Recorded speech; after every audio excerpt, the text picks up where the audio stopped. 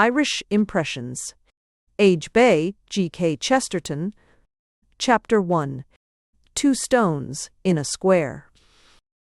When I had for the first time crossed St. George's Channel and for the first time stepped out of a Dublin hotel onto St. Stephen's Green, the first of all my impressions was that of a particular statue, or rather portion of a statue. I left many traditional mysteries already in my track, but they did not trouble me, as did this random glimpse or vision.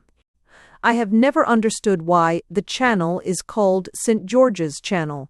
It would seem more natural to call it St. Patrick's Channel, since the great missionary did almost certainly cross that unquiet sea and look up at those mysterious mountains. And though I should be enchanted, in an abstract artistic sense, to imagine St. George sailing towards the sunset, flying the silver and scarlet colors of his cross, I cannot in fact regard that journey as the most fortunate of the adventures of that flag. Nor, for that matter, do I know why the green should be called St. Stephen's Green, nor why the parliamentary enclosure at Westminster is also connected with the first of the martyrs, unless it be because St. Stephen was killed with stones. The stones, piled together to make modern political buildings, might perhaps be regarded as a cairn, or heap of missiles, marking the place of the murder of a witness to the truth. And while it seems unlikely that St. Stephen was pelted with statues as well as stones, there are undoubtedly statues that might well kill a Christian at sight. Among these graven stones, from which the saints suffer, I should certainly include some of those figures in frock coats standing opposite St. Stephen's Westminster. There are many such statues in Dublin also, but the one with which I am concerned was at first partially veiled from me, and the veil was at least as symbolic as the vision. I saw what seemed the crooked hind legs of a horse on a pedestal, and deduced an equestrian statue in the somewhat bloated fashion of the early 18th century equestrian statues.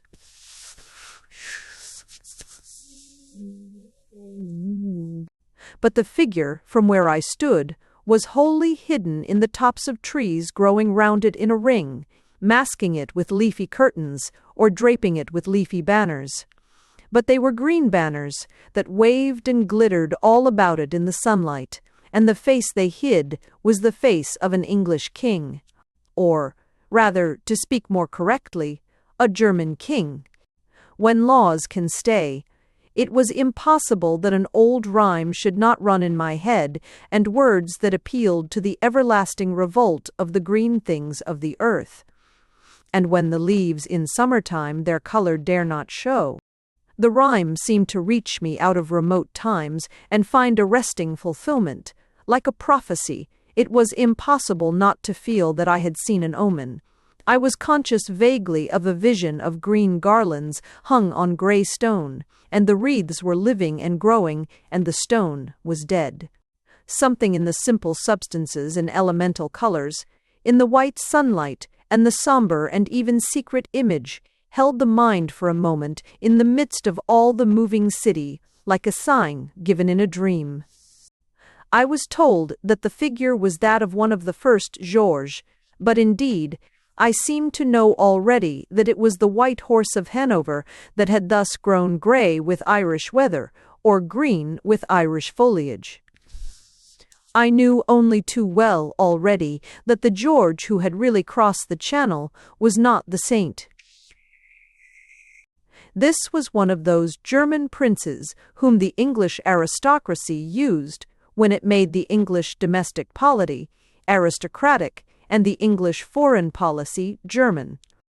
Those Englishmen who think the Irish are pro-German, or those Irishmen who think the Irish ought to be pro-German, would presumably expect the Dublin populace to have hung the statue of this German deliverer with national flowers and nationalist flags. For some reason, however, I found no traces of Irish tributes round the pedestal of the Teutonic horseman. I wondered how many people in the last 50 years have ever cared about it, or even been conscious of their own carelessness. I wonder how many have ever troubled to look at it, or even troubled not to look at it. If it fell down, I wonder whether anybody would put it up again. I do not know, I only know that Irish gardeners, or some such Irish humorists, had planted trees in a ring round that prancing equestrian figure.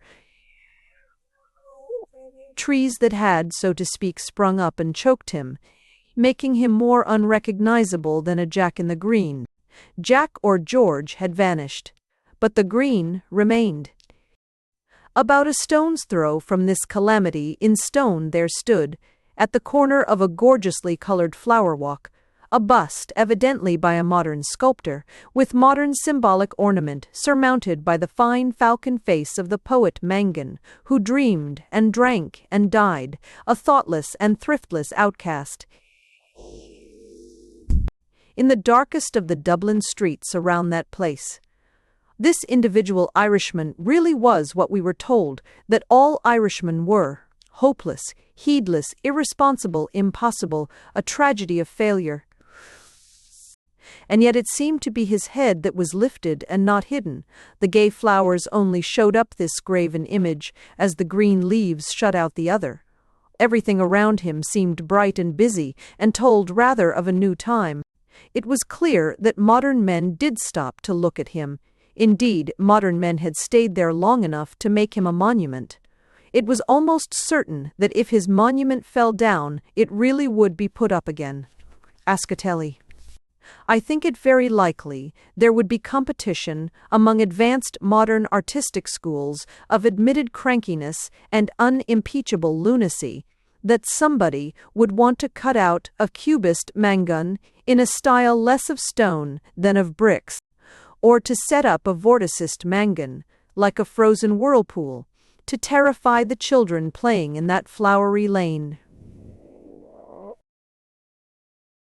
For when I afterwards went into the Dublin Art Club, or mixed generally in the stimulating society of the intellectuals of the Irish capital, I found a multitude of things which moved both my admiration and amusement. Perhaps the best thing of all was that it was the one society that I have seen where the intellectuals were intellectual. But nothing pleased me more than the fact that even Irish art was taken with a certain Irish pugnacity, as if there could be street fights about aesthetics as there once were about theology. I could almost imagine an appeal for pikes to settle a point about art needlework, or a suggestion of dying on the barricades for a difference about bookbinding. And I could still more easily imagine a sort of ultra-civilized civil war round the half-restored bust of poor Mangan. But it was in a yet plainer and more popular sense that I felt that bust to be the sign of a new world, where the statue of Royal George was only the ruin of an old one. And though I have since seen many much more complex and many decidedly contradictory things in Ireland, the allegory of those two stone images in that public garden has remained in my memory and has not been reversed. The glorious Revolution, the great Protestant deliverer, the Hanoverian succession, these things were the very pageant and apotheosis of success. The Whig aristocrat was not merely victorious, it was as a victor that he asked for victory. The thing was fully expressed in all the florid and insolent statuary of the period, in all those tumid horsemen in Roman uniform and rococo periwigs, shown as prancing in perpetual motion, down shouting streets to their triumphs. Only today the streets are empty and silent, and the horse stands still. Of such a kind was the imperial figure round which the ring of trees had risen, like great green fans to soothe the Sultan, or great green curtains to guard him. But it was in a sort of mockery that his pavilion was thus painted with the color of his conquered enemies. For the king was dead behind his curtains, his voice will be heard no more, and no man will even wish to hear it while the world endures. The dynastic 18th century is dead, if anything is dead, and these idols at least are only stones. But only a few yards away, the stone that the builders rejected is really the head of a corner, standing at the corner of a new pathway, colored and crowded with children and with flowers. That, I suspect, is the paradox of Ireland in the modern world. Everything that was thought progressive as a prancing horse has come to a standstill. Everything that was thought decadent as a dying drunkard has risen from the dead. All that seemed to have reached a cul-de-sac has turned the corner and stands at the opening of a new road. All that thought itself on a pedestal has found itself up a tree. And that is why those two chance stones seem to me to stand like graven images on either side of the gateway by which a man enters Ireland. And yet, I had not left the same small enclosure till I had seen one other sight, which was even more symbolic than the flowers near the foot of the poet's pedestal. A few yards beyond the Mangan bust was a model plot of vegetables, like a kitchen garden, with no kitchen or house attached to it, planted out in a patchwork of potatoes, cabbages, and turnips, to prove how much could be done with an acre. And I realized, as in a vision, that all over the New Ireland that patch is repeated like a pattern, and where there is a real kitchen garden, there is also a real kitchen. And it is not a communal kitchen.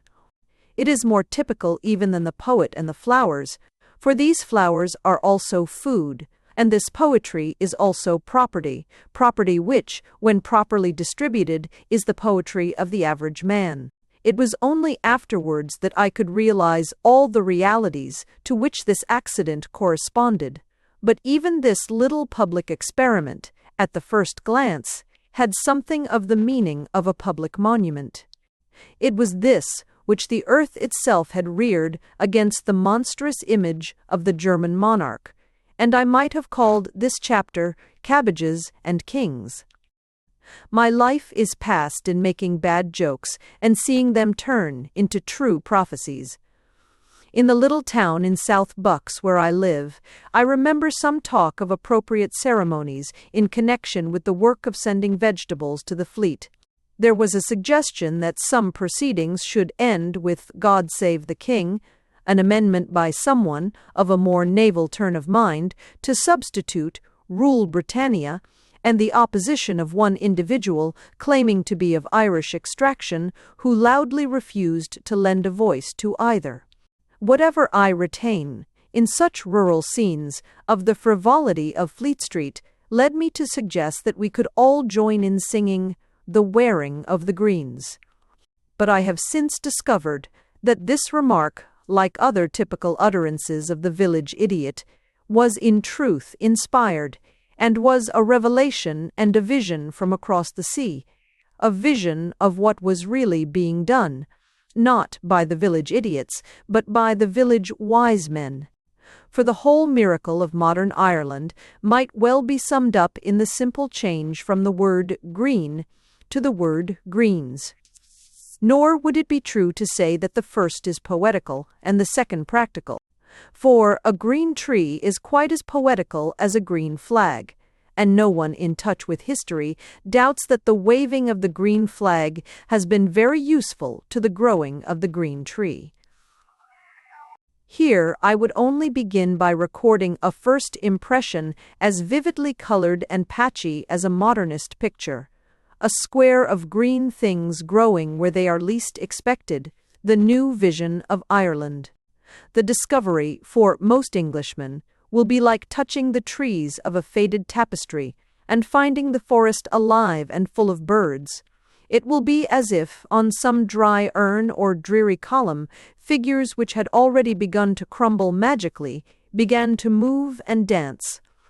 For culture as well as mere caddishness assumed the decay of these Celtic or Catholic things. There were artists sketching the ruins, as well as trippers picnicking in them. And it was not the only evidence that a final silence had fallen on the harp of Tara, that it did not play Tara Rabunde. Englishmen believed in Irish decay even when they were large-minded enough to lament it. It might be said that those who were most penitent because the thing was murdered were most convinced that it was killed. The meaning of these green and solid things before me is that it is not a ghost that has risen from the grave. A flower, like a flag, might be little more than a ghost, but a fruit has that sacramental solidity which in all mythologies belongs not to a ghost, but to a god. This sight of things sustaining, and a beauty that nourishes and does not merely charm, was a premonition of practicality in the miracle of modern Ireland. It is a miracle more marvelous than the resurrection of the dead. It is the resurrection of the body. Chapter 2. The root of reality. The only excuse of literature is to make things new, and the chief misfortune of journalism is that it has to make them old. What is hurried has to be hackneyed. Suppose a man has to write on a particular subject, let us say America. If he has a day to do it in, it is possible that, in the last afterglow of sunset, he may have discovered at least one thing which he himself really thinks about America. It is conceivable that somewhere under the evening star he may have a new idea, even about the New World. If he has only half an hour in which to write, he will just have time to consult an encyclopedia and vaguely remember the latest leading articles. The encyclopedia will be only about a decade out of date. The leading articles will be aeons out of date, having been written under similar conditions of modern rush. If he has only a quarter of an hour in which to write about America, he may be driven in mere delirium and madness to call her his gigantic daughter in the West, to talk of the feasibility of hands across the sea, or even to call himself an Anglo-Saxon when he might as well call himself a Jute. But whatever debasing banality be the effect of business scurry and criticism, it is but one example of a truth that can be tested in 20 fields of experience. If a man must get to Brighton as quickly as possible, he can get there quickest by traveling on rigid rails on a recognized route. If he has time and money for motoring, he will still use public roads, but he will be surprised to find how many public roads look as new and quiet as private roads. If he has time enough to walk, he may find for himself a string of fresh footpaths, each one a fairy tale. This law of the leisure needed for the awakening of wonder applies, indeed, to things superficially familiar as well as to things superficially fresh. The chief case for old enclosures and boundaries is that they enclose a space in which new things can always be found later, like live fish within the four corners of a net. The chief charm of having a home that is secure is having leisure to feel it as strange. I have often done the little I could to correct the stale trick of taking things for granted, all the more because it is not even taking them for granted. It is taking them without gratitude, that is, emphatically, as not granted. Even one's own front door, released by one's own latchkey, should not only open inward on things familiar, but outward on things unknown.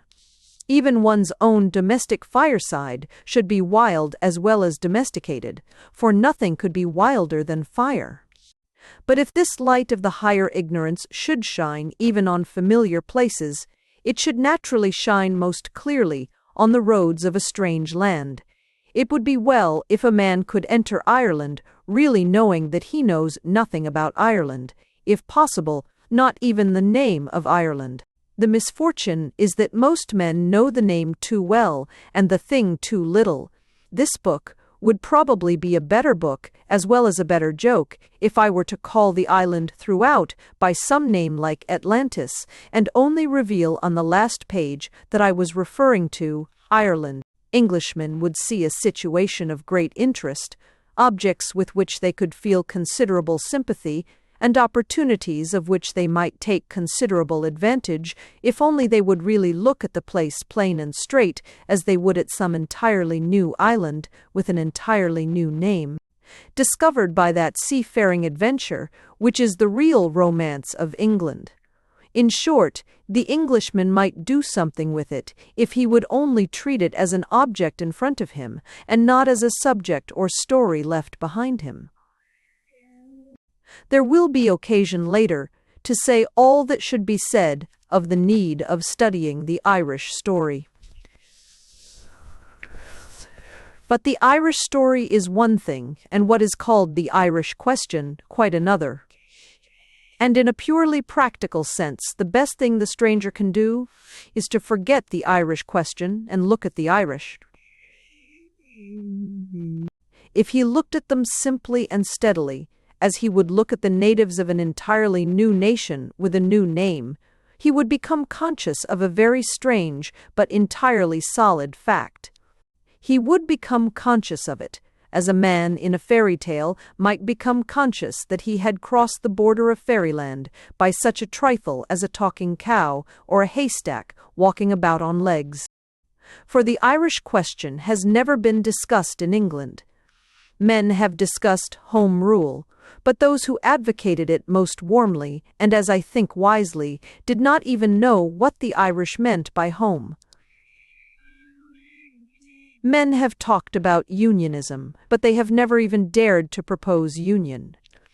A unionist ought to mean a man who is not even conscious of the boundary of the two countries, who can walk across the frontier of fairyland and not even notice the walking haystack. But the limitation is not limited to unionists. As I have already said, the English radicals have been quite as incapable of going to the root of the matter. Half the case for Home Rule was that Ireland could not be trusted to the English Home Rulers. They also, to recur to the parable, have been unable to take the talking cow by the horns, for I need hardly say that the talking cow is an Irish bull. What has been the matter with their Irish politics was simply that they were English politics. They discussed the Irish question, but they never seriously contemplated the Irish answer.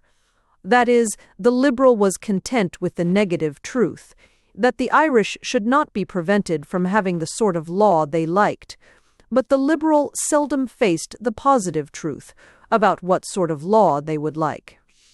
He instinctively avoided the very imagination of this, for the simple reason that the law the Irish would like is as remote from what is called liberal as from what is called unionist. Nor has the liberal ever embraced it in his broadest liberality, nor the unionist ever absorbed it into his most complete unification. It remains outside us altogether, a thing to be stared at like a fairy cow, and by far the wisest English visitor is he who will simply stare at it. Sooner or later he will see what it means, which is simply this, that whether it be a case for coercion or emancipation, and it might be used either way, the fact is that a free Ireland would not only not be what we call lawless, but might not even be what we call free. So far from being an anarchy, it would be an orderly and even conservative civilization, like the Chinese, but it would be a civilization so fundamentally different from our own that our own liberals would differ from it as much as our own conservatives. The fair question for an Englishman is whether that fundamental difference would make division dangerous. It has already made union impossible. Now, in turning over these notes of so brief a visit, suffering from all the stale scurry of my journalistic trade, I have been in doubt between a chronological and a logical order of events, but I have decided in favor of logic, of the high light that really revealed the picture, and by which I firmly believe that everything else should be seen. I saw it long after I had seen the Irish cities, had felt something of the brilliant bitterness of Dublin and the stagnant optimism of Belfast, but I put it first here because I am certain that without it, all the rest is meaningless, that it lies behind all politics, enormous and silent, as the great hills lie beyond Dublin. I was moving in a hired motor down a road in the northwest towards the middle of that rainy autumn. I was not moving very fast, because the progress was slowed down to a solemn procession by crowds of families with their cattle and livestock going to the market beyond, which things also are an allegory. But what struck my mind and stuck in it was this, that all down one side of the road, as far as we went, the harvest was gathered in neatly and safely, and all down the other side of the road it was rotting in the rain. Now, the side where it was safe was a string of small plots worked by peasant proprietors, as petty by our standards as a row of the cheapest villas. The land on which all the harvest was wasted was the land of a large modern estate.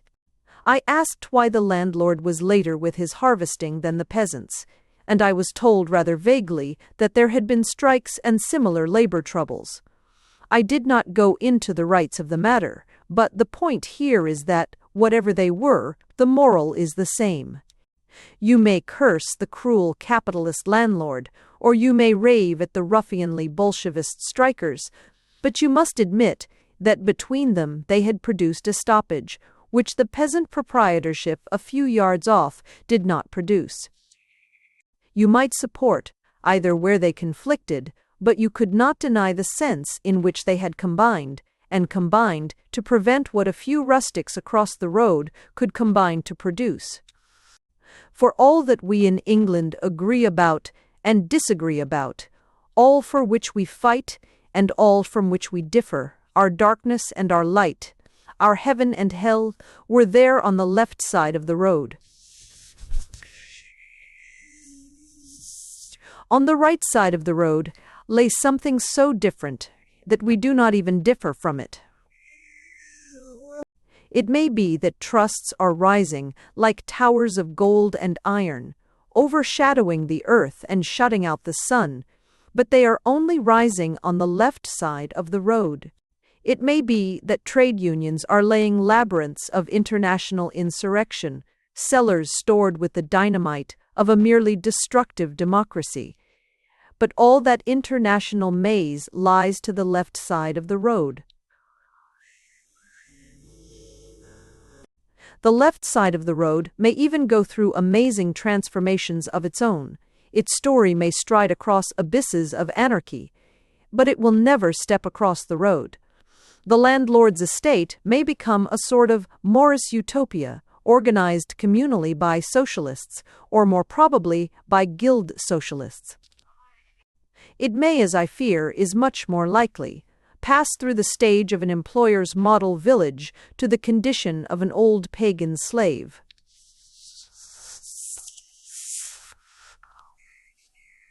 Europe may seem to be torn from end to end by the blast of a Bolshevist trumpet, sundering the bourgeois from the proletarian. But the peasant across the road is neither a bourgeois nor a proletarian. England may seem to be rent by an irreconcilable rivalry between capital and labor, but the peasant across the road is both a capitalist and a laborer. He is several other curious things, including the man who got his crops in first, who was literally first in the field. To an Englishman, especially a Londoner, this was like walking to the corner of a London street and finding the policeman in rags with a patch on his trousers and a smudge on his face. But the crossing sweeper wearing a single eyeglass and a suit fresh from a West End tailor. In fact, it was nearly as surprising as a walking haystack or a talking cow. What was generally dingy, dilatory, and down at heels was here comparatively tidy and timely. What was orderly and organized was belated and abandoned. For it must be sharply realized that the peasant proprietors succeeded here, not only because they were really proprietors, but because they were only peasants. It was because they were on a small scale that they were a great success. It was because they were too poor to have servants that they grew rich in spite of strikers. It was, so far as it went, the flattest possible contradiction to all that is said in England. both by collectivists and capitalists, about the efficiency of the great organization. For insofar as it had actually failed, not only through being great, but through being organized. On the left side of the road, the big machine had stopped working because it was a big machine. The small men were still working because they were not machines. Such were the strange relations of the two things, that the stars in their courses fought against capitalism, that the very clouds rolling over that rocky valley warred for its pygmies against its giants. The rain falls alike on the just and the unjust, yet here it had not fallen alike on the rich and poor. It had fallen to the destruction of the rich. Now I do, as a point of personal opinion, believe that the right side of the road was really the right side of the road. That is, I believe it represented the right side of the question, that these little pottering peasants had got hold of the true secret, which is missed both by capitalism and collectivism. But I am not here urging my own preferences on my own countrymen, and I am not concerned primarily to point out that this is an argument against capitalism and collectivism.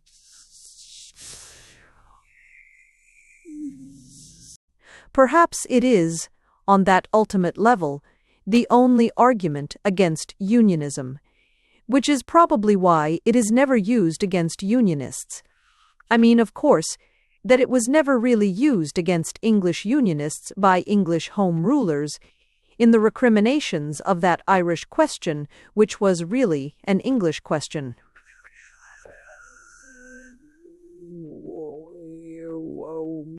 The essential demanded of that question was merely that it should be an open question, a thing rather like an open wound. Modern industrial society is fond of problems, and therefore not at all fond of solutions. A consideration of those who really have understood this fundamental fact will be sufficient to show how confusing and useless are the mere party labels in the matter. George Wyndham was a unionist who was deposed because he was a Home Ruler. Sir Horace Plunkett is a unionist who is trusted because he is a Home Ruler. By far the most revolutionary piece of nationalism that was ever really effected for Ireland was effected by Wyndham, who was an English Tory squire. And by far the most brutal and brainless piece of unionism that was ever imposed on Ireland was imposed in the name of the radical theory of free trade, when the Irish juries brought in verdicts of willful murder against Lord John Russell. I say this to show that my sense of a reality is quite apart from the personal accident that I have myself always been a radical in English politics, as well as a Home Ruler in Irish politics.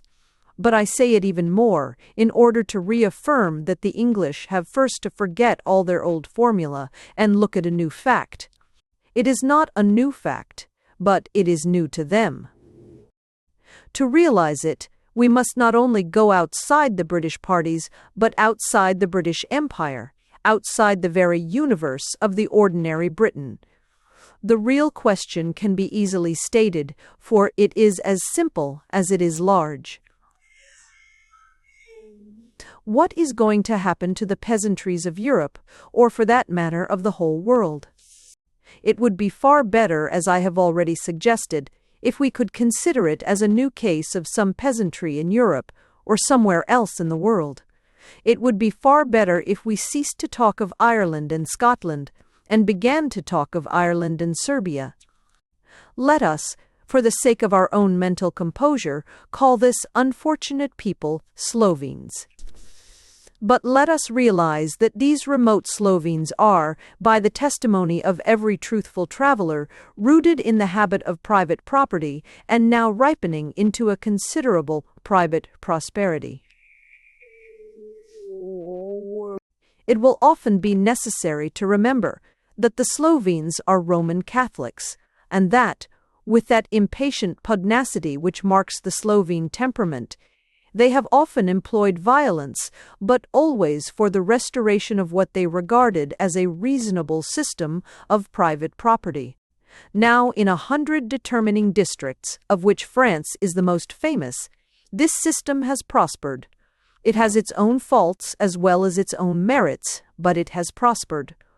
What is going to happen to it? I will here confine myself to saying with the most solid confidence what is not going to happen to it. It is not going to be really ruled by socialists, and it is not going to be really ruled by merchant princes, like those who ruled Venice or like those who rule England. It is not merely that England ought not to rule Ireland, but that England cannot. It is not merely that Englishmen cannot rule Irishmen, but that merchants cannot rule peasants. It is not so much that we have dealt benefits to England and blows to Ireland. It is that our benefits for England would be blows to Ireland. And this we already began to admit in practice, before we had even dimly begun to conceive it in theory. We do not merely admit it in special laws against Ireland, like the Coercion Acts, or special laws in favor of Ireland, like the Land Acts. It is admitted even more by specially exempting Ireland than by specially studying Ireland. In other words, whatever else the Unionists want, they do not want to unite. They are not quite so mad as that. I cannot myself conceive any purpose in having one Parliament except to pass one law, and one law for England, and Ireland is simply something that becomes more insanely impossible every day. If the two societies were stationary, they would be sufficiently separate, but they are both moving rapidly in opposite directions. England may be moving towards a condition which some call socialism and I call slavery, but whatever it is, Ireland is speeding farther and farther from it. Whatever it is, the men who manage it will no more be able to manage a European peasantry than the peasants in these mud cabins could manage the stock exchange. All attempts, whether imperial or international, to lump these peasants along with some large and shapeless thing called labor are part of a cosmopolitan illusion which sees mankind as a map.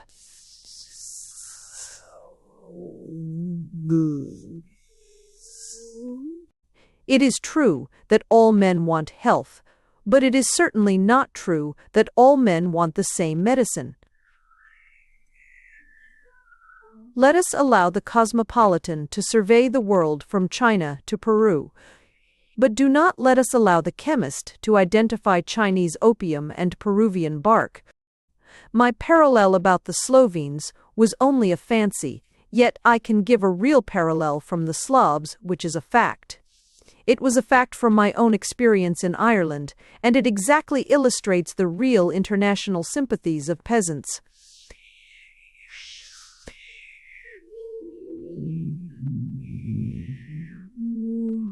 I had not been in Ireland many hours when several people mentioned to me with considerable excitement some news from the continent.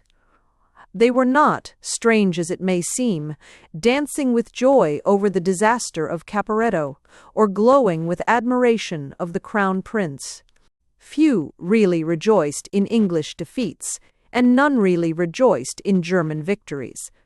It was news about the Bolshevists, but it was not the news of how nobly they had given votes to the Russian women, nor of how savagely they had fired bullets into the Russian princesses.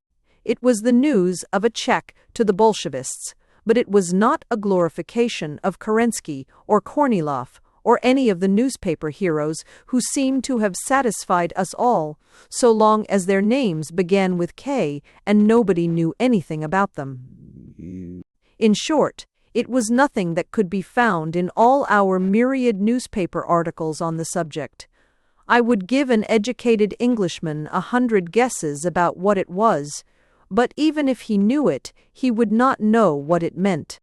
It had appeared in the little paper about peasant produce so successfully conducted by Mr. George Russell, the admirable A.E., and it was told me eagerly by the poet himself, by a learned and brilliant Jesuit, and by several other people, as the great news from Europe. It was simply the news that the Jewish socialists of the Bolshevist government had been attempting to confiscate the peasants' savings in the cooperative banks and had been forced to desist. That is what I mean when I say that these people are of a pattern and belong to a system which cuts across all our own political divisions. They felt themselves fighting the socialist as fiercely as any capitalist can feel it. But they not only knew what they were fighting against, but what they were fighting for, which is more than the capitalist does. I do not know how far modern Europe really shows a menace of Bolshevism or how far merely a panic of capitalism. But I know that if any honest resistance has to be offered to mere robbery, the resistance of Ireland will be the most honest and probably the most important. It may be that international Israel will launch against us out of the East an insane simplification of the unity of man, as Islam once launched out of the East an insane simplification of the unity of God. If it be so, it is where property is well distributed that it will be well defended. The post of honor will be with those who fight in very truth for their own land. If ever there came such a drive of wild dervishes against us, it would be the chariots and elephants of plutocracy that would roll in confusion and rout, and the squares of the peasant infantry would stand. Anyhow, the first fact to realize is that we are dealing with a European peasantry, and it would be really better, as I say, to think of it first as a continental peasantry. There are numberless important inferences from this fact, but there is one point, politically topical and urgent, on which I may well touch here. It will be well to understand about this peasantry something that we generally misunderstand, even about a continental peasantry. English tourists in France or Italy commonly make the mistake of supposing that the people cheat because the people bargain or attempt to bargain. When a peasant asks 10 pence for something that is worth 4 pence, the tourist misunderstands the whole problem. He commonly solves it by calling the man a thief and paying the 10 pence. There are 10,000 errors in this, beginning with the primary error of an oligarchy, of treating a man as a servant when he feels more like a small squire. The peasant does not choose to receive insults, but he never expected to receive 10 pence. A man who understood him would simply suggest 2 pence in a calm and courteous manner, and the two would eventually meet in the middle at a perfectly just price. There would not be what we call a fixed price at the beginning, but there would be a very firmly fixed price at the end. That is, the bargain once made would be a sacredly sealed contract. The peasant, so far from cheating, has his own horror of cheating, and certainly his own fury at being cheated. Now, in the political bargain with the English, the Irish simply think they have been cheated. They think Home Rule was stolen from them after the contract was sealed, and it will be hard for anyone to contradict them. If le roi le volte is not a sacred seal on a contract, what is? The sentiment is stronger because the contract was a compromise. Home Rule was the 4 pence and not the 10 pence, and, in perfect loyalty to the peasants' code of honor, they have now reverted to the 10 pence. The Irish have now returned in a reaction of anger to their most extreme demands, not because we denied what they demanded, but because we denied what we accepted. As I shall have occasion to note, there are other and wilder elements in the quarrel, but the first fact to remember is that the quarrel began with a bargain, that it will probably have to end with another bargain, and that it will be a bargain with peasants. On the whole, in spite of abominable blunders and bad faith, I think there is still a chance of bargaining, but we must see that there is no chance of cheating. We may haggle like peasants and remember that their first offer is not necessarily their last. But we must be as honest as peasants, and that is a hard saying for politicians. The great Parnell, a squire who had many of the qualities of a peasant, qualities the English so wildly misunderstood as to think them English, wal tasticon, when they were really very Irish, converted his people from a Fenianism fiercer than Sinn Fein to a home rule more moderate than that which any sane statesmanship would now offer to Ireland. But the peasants trusted Parnell, not because they thought he was asking for it, but because they thought he could get it. Whatever we decide to give to Ireland, we must give it. It is now worse than useless to promise it. I will say here, once and for all, the hardest thing that an Englishman has to say of his impressions of another great European people, that over all those hills and valleys our word is wind and our bond is waste paper. But, in any case, the peasantry remains, and the whole weight of the matter is that it will remain. It is much more certain to remain than any of the commercial or colonial systems that will have to bargain with it. We may honestly think that the British Empire is both more liberal and more lasting than the Austrian Empire or other large political combinations. But a combination like the Austrian Empire could go to pieces, and 10 such combinations could go to pieces, before people like the Serbians ceased to desire to be peasants and to demand to be free peasants. And the British combination, precisely because it is a combination and not a community, is in its nature more lax and liable to real schism than this sort of community, which might almost be called a communion. Any attack on it is like an attempt to abolish grass, which is not only the symbol of it in the old national song, but it is a very true symbol of it in any new philosophic history, a symbol of its equality, its ubiquity, its multiplicity, and its mighty power to return. To fight against grass is to fight against God. We can only so mismanage our own city and our own citizenship that the grass grows in our own streets. And even then it is our streets that will be dead, and the grass will still be alive. Chapter 3.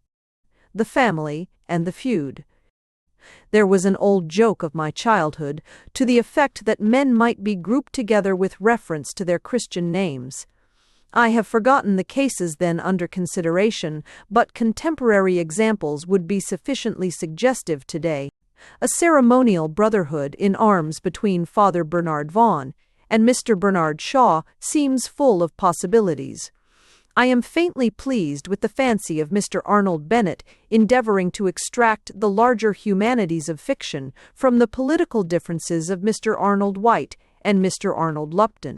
I should pass my own days in the exclusive society of Professor Gilbert Murray and Sir Gilbert Parker, whom I can conceive as differing on some points from each other, and on some points from me. Now there is one odd thing to notice about this old joke, that it might have been taken in a more serious spirit, though in a saner style, in a yet older period. There would have been nothing abnormal in the moral atmosphere of medievalism, in some feast or pageant celebrating the fellowship of men who had the same patron saint. It seems mad and meaningless now, because the meaning of Christian names has been lost. They have fallen into a kind of chaos and oblivion which is highly typical of our time. I mean that there are still fashions in them, but no longer reasons for them, for a fashion is a custom without a cause. A fashion is a custom to which men cannot get accustomed, simply because it is without a cause. That is why our industrial societies, touching every topic from the cosmos to the coat collars, are merely swept by a succession of modes which are merely moods. They are customs that fail to be customary. And so, amid all our fashions in Christian names, we have forgotten all that was meant by the custom of Christian names. We have forgotten all the original facts about a Christian name, but, above all, the fact that it was Christian. Now, if we note this process going on in the world of London or Liverpool, we shall see that it has already gone even farther and fared even worse. The surname also is losing its root, and therefore its reason. The surname has become as solitary as a nickname. For it might be argued that the first name is meant to be an individual and even isolated thing, but the last name is certainly meant, by all logic and history, to link a man with his human origins, habits, or habitation. Historically, it was a word taken from the town he lived in or the trade guild to which he belonged. Legally, it is still the word on which all questions of legitimacy, succession, and testamentary arrangements turn. It is meant to be the corporate name. In that sense, it is meant to be the impersonal name, as the other is meant to be the personal name. Yet, in the modern mode of industrialism, it is more and more taken in a manner at once lonely and light. Any corporate social system built upon it would seem as much of a joke as the joke about Christian names with which I began. If it would seem odd to require a Thomas to make friends with any other Thomas, it would appear almost as perplexing to insist that any Thompson must love any other Thompson. It may be that Sir Edward Henry, late of the police force, does not wish to be confined to the society of Mr. Edward Clodd. But would Sir Edward Henry necessarily seek the society of Mr. O. Henry, entertaining as that society would be? Sir John Barker, founder of the great Kensington Emporium, need not specially seek out and embrace Mr. John Masefield, but need he, any more swiftly, precipitate himself into the arms of Mr. Granville Barker. This vista of varieties would lead us far, but it is enough to notice, nonsense apart, that the most ordinary English surnames have become unique in their social significance. They stand for the man, rather than the race or the origins. Even when they are most common, they are not communal. What we call the family name is not now primarily the name of the family. The family itself, as a corporate conception, has already faded into the background and is in danger of fading from the background. In short, our Christian names are not the only Christian things that we may lose. Now, the second solid fact which struck me in Ireland, after the success of small property and the failure of large organization, was the fact that the family was in a flatly contrary position. All I have said above, in current language, about the whole trend of the modern world is directly opposite to the whole trend of the modern Irish world. Not only is the Christian name a Christian name, but, what seems still more paradoxical and even pantomimic, the family name is really a family name. Touching the first of the two, it would be easy to trace out some very interesting truths about it, if they did not divert us from the main truth of this chapter. The second great truth about Ireland. People contrasting the education of the two countries, or seeking to extend to the one the thing which is called education in the other, might indeed do worse than study the simple problem of the meaning of Christian names. It might dawn at last, even on educationists, that there is a value in the content as well as the extent of culture, or, in other words, that knowing 900 words is not always more important than knowing what some of them mean. It is strictly and soberly true that any peasant in a mud cabin in County Clare, when he names his child Michael, may really have a sense of the presence that smote down Satan, the arms and plumage of the Paladin of Paradise. I doubt whether it is so overwhelmingly probable that any clerk in any villa on Clapham Common, when he names his son John, has a vision of the holy eagle of the Apocalypse, or even of the mystical cup of the disciple whom Jesus loved. In the face of that simple fact, I have no doubt about which is the more educated man, and even a knowledge of the Daily Mail does not redress the balance. It is often said, and possibly truly, that the peasant named Michael cannot write his own name. But it is quite equally true that the clerk named John cannot read his own name. He cannot read it because it is in a foreign language, and he has never been made to realize what it stands for. He does not know that John means John, as the other man does know that Michael means Michael. In that rigidly realistic sense, the pupil of industrial intellectualism does not even know his own name. But this is a parenthesis, because the point here is that the man in the street, as distinct from the man in the field, has been separated not only from his private, but from his more public description. In my own view, he is like one of those unfortunate people who wake up with their minds a blank, and therefore cannot find their way home. But whether or no we take this view of the state of things in an industrial society like the English, we must realize firmly that a totally opposite state of things exists in an agricultural society like the Irish. We may put it, if we like, in the form of an unfamiliar and even unfriendly fancy. We may say that the house is greater than the man, that the house is an amiable ogre that runs after and recaptures the man. But the fact is, they're familiar or unfamiliar, friendly or unfriendly, and the fact is, the family.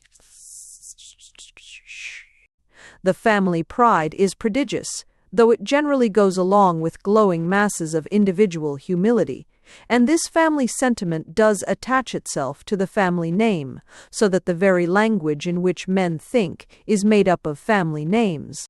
In this, the atmosphere is singularly unlike that of England, though much more like that of Scotland. Indeed, it will illustrate the impartial recognition of this, apart from any partisan deductions, that it is equally apparent in the place where Ireland and Scotland are supposed to meet. It is equally apparent in Ulster, and even in the Protestant corner of Ulster. In all the Ulster propaganda I came across, I think the thing that struck me most sharply was one phrase in one Unionist leading article. It was something that might fairly be called Scottish, something which was really even more Irish, but something which could not in the wildest mood be called English, and therefore could not with any rational meaning be called Unionist. Yet it was part of a passionately sincere, and indeed truly human and historic outburst of the politics of the northeast corner against the politics of the rest of Ireland. Most of us remember that Sir Edward Carson put into the government a legal friend of his, named Campbell. It was at the beginning of the war, and few of us thought anything of the matter except that it was stupid to give posts to Carsonites at the most delicate crisis of the cause in Ireland. Since then, as we also know, the same Campbell has shown himself a sensible man, which I should translate as a practical home ruler, but which is anyhow something more than what is generally meant by a Carsonite. I entertain, myself, a profound suspicion that Carson also would very much like to be something more than a Carsonite. But however this may be, his legal friend of whom I speak made an excellent speech, containing some concession to Irish popular sentiment. As might have been expected, there were furious denunciations of him in the press of the Orange Party, but not more furious than might have been found in the Morning Post or any Tory paper. Nevertheless, there was one phrase that I certainly never saw in the Morning Post or the Saturday Review, one phrase I should never expect to see in any English paper, though I might very probably see it in a Scotch paper. It was this sentence that was read to me from the leading article of a paper in Belfast: "There never was treason yet, but a Campbell was at the bottom of it." A curse against Campbells would seem to be a Jacobite rather than a Williamite tradition. It may suggest interesting complications of Scottish feuds in Ireland, but it serves as one of 1,000 cases of this fact about the family. Let anybody imagine an Englishman saying, about some business quarrel, "How like an Atkins," or "What could you expect of a Wilkinson?" A moment's reflection will show that it would be even more impossible touching public men in public quarrels. No English Liberal ever connected the earlier exploits of the present Lord Birkenhead with atavistic influences, or the totem of the wide and wandering tribe of Smith. No English patriot traced back the family tree of any English pacifist, or said there was never treason yet, but a Pringle was at the bottom of it. It is the indefinite article that is here the definite distinction. It is the expression, a Campbell, which suddenly transforms the scene and covers the robes of one lawyer with the 10,000 tartans of a whole clan.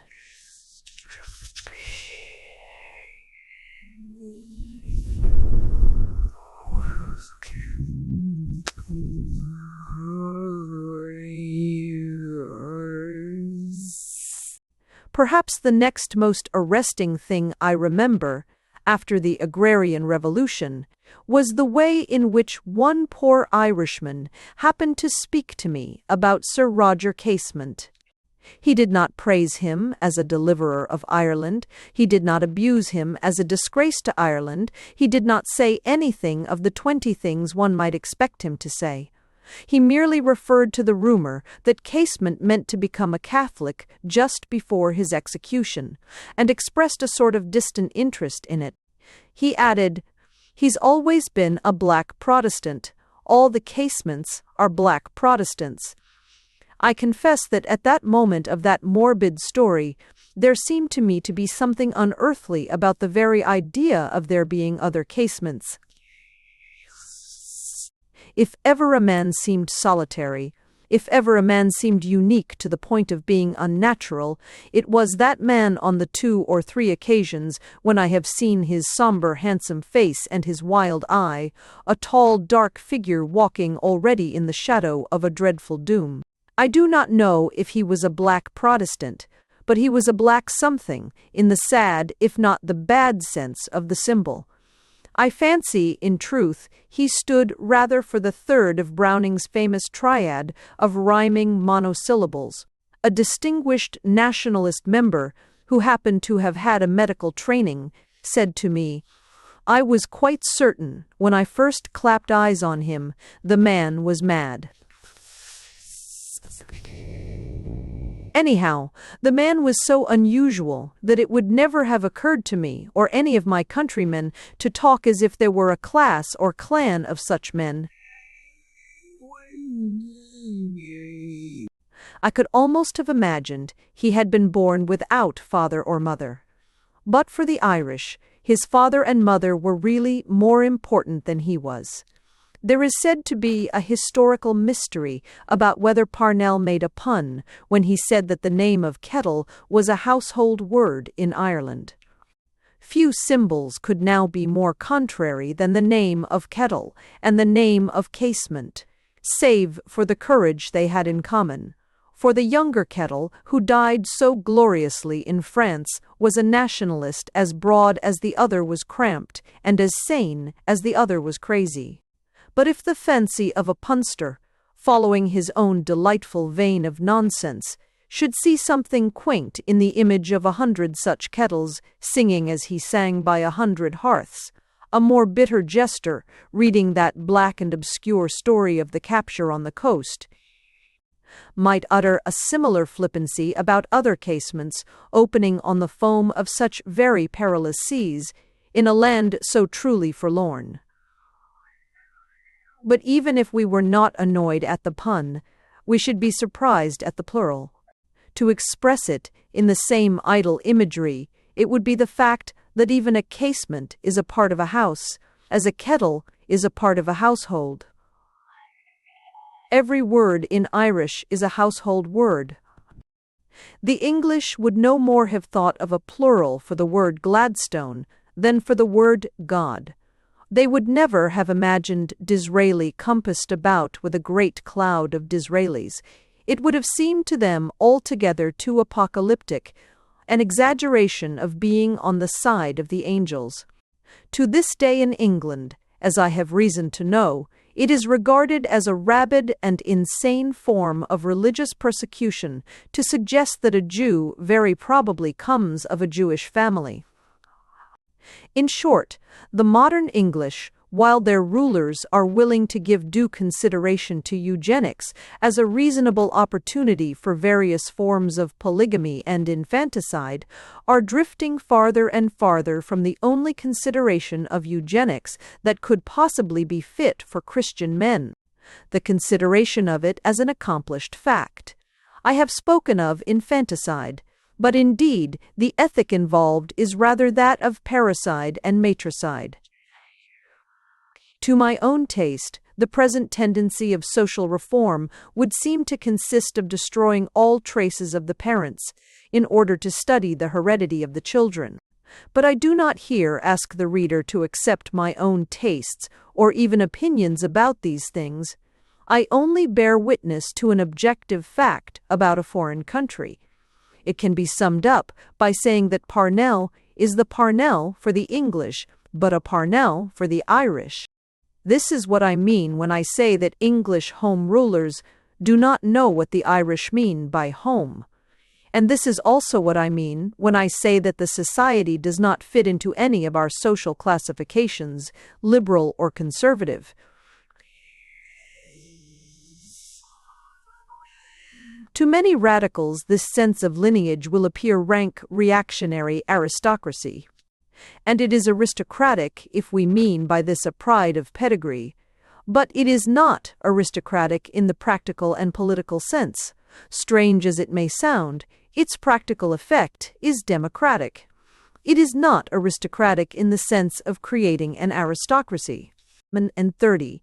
On the contrary, it is perhaps the one force that permanently prevents the creation of an aristocracy in the manner of the English squirearchy. The reason of this apparent paradox can be put plainly enough in one sentence. If you are really concerned about your relations, you have to be concerned about your poor relations. You soon discover that a considerable number of your second cousins exhibit a strong social tendency to be chimney sweeps and tinkers. You soon learn the lesson of human equality if you try honestly and consistently to learn any other lesson, even the lesson of heraldry and genealogy.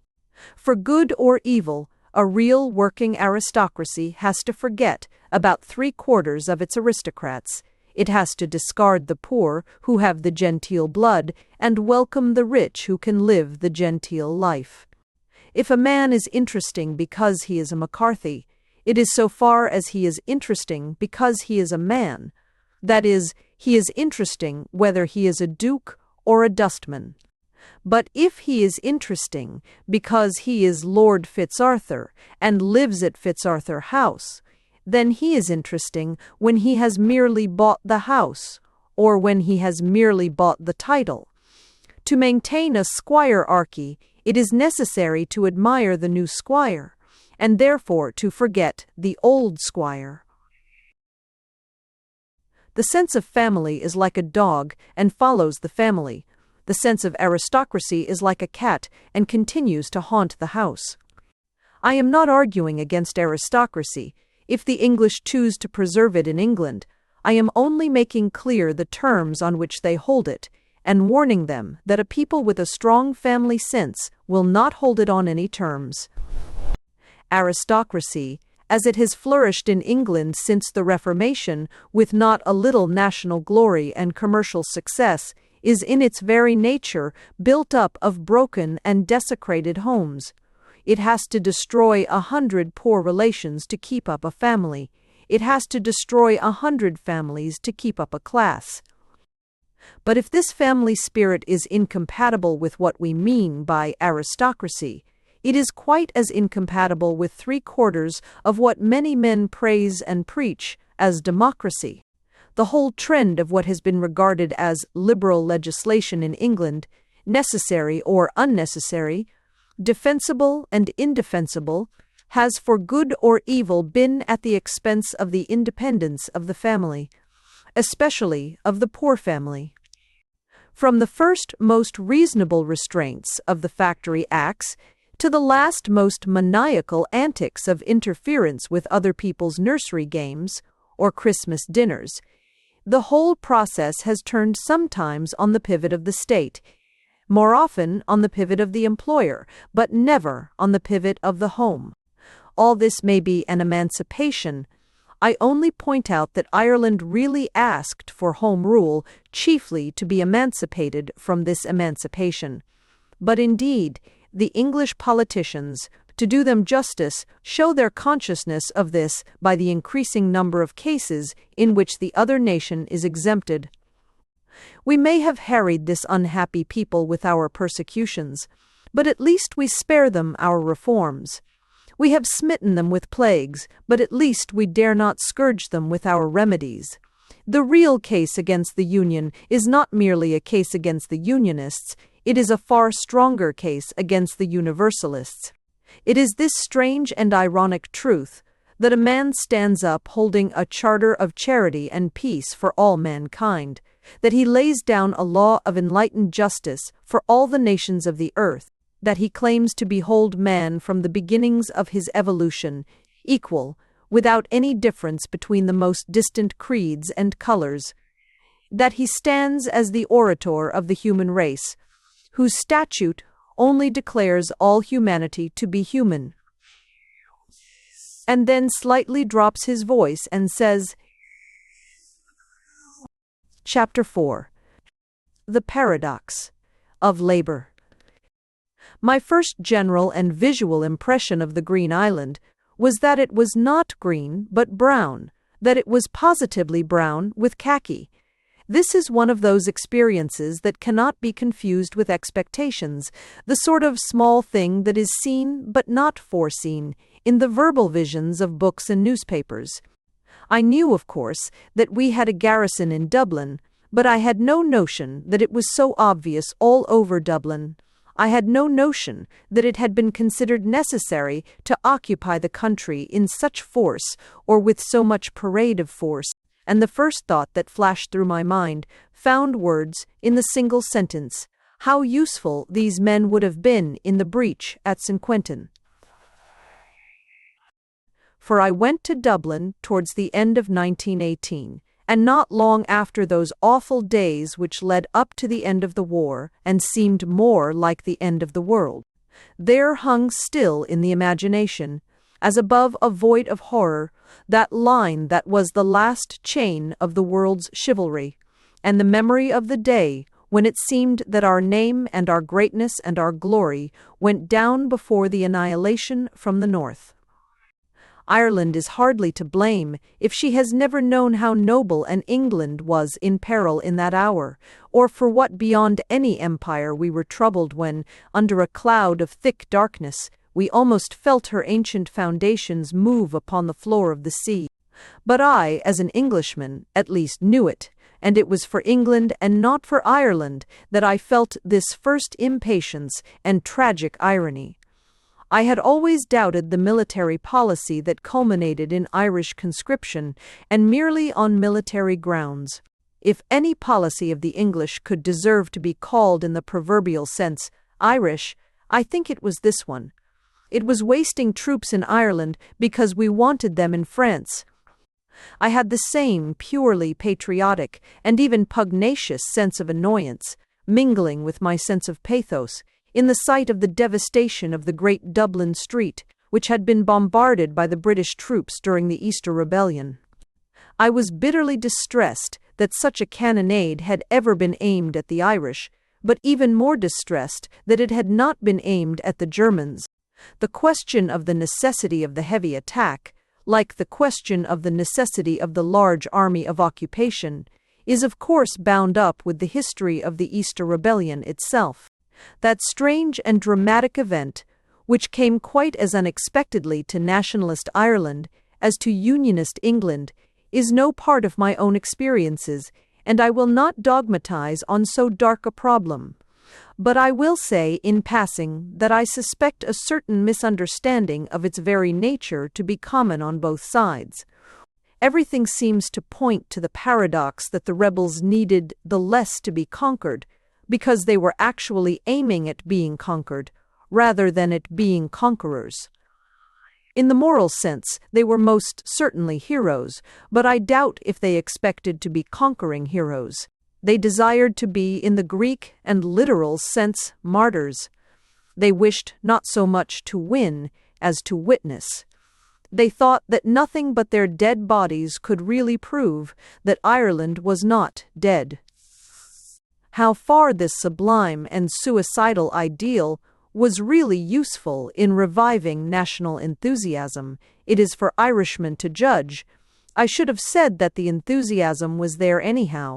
But if any such action is based on international hopes, as they affect England or a great part of America, it seems to me founded on a fallacy about the facts.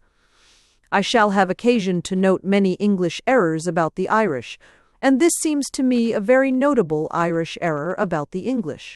If we are often utterly mistaken about their mentality, they were quite equally mistaken about our mistake. And curiously enough, they failed through not knowing the one compliment that we had really always paid them. I have heard all the most horrible nonsense talked against Ireland before the war, and I never heard Englishmen doubt Irish military valor. What they did doubt was Irish political sanity. It will be seen at once that the Easter action could only disprove the prejudice they hadn't got, and actually confirmed the prejudice they had got.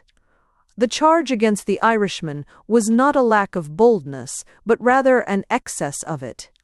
Men were right in thinking him brave, but they were wrong in thinking him mad, and they had an excellent opportunity to be more wrong.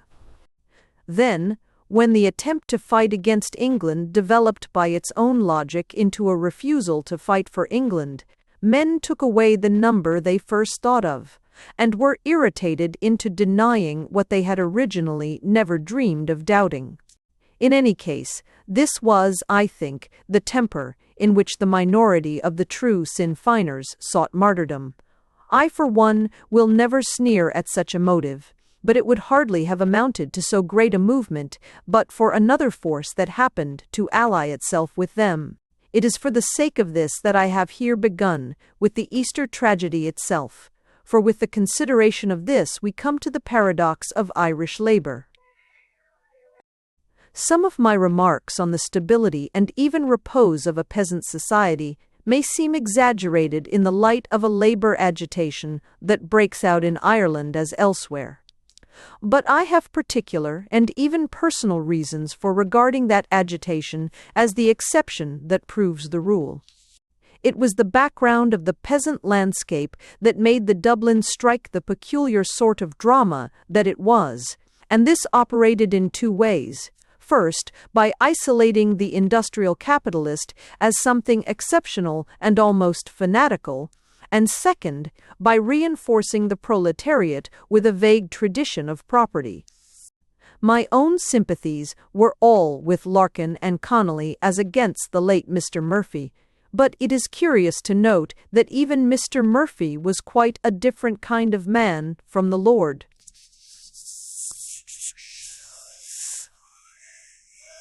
He was much more like some morbid prince of the 15th century, full of cold anger, not without perverted piety.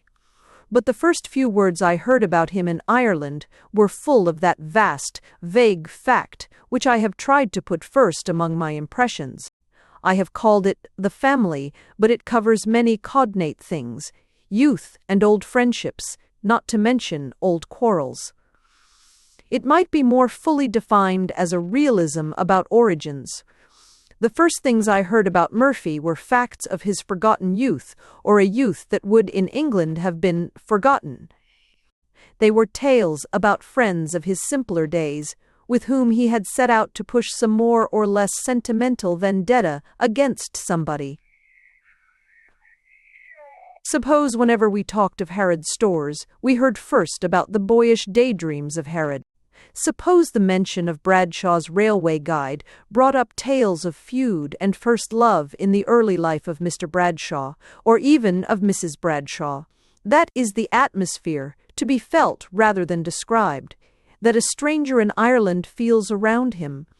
English journalism and gossip, dealing with English businessmen, are often precise about the present and prophetic about the future, but seldom communicative about the past, et pour cause. They will tell us where the capitalist is going to, as to the House of Lords, or to Monte Carlo, or inferentially to heaven. But they say as little as possible about where he comes from. In Ireland, a man carries the family mansion about with him like a snail, and his father's ghost follows him like his shadow. Everything good and bad that could be said was said, not only about Murphy, but about Murphys. An anecdote of the old Irish Parliament describes an orator as gracefully alluding to the presence of an opponent's sister in the ladies' gallery. By praying that wrath overtake the whole accursed generation, from the toothless old hag who is grinning in the gallery, to the white-livered poltroon who is shivering on the floor. The story is commonly told as suggesting the rather wild disunion of Irish parties, but it is quite as important a suggestion of the union of Irish families. As a matter of fact, the Great Dublin Strike, a conflagration of which the embers were still glowing at the time of my visit, involved another episode which illustrates once again this recurrent principle of the reality of the family in Ireland. Some English socialists, it may be remembered, moved by an honourable pity for the poor families starving during the strike, made a proposal for taking the children away and feeding them properly in England. I should have thought the more natural course would have been to give money or food to the parents. But the philanthropists, being English and being socialists, probably had a trust in what is called organization, and a distrust of what is called charity. It is supposed that charity makes a man dependent, though in fact charity makes him independent, as compared with the dreary dependence usually produced by organization. Charity gives property, and therefore liberty. There is manifestly much more emancipation in giving a beggar a shilling to spend than in sending an official after him to spend it for him.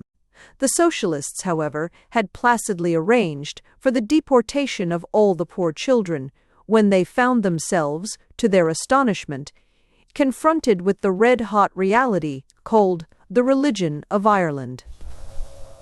The priests and the families of the faithful organized themselves for a furious agitation, on the ground that the faith would be lost in foreign and heretical homes. They were not satisfied with the assurance which some of the socialists earnestly offered, that the faith would not be tampered with, and, as a matter of clear thinking, I think they were quite right. Those who offer such a reassurance have never thought about what a religion is. They entertain the extraordinary idea that religion is a topic. They think religion is a thing like radishes, which can be avoided throughout a particular conversation with a particular person, whom the mention of a radish may convulse with anger or agony. But a religion is simply the world a man inhabits. In practice, a socialist living in Liverpool would not know when he was or was not tampering with the religion of a child born in Louth. If I were given the complete control of an infant Parsee, which is fortunately unlikely, I should not have the remotest notion of when I was most vitally reflecting on the Parsee system. But common sense and a comprehension of the meaning of a coherent philosophy would lead me to suspect that I was reflecting on it every other minute. But I mention the matter here, not in order to enter into any of these disputes, but to give yet another example of the way in which the essentially domestic organization of Ireland will always rise in rebellion against any other organization. Heels. There is something of a parable in the tales of the old evictions, in which the whole family was besieged and resisted together, and the mothers emptied boiling kettles on the besiegers, for any official who interferes with them will certainly get into hot water. we can only return to some of our older historical methods and massacre them together.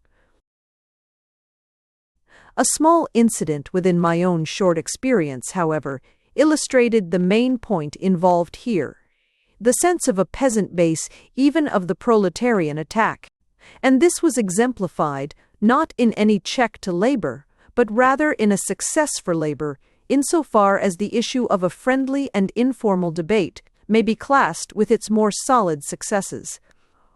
The business originally began with a sort of loose-jointed literary lecture which I gave in the Dublin Theatre, in connection with which I only mention two incidents in passing, because they both struck me as peculiarly native and national.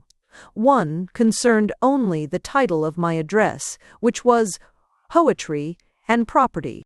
An educated English gentleman, who happened to speak to me before the meeting, said with the air of one who foresees that such jokes will be the death of him, "Well, I have simply given up puzzling about what you can possibly mean by talking about poetry as something to do with property."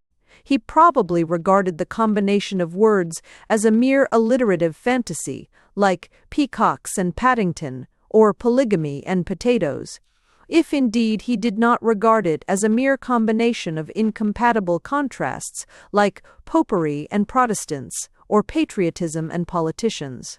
On the same day, an Irishman of similar social standing remarked quite carelessly, "I've just seen your subject for tomorrow. I suppose the socialists will reply to you," or words to that effect.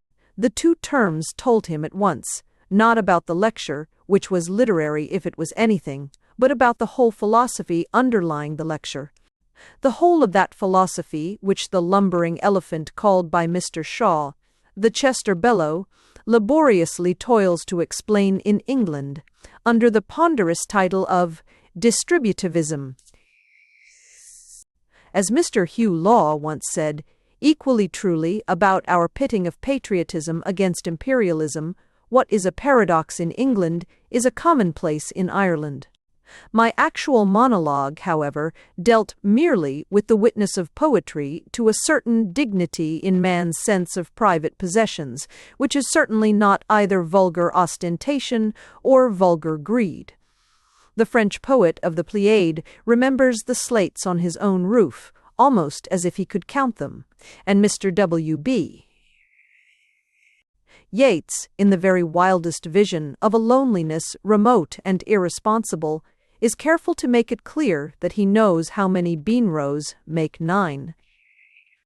Of course, there were people of all parties in the theatre, wild Sinn Feiners and conventional Unionists, but they all listened to my remarks as naturally as they might have all listened to an equally incompetent lecture on monkeys or on the mountains of the moon. There was not a word of politics, least of all party politics, in that particular speech. It was concerned with a tradition in art, or at the most, in abstract ethics. But the one amusing thing which makes me recall the whole incident was this, that when I had finished, a stalwart, hearty, heavy sort of legal gentleman, a well-known Irish judge, I understand, was kind enough to move a vote of thanks to me. And what amused me about him was this, that while I, who am a radical, in sympathy with the revolutionary legend, had delivered a mild essay on minor poets to a placid if bored audience, the judge, who was a pillar of the castle and a conservative sworn to law and order, proceeded with the utmost energy and joy to raise a riot. He taunted the Sinn Feiners and dared them to come out. He trailed his coat if ever a man trailed it in this world. He glorified England, not the Allies, but England. Splendid England, sublime England, all in the broadest brogue, just, wise, and merciful England, and so on, flourishing what was not even the flag of his own country, and a thing that had not the remotest connection with the subject in hand, any more than the Great Wall of China. I need not say that the theatre was soon in a roar of protests and repartees, which I suppose was what he wanted. He was a jolly old gentleman, and I liked him. But what interested me about him was this, and it is of some importance in the understanding of his nationality. That sort of man exists in England. I know and like scores of him. Often he is a major, often a squire, sometimes a judge, very occasionally a dean. Such a man talks the most ridiculous reactionary nonsense in an apoplectic fashion over his own port wine, and occasionally in a somewhat gasping manner at an avowedly political meeting. But precisely what the English gentleman would not do, and the Irish gentleman did do, would be to make a scene on a non-political occasion, when all he had to do was to move a formal vote of thanks to a total stranger who was talking about Ithaca and Innisfree. An English conservative would be less likely to do it than an English radical. The same thing that makes him conventionally political would make him conventionally non-political. He would hate to make too serious a speech on too social an occasion, as he would hate to be in morning dress when everyone else was in evening dress. And whatever coat he wore, he certainly would not trail it solely in order to make a disturbance, as did that jolly Irish judge. He taught me that the Irishman is never so Irish as when he is English. He was very like some of the Sinn Feiners who shouted him down, and he would be pleased to know that he helped me to understand them with a greater sympathy. I have wandered from the subject in speaking of this trifle, thinking it worth while to note the positive and provocative quality of all Irish opinion, but it was my purpose only to mention this small dispute as leading up to another.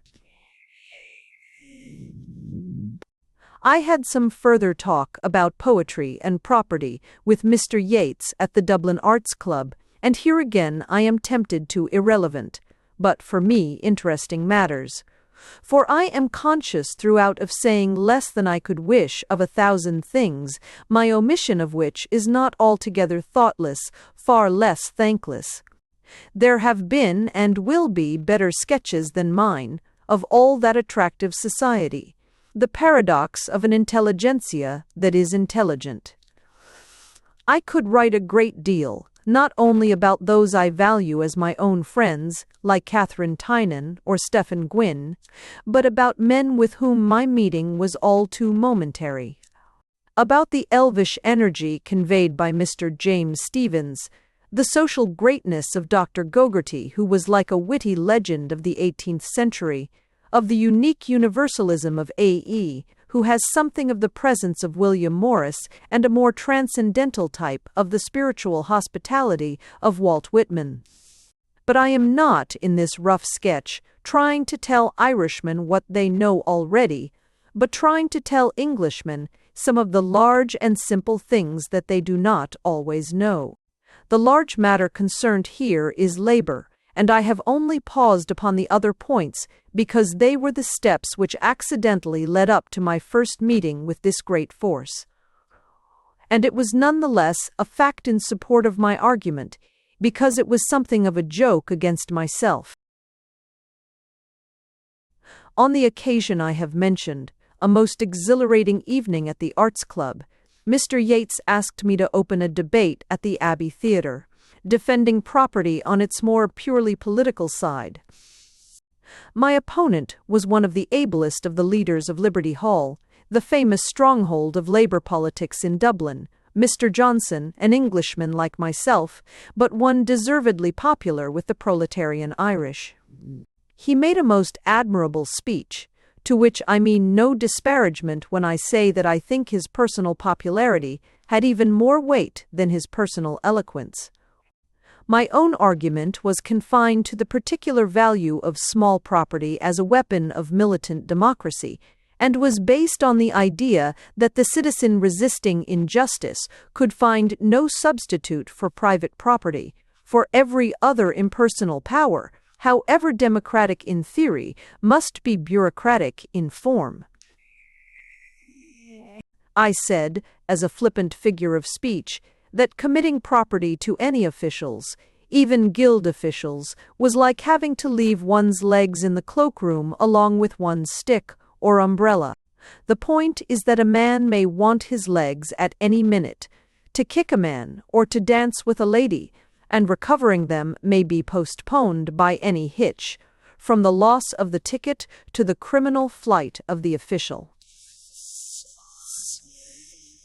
So, in a social crisis, such as a strike, a man must be ready to act without officials who may hamper or betray him, and I asked whether many more strikes would not have been successful if each striker had owned so much as a kitchen garden to help him to live.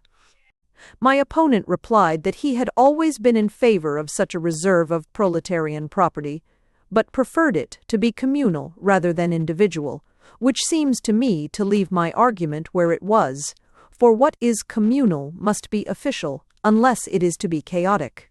Two minor jokes, somewhat at my expense, remain in my memory.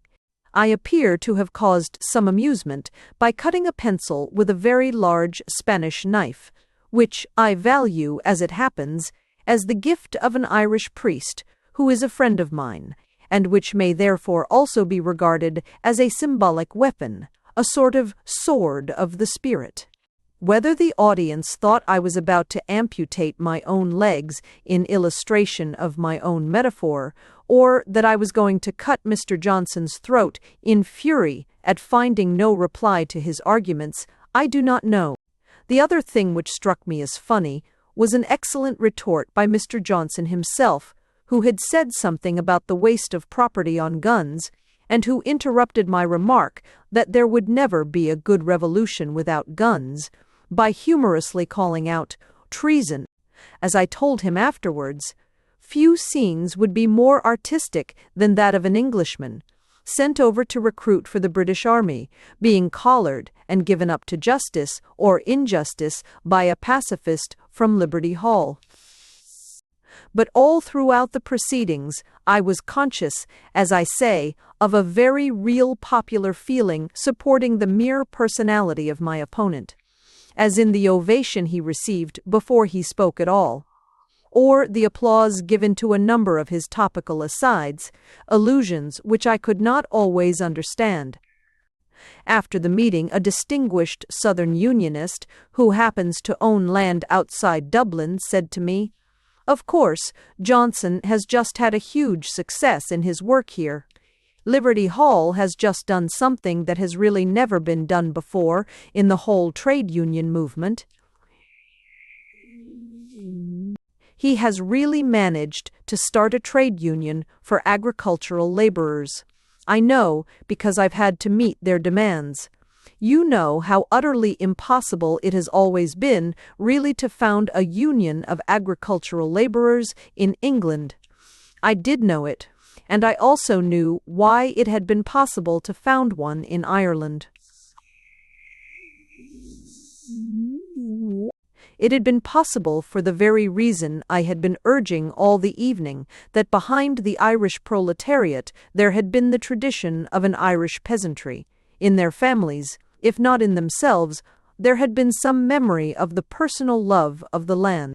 But it seemed to me an interesting irony that even my own defeat was an example of my own doctrine, and that the truth on my side was proved by the popularity of the other side.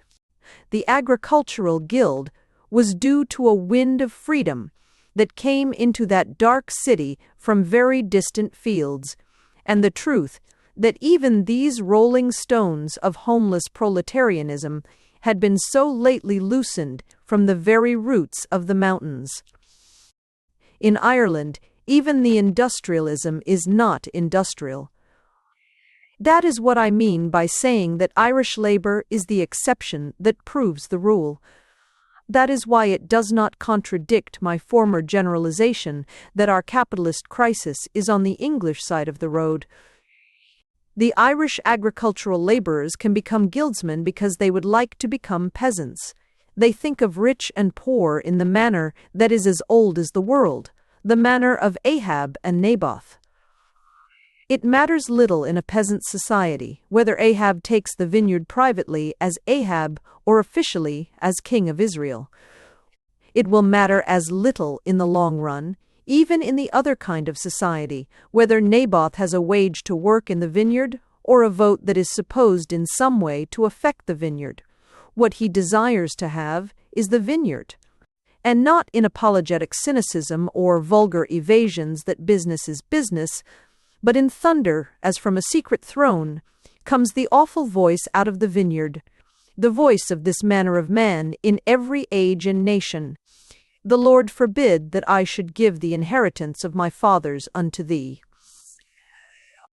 Chapter 5. The Englishman. In Ireland.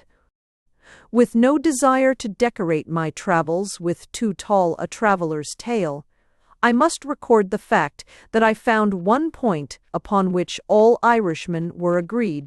It was the fact that, for some reason or other, there had been a very hopeful beginning of Irish volunteering at the beginning of the war, and that, for some reason or other, this had failed in the course of the war. The reasons alleged differed widely with the moods of men. Some had regarded the beginnings with hope, and some with suspicion. Some had lived to regard the failure with a bitter pleasure, and some with a generous pain. The different factions gave different explanations of why the thing had stopped, but they all agreed that it had begun. The Sinn Féinir said that the people soon found they had been lured into a Saxon trap, set for them by smooth, subservient Saxons like Mr. Devlin and Mr. Tim Healy. The Belfast citizens suggested that the popish priest had terrorized the peasants when they tried to enlist, producing a thumbscrew from his pocket and a portable rack from his handbag.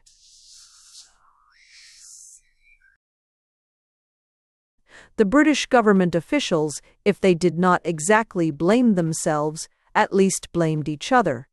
The ordinary Southern Unionist, who played many parts of a more or less sensible sort, including that of a Home Ruler, generally agreed with the ordinary nationalist that the government's recruiting methods had been as bad as its cause was good.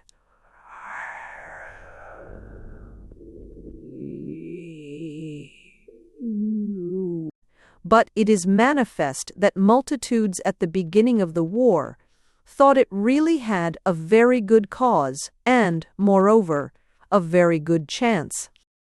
The extraordinary story of how that chance was lost may find mention on a later page. I will begin by touching on the first incident that befell me personally in connection with the same enterprise.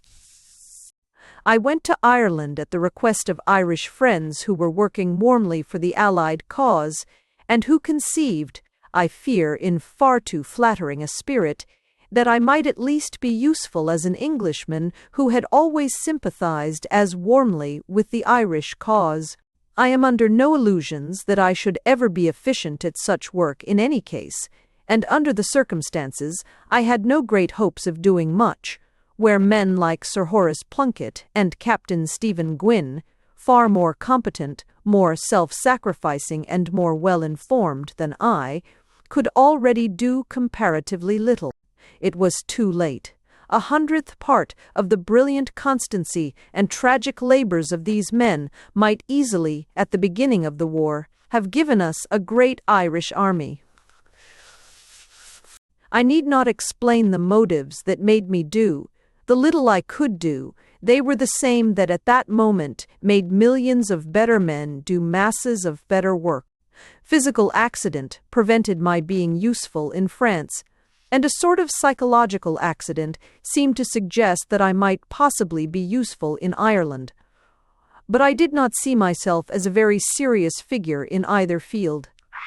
Nothing could be serious in such a case, except perhaps a conviction, and at least my conviction about the Great War has never wavered by a hair. Delinde estant fond. And it is typical of the power of Berlin that one must break off for want of a Latin name for it. Being an Englishman, I hoped primarily to help England, but not being a congenital idiot, I did not primarily ask an Irishman to help England. There was obviously something much more reasonable to ask him to do. I hope I should, in any case, have done my best for my own country. But the cause was more than any country. In a sense, it was too good for any country. The Allies were more right than they realized. Nay, they hardly had a right to be so right as they were. The modern Babylon of capitalistic states was hardly worthy to go on such a crusade against the heathen, as perhaps decadent Byzantium was hardly worthy to defend the cross against the crescent. Nobody is sorry that Sobieski relieved Vienna.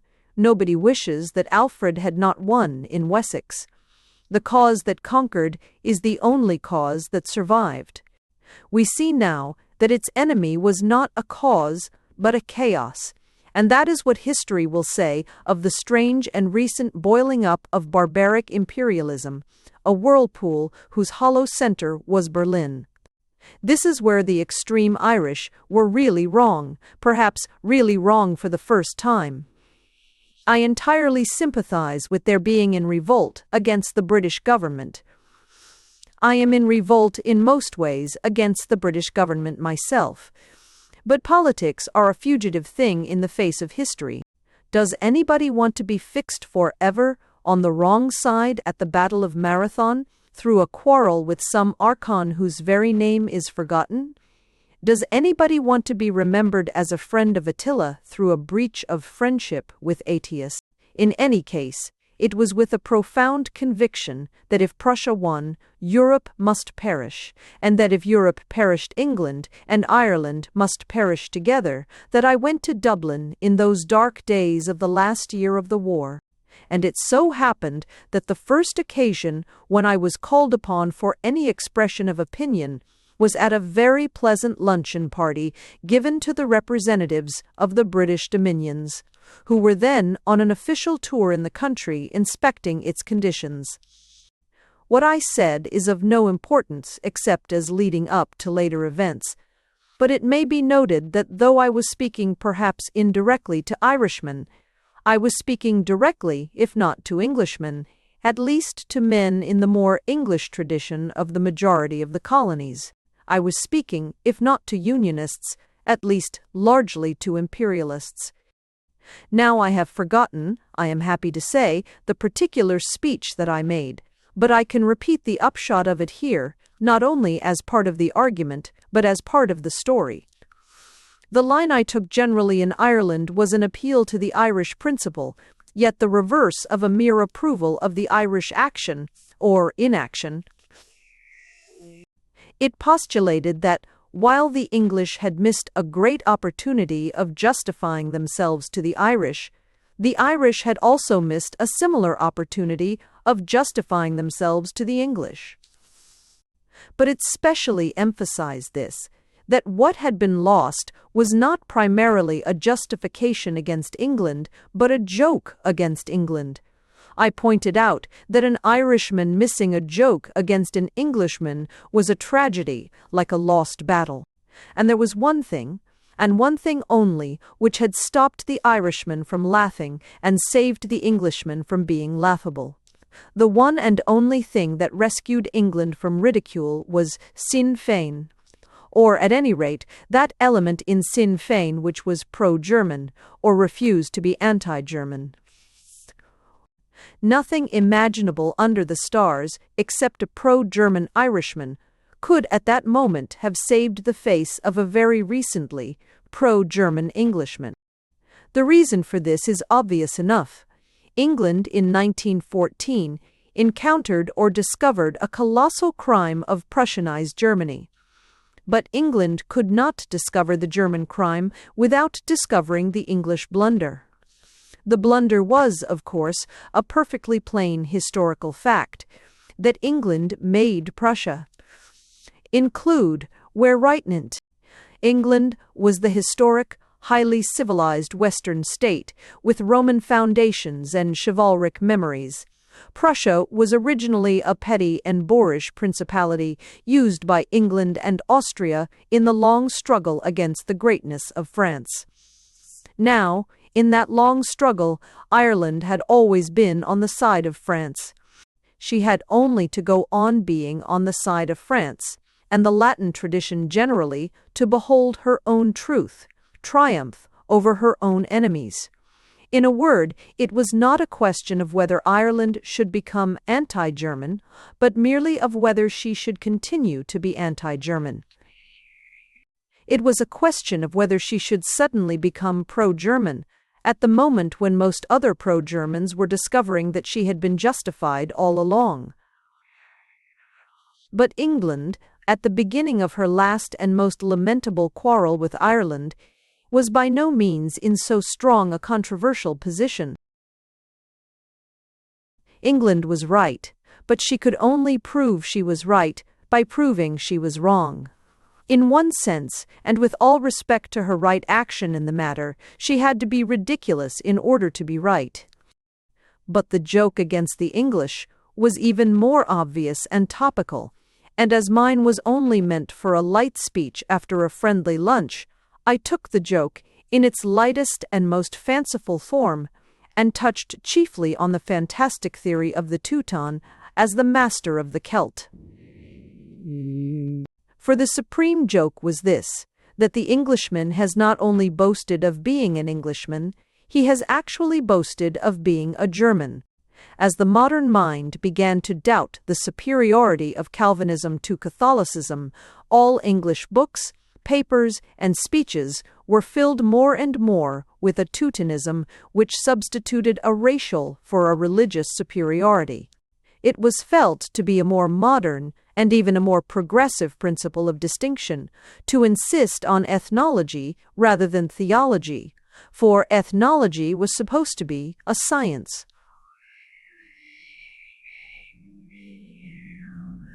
Unionism was simply founded on Teutonism. Hence the ordinary honest patriotic unionist was in a highly humorous fix when he had suddenly to begin denouncing Teutonism as mere terrorism. If all superiority belonged to the Teuton, the supreme superiority must clearly belong to the most Teutonic Teuton. If I claim the right to kick Mr. Bernard Shaw on the specific ground that I am fatter than he is, it is obvious that I look rather a fool if I am suddenly kicked by somebody who is fatter still. The earth shakes under the advancing form of one coming against me out of the east, who is fatter than I, for I called upon the Irish imagination to embrace so monstrous a vision. It is clear that whatever my relations to the rest of the world, in my relations to Mr. Bernard Shaw, I am rather at a disadvantage, or benda. Mr. Shaw, at any rate, is rather in a position to make game of me, of which it is not inconceivable that he might avail himself.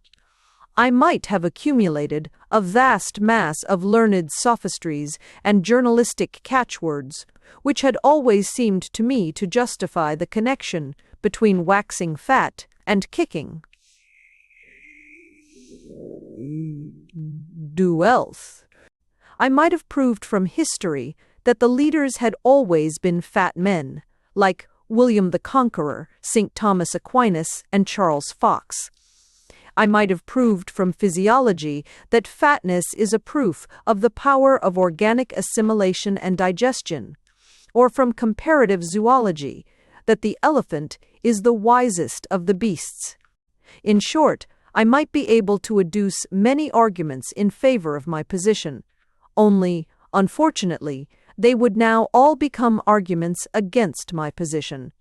Everything I had ever urged against my old enemy could be urged much more forcibly against me by my new enemy.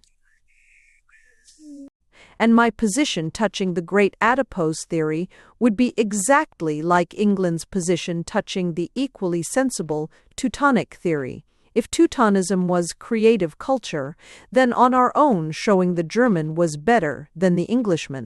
If Teutonism was barbarism, then on our own showing the Englishman was more barbaric than the Irishman.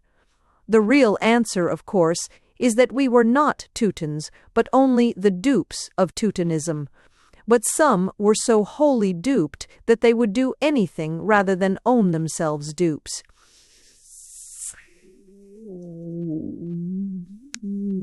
These unfortunates, while they are already ashamed of being Teutons, are still proud of not being Celts. There is only one thing that could save my dignity in such an undignified fix as I have fancied here. It is that Mr. Bernard Shaw himself should come to my rescue. It is that Mr. Bernard Shaw himself should declare in favor of the corpulent conqueror from the East, that he should take seriously all the fads and fallacies of that fat-headed Superman. That, and that alone, would ensure all my own fads and fallacies being not only forgotten, but forgiven. There is present to my imagination, I regret to say, a wild possibility that this is what Mr. Bernard Shaw might really do. Anyhow, this is what a certain number of his countrymen really did.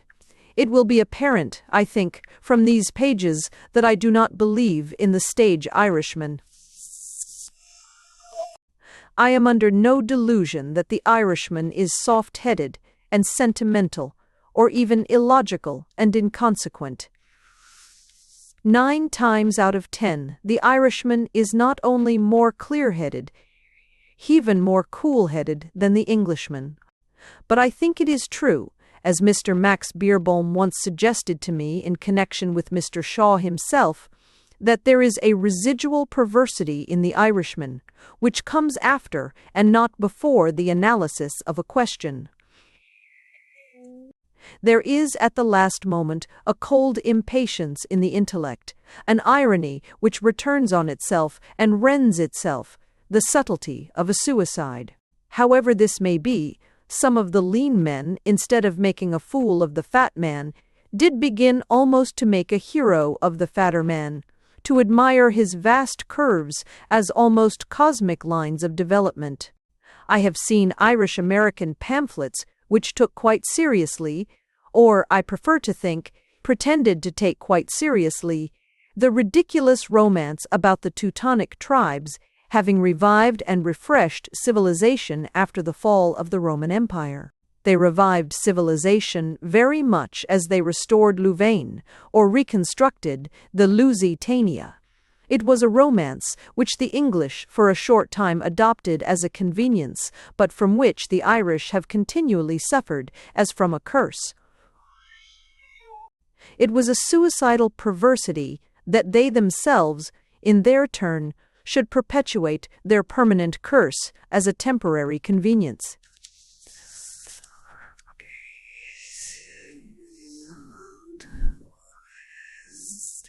Or of some of the best of the Irish, or of some of the best of the Irish. That is why the Easter Rising was really a black and insane blunder. It was not because it involved the Irish in a military defeat. It was because it lost the Irish, a great controversial victory. The rebel deliberately let the tyrant out of a trap, out of the grinning jaws of the gigantic trap of a joke. Many of the most extreme nationalists knew this well.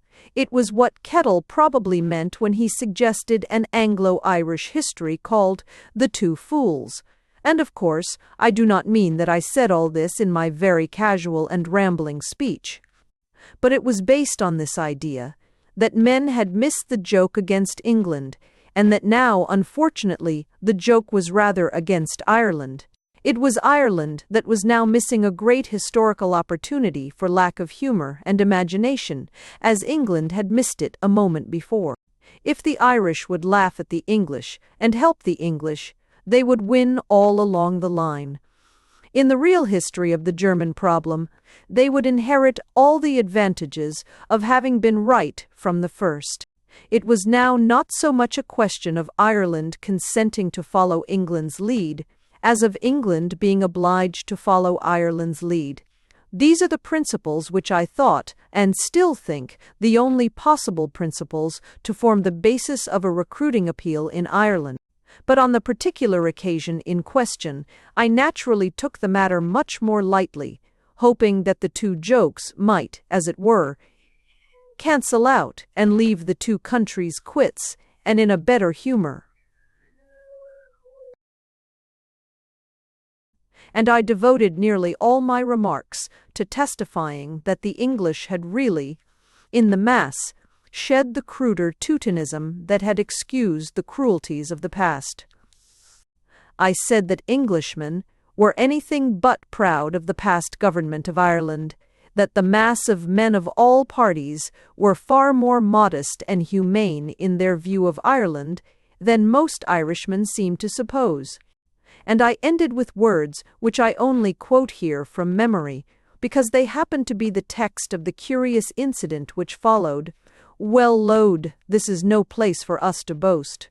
We stand here in the valley of our humiliation, where the flag we love has done very little that was not evil, and where its victories have been far more disastrous than defeats."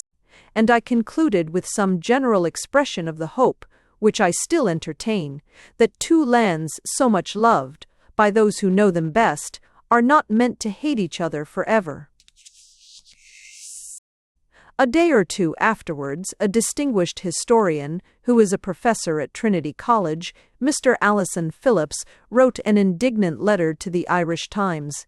He announced that he was not in the Valley of Humiliation and warmly contradicted the report that he was, as he expressed it, sitting in sackcloth and ashes.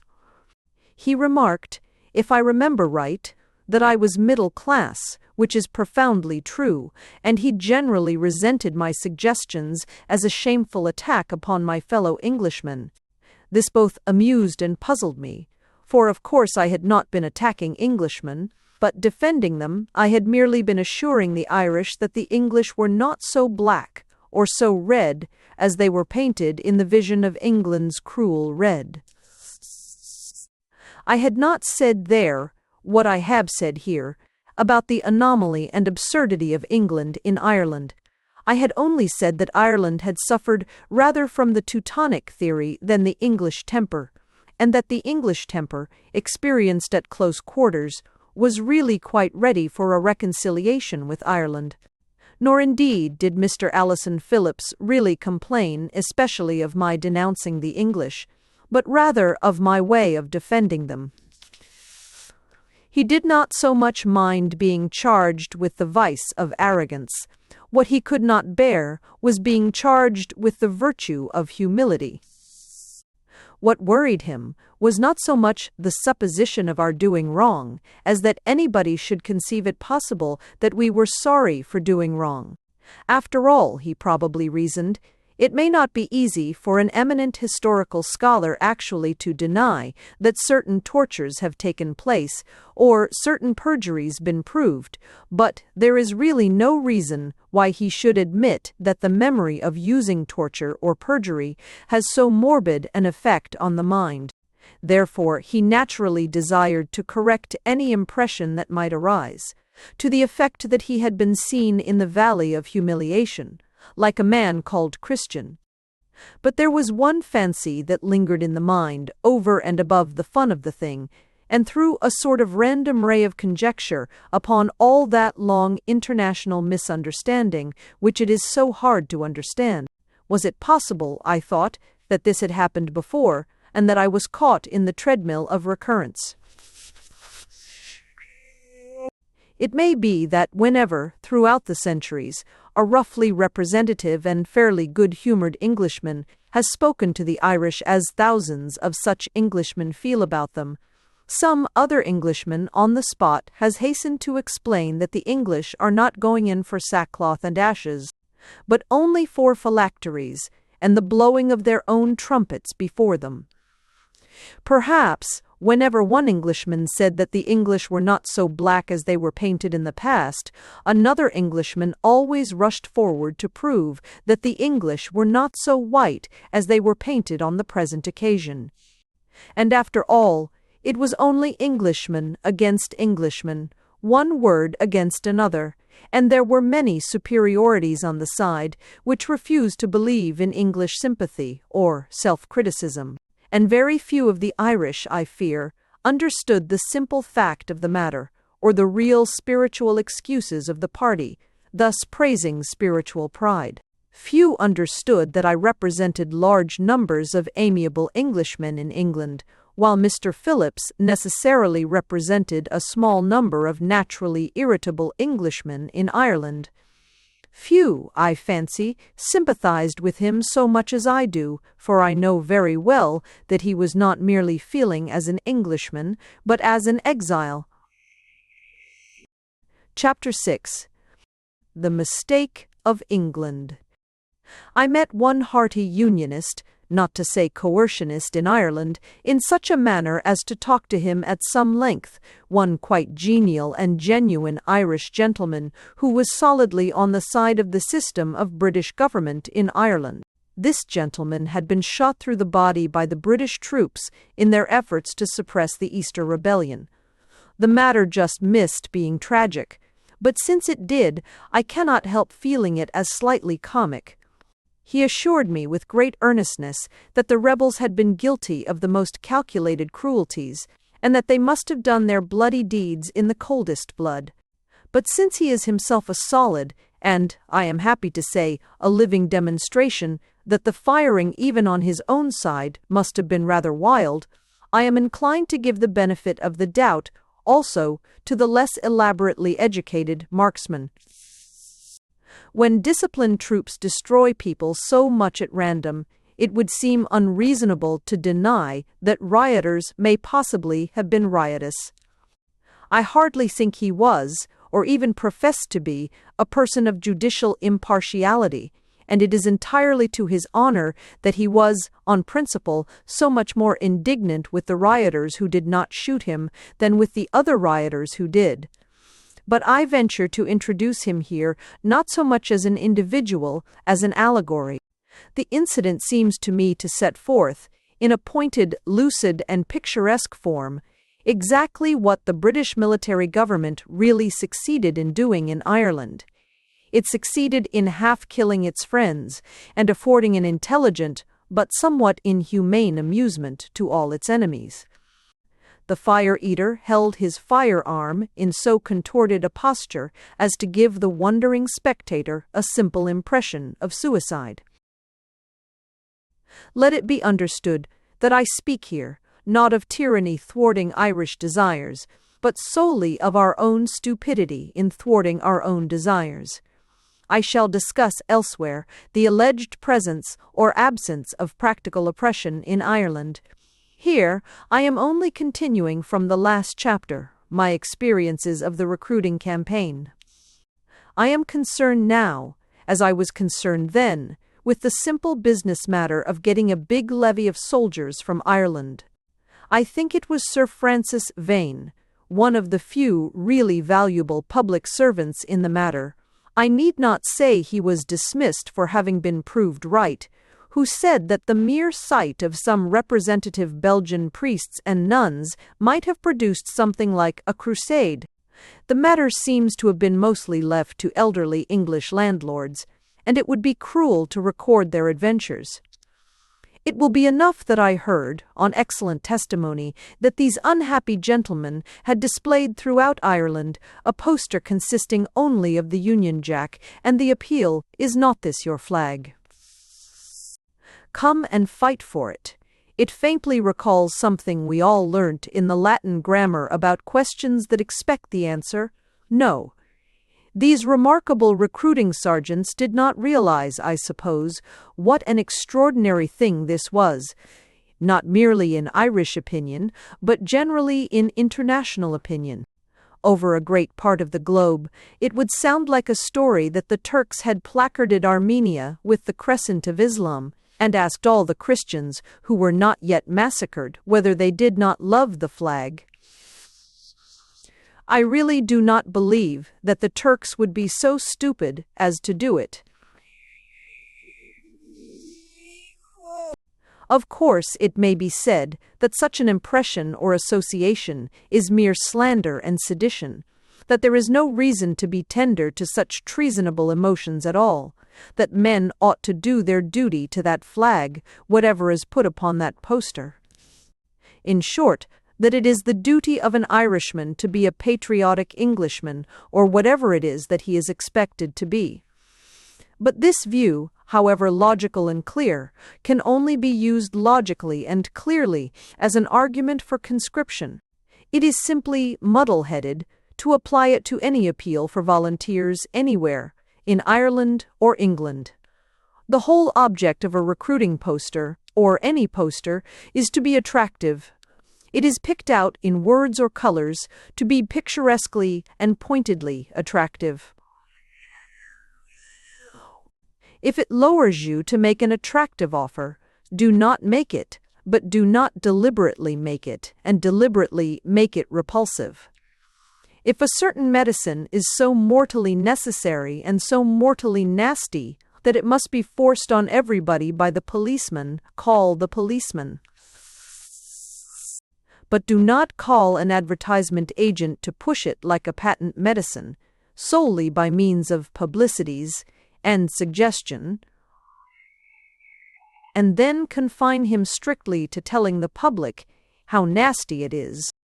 But the British blunder in Ireland was a much deeper and more destructive thing. It can be summed up in one sentence, that whether or no we were as black as we were painted, we actually painted ourselves much blacker than we were. Bad as we were, we managed to look much worse than we were.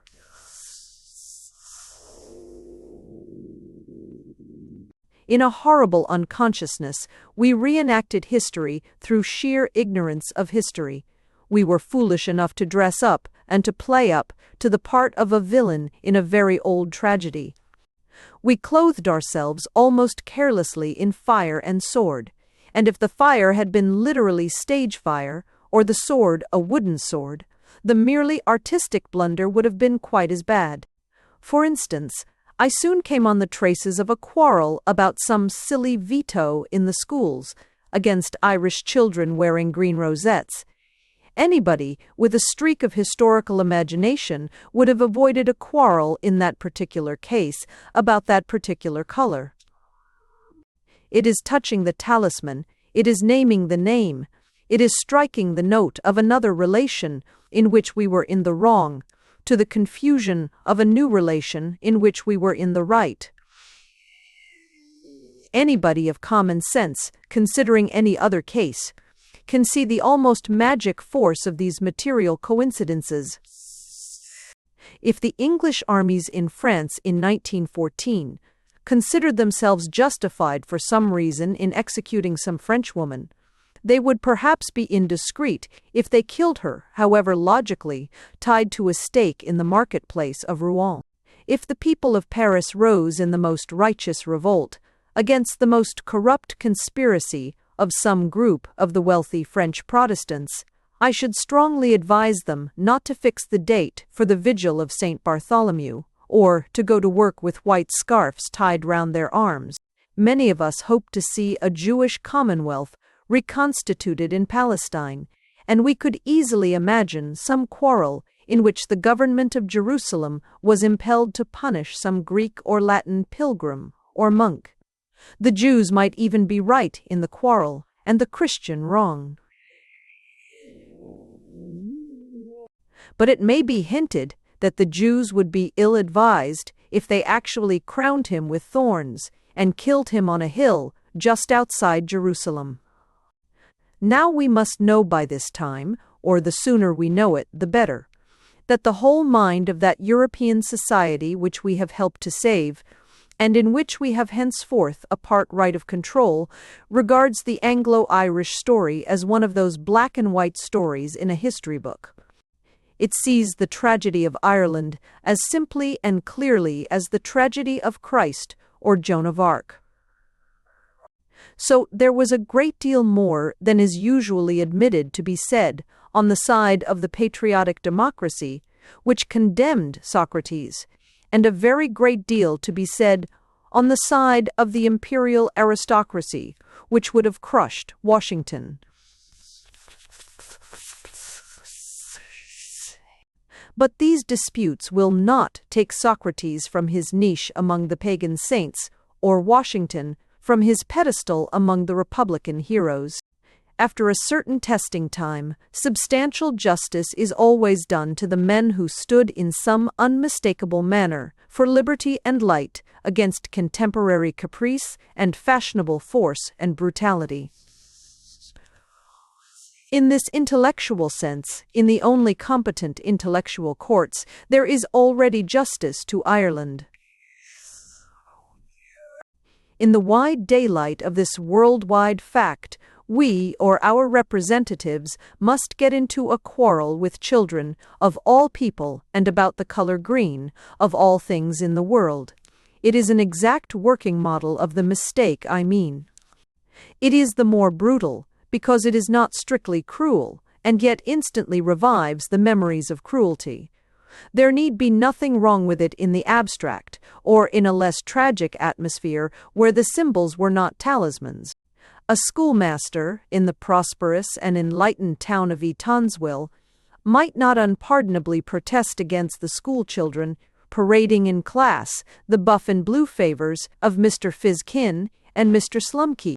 But who, but a madman, would not see that to say that word, or make that sign, in Ireland, was like giving a signal for keening, and the lament over lost justice that is lifted in the burden of the noblest of national songs, that to point to that rag of that color was to bring back all the responsibilities and realities of that reign of terror, when we were, quite literally, hanging men and women too for wearing of the green.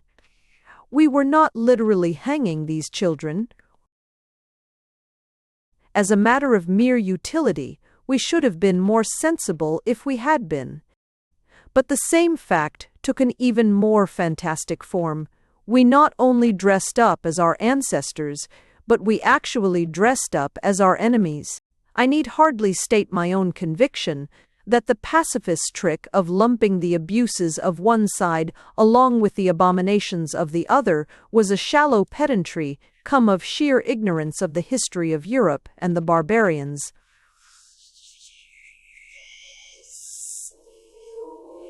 It was quite false, but the English in Ireland laboured long and devotedly to prove it was quite true. They were not content with borrowing old uniforms from the Hessians of 1798. They borrowed the newest and neatest uniforms from the Prussians of 1914. I will give only one story that I was told, out of many, to show what I mean. There was a sort of village musical festival at a place called Cullen in County Cork, at which there were naturally national songs and very possibly national speeches. That there was a sort of social atmosphere which its critics would call Sinn Féin is exceedingly likely, for that now exists all over Ireland, and especially that part of Ireland. If we wish to prevent it being expressed at all, we must not only forbid all public meetings, but all private meetings, and even the meeting of husband and wife in their own house. Still, there might have been a case on coercionist lines for forbidding this public meeting. There might be a case on coercionist lines for imprisoning all the people who attended it, or a still clearer case on those lines for imprisoning all the people in Ireland.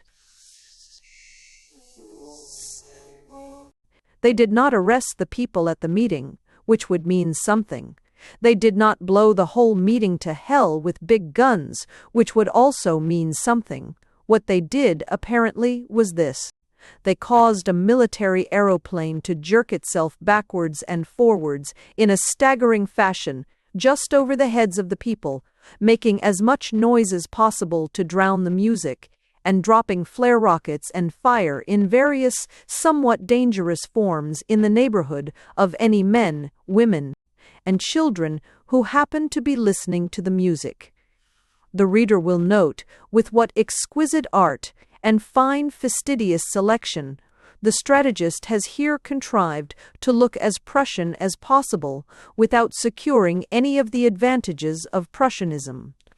I do not know exactly how much danger there was, but there must have been some. Perhaps about as much as there generally has been when boys have been flogged for playing the fool with fireworks. but by laboriously climbing hundreds of feet into the air in an enormous military machine. These ingenuous people managed to make themselves a meteor in heaven and a spectacle to all the earth. I repeat that they did not actually destroy children, though they did endanger them, for playing with fireworks is always playing with fire. And I repeat that, as a mere matter of business, it would have been more sensible if they had destroyed children. That would at least have had the human meaning that has run through 100 massacres, wolf cubs who would grow into wolves. It might at least have the execrable excuse of decreasing the number of rebels. What they did would quite certainly increase it. An artless member of Parliament, whose name I forget, attempted an apology for this half-witted performance. He interposed in the Unionist interests when the Nationalists were asking questions about the matter, and said with much heat, "May I ask whether honest and loyal subjects have anything to fear from British aeroplanes?" I have often wondered what he meant. It seems possible that he was in the mood of that medieval fanatic who cried, "God will know his own," and that he himself would fling any sort of flaming bolts about anywhere, believing that they would always be miraculously directed towards the heads harboring, at that moment, the most incorrect political opinions. Or perhaps he meant that loyal subjects are so superbly loyal that they do not mind being accidentally burnt alive, so long as they are assured that the fire was dropped on them by government officials out of a government apparatus. But my purpose here is not to fathom such a mystery, but merely to fix the dominant fact of the whole situation, that the government copied the theatricality of Potsdam even more than the tyranny of Potsdam. In that incident, the English laboriously reproduced all the artificial accessories of the most notorious crimes of Germany: the flying men, the flame, the selection of a mixed crowd, the selection of a popular festival.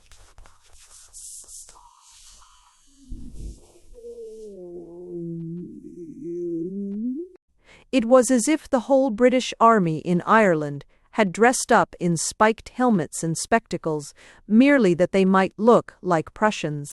It was even more as if a man had walked across Ireland on 3 gigantic stilts, taller than the trees and visible from the most distant village, solely that he might look like one of those unhuman monsters from Mars striding about on their iron tripods in The Great Nightmare of Mr. Wells.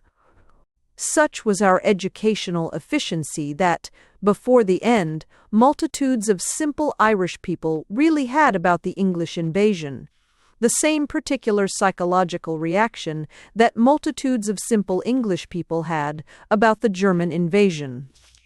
I mean that it seemed to come not only from outside the nation, but from outside the world. It was unearthly in the strict sense in which a comet is unearthly. It was the more appallingly alien for coming close, it was the more outlandish the farther it went inland. These Christian peasants have seen coming westward out of England what we saw coming westward out of Germany. They saw science in arms, which turns the very heavens into hells. I have purposely put these fragmentary and secondary impressions before any general survey of Anglo-Irish policy in the war. I do so, first, because I think a record of the real things that seem to bulk biggest to any real observer at any real moment is often more useful than the setting forth of theories he may have made up before he saw any realities at all.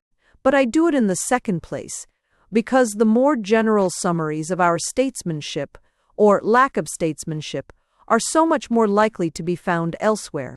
But if we wish to comprehend the queer cross purposes, it will be well to keep always in mind a historical fact I have mentioned already: the reality of the old Franco-Irish Entente. It lingers alive in Ireland, and especially the most Irish parts of Ireland. In the fiercely Fenian city of Cork, walking round the Young Ireland monument that seems to give revolt the majesty of an institution, a man told me that German bands had been hooted and pelted in those streets out of an indignant memory of 1870. And an eminent scholar in the same town, referring to the events of the same terrible year, said to me, in 1870 Ireland sympathized with France and England with Germany, and, as usual, Ireland was right. But if they were right when we were wrong, they only began to be wrong when we were right. A sort of play or parable might be written to show that this apparent paradox is a very genuine piece of human psychology. Suppose there are two partners named John and James, that James has always been urging the establishment of a branch of the business in Paris. Long ago, John quarreled with this furiously as a foreign fad, but he has since forgotten all about it, for the letters from James bored him so much that he has not opened any of them for years. One fine day, John, finding himself in Paris, conceives the original idea of a Paris branch. But he is conscious in a confused way of having quarreled with his partner and vaguely feels that his partner would be an obstacle to anything. John remembers that James was always cantankerous and forgets that he was cantankerous in favor of this project and not against it. John therefore sends James a telegram of a brevity amounting to brutality, simply telling him to come in with no nonsense about it, and when he has no instant reply, sends a solicitor's letter to be followed by a writ. How James will take it depends very much on James. How he will hail this happy confirmation of his own early opinions will depend on whether James is an unusually patient and charitable person, and James is not. He is unfortunately the very man, of all men in the world, to drop his own original agreement and everything else into the black abyss of disdain, which now divides him from the man who has the impudence to agree with him. He is the very man to say he will have nothing to do with his own original notion, because it is now the belated notion of a fool. And it did happen in real life. The Paris project was the sense of the safety of Paris. As the pivot of human history, the abrupt telegram was the recruiting campaign, and the writ was conscription. As to what Irish conscription was, or rather would have been, I cannot understand any visitor in Ireland having the faintest doubt, unless, as is often the case, his tour was so carefully planned as to permit him to visit everything in Ireland except the Irish. Irish conscription was a piece of rank, raving madness, which was fortunately stopped, with other bad things, by the blow of Foch at the Second Battle of the Marne. It could not possibly produce at the last moment allies on whom we could depend, and it would have lost us the whole sympathy of the allies on whom we at that moment depended.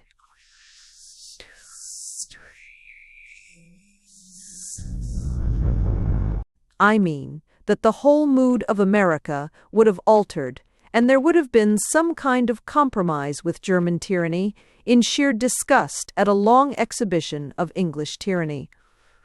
Things would have happened in Ireland, week after week and month after month, such as the modern imagination has not seen, except where Prussia has established hell. We should have butchered women and children, they would have made us butcher them. We should have killed priests, and probably the best priests. It could not be better stated than in the words of an Irishman, as he stood with me in a high terraced garden outside Dublin, looking towards that unhappy city, who shook his head and said sadly, "They will shoot the wrong bishop." Of the meaning of this huge furnace of defiance I shall write when I write of the national idea itself. I am concerned here not for their nation but for mine, and especially for its peril from Prussia and its help from America. And it is simply a question of considering what these real things are really like. Remember that the American Republic is practically founded on the fact, or fancy, that England is a tyrant. Remember that it was being ceaselessly swept with new waves of immigrant Irishry telling tales, any of them true, though not all of the particular cases in which England had been a tyrant. It would be hard to find a parallel to explain to Englishmen the effect of awakening traditions so truly American by a prolonged display of England as the tyrant in Ireland. A faint approximation might be found if we imagined the survivors of Victorian England, steeped in the tradition of Uncle Tom's Cabin, watching the American troops march through London. Suppose they noted that the Negro troops alone had to march in chains, with a white man in a broad-brimmed hat walking beside them and flourishing a whip. Scenes far worse than that would have followed Irish conscription, but the only purpose of this chapter is to show that scenes quite as stupid marked every stage of Irish recruitment.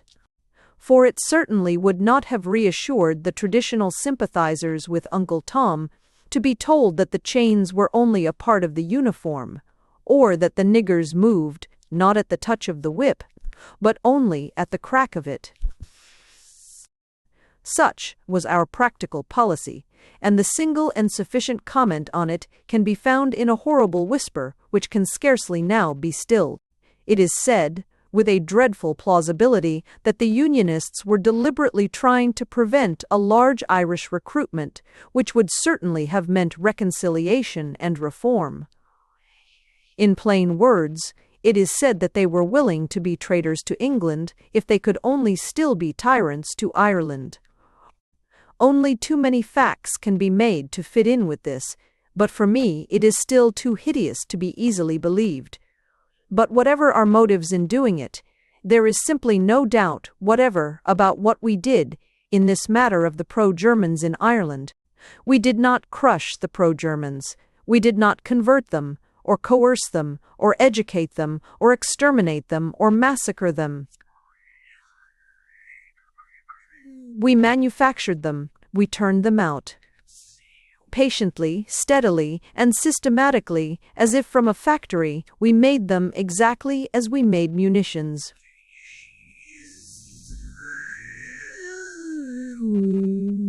What? It needed no little social science to produce, in any kind of Irishman, any kind of sympathy with Prussia, but we were equal to the task. What concerns me here, however, is that we were busy at the same work among the Irish Americans, and ultimately among all the Americans, and that would have meant, as I have already noted, the thing that I always feared, the dilution of the policy of the Allies.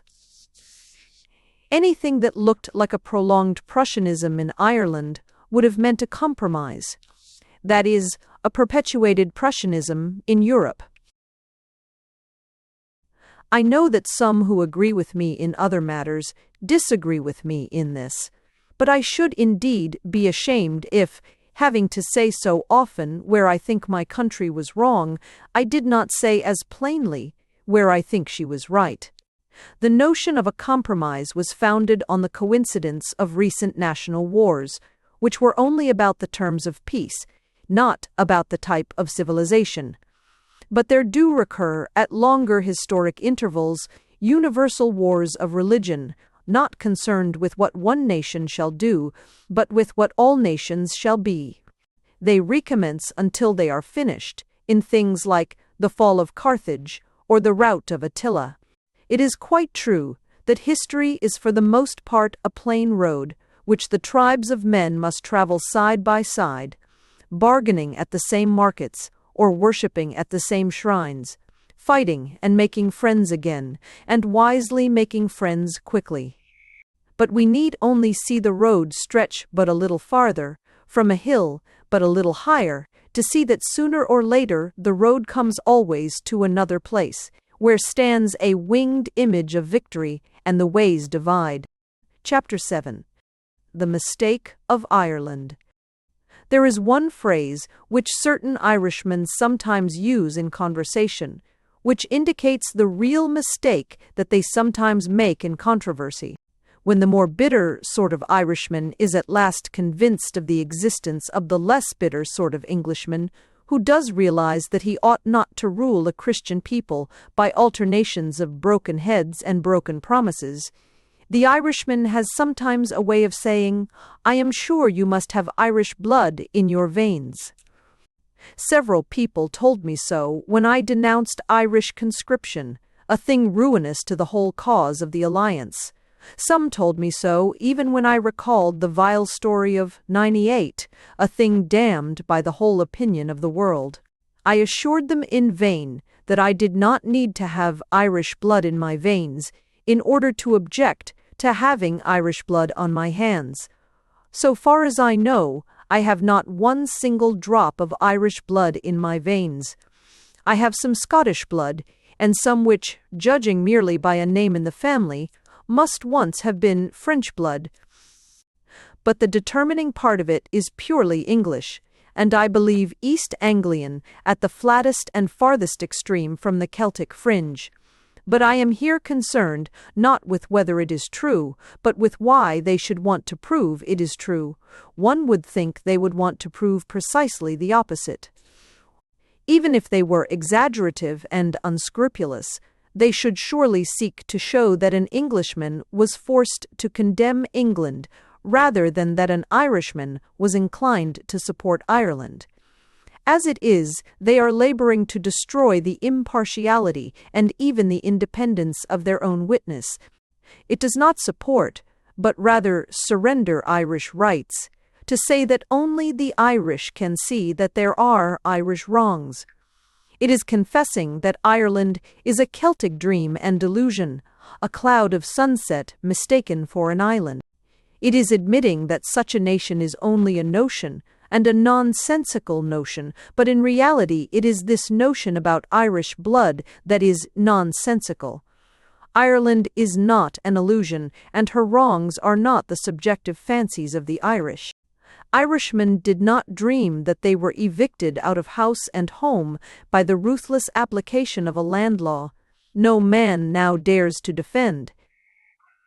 It was not a nightmare that dragged them from their beds, nor were they sleepwalkers when they wandered as far as America. Skeffington did not have a delusion that he was being shot for keeping the peace. The shooting was objective, as the Prussian professors would say, as objective as the Prussian militarists could desire. The delusions were admittedly peculiar to the British official whom the British government selected to direct operations on so important an occasion. I could understand it if the imperialists took refuge in the Celtic cloud, conceived Colthurst as full of a mystic frenzy like the chieftain who fought with the sea, pleaded that Pigot was a poet whose pen ran away with him, or that Sergeant Sheridan romanced like a real stage Irishman. I could understand it if they declared that it was merely in the elvish ecstasy described by Mr. Yeats that Sir Edward Carson, that famous First Lord of the Admiralty, rode on the top of the dishevelled wave, and Mr. Walter Long, that great agricultural minister, danced upon the mountains like a flame. It is far more absurd to suggest that no man can see the green flag unless he has some green in his eye. In truth, this association between an Irish sympathy and an Irish ancestry is just as insulting as the old jibe of Buckingham about an Irish interest or an Irish understanding. It may seem fanciful to say of the Irish nationalists that they are sometimes too Irish to be national. Yet this is really the case in those who would turn nationality from a sanctity to a secret. That is, they are turning it from something which everyone else ought to respect to something which no one else can understand. Nationalism is a nobler thing even than patriotism, for nationalism appeals to a law of nations. It implies that a nation is a normal thing, and therefore one of a number of normal things. It is impossible to have a nation without Christendom, as it is impossible to have a citizen without a city. Now, normally speaking, this is better understood in Ireland than in England, but the Irish have an opposite exaggeration and error, and tend in some cases to the cult of real insularity. In this sense, it is true to say that the error is indicated in the very name of Sion, Finn, Fine, Babel. 4. But I think it is even more encouraged, in a cloudier and therefore more perilous fashion, by much that is otherwise valuable in the cult of the Celts, and the study of the old Irish language. It is a great mistake for a man to defend himself as a Celt when he might defend himself as an Irishman. For the former defense will turn on some tricky question of temperament, while the latter will turn on the central pivot of morals. Celticism, by itself, might lead to all the racial extravagances which have lately led more barbaric races. A dance. Celts also might come to claim, not that their nation is a normal thing, but that their race is a unique thing. Celts also might end by arguing not for an equality founded on the respect for boundaries, but for an aristocracy founded on the ramification of blood. Celts also might come to pitting the prehistoric against the historic, the heathen against the Christian, and in that sense the barbaric against the civilized. In that sense, I confess, I do not care about Celts. They are too like Teutons. Now, of course, everyone knows that there is practically no such danger of Celtic imperialism. Mr. Lloyd George will not attempt to annex Brittany as a natural part of Britain. No Tories, however antiquated, will extend their empire in the name of the true blue of the ancient Britons. Nor is there the least likelihood that the Irish will overrun Scotland on the plea of an Irish origin for the old name of the Scots, or that they will set up an Irish capital at Stratford-on-Avon merely because Avonee is the Celtic word for water. That is the sort of thing that Teutonic ethnologists do, but Celts are not quite so stupid as that, even when they are ethnologists. It may be suggested that this is because even prehistoric Celts seem to have been rather more civilized than historic Teutons. And indeed I have seen ornaments and utensils in the admirable Dublin Museum, suggestive of a society of immense antiquity, and much more advanced in the arts of life than the Prussians were only a few centuries ago. For instance, there was something that looked like a sort of safety razor. I doubt if the godlike Goths had much use for a razor, or if they had, if it was altogether safe. Nor am I so dull as not to be stirred to an imaginative sympathy with the instinct of modern Irish poetry to praise this primordial and mysterious order, even as a sort of pagan paradise, and that not as regarding a legend as a sort of lie, but a tradition as a sort of truth.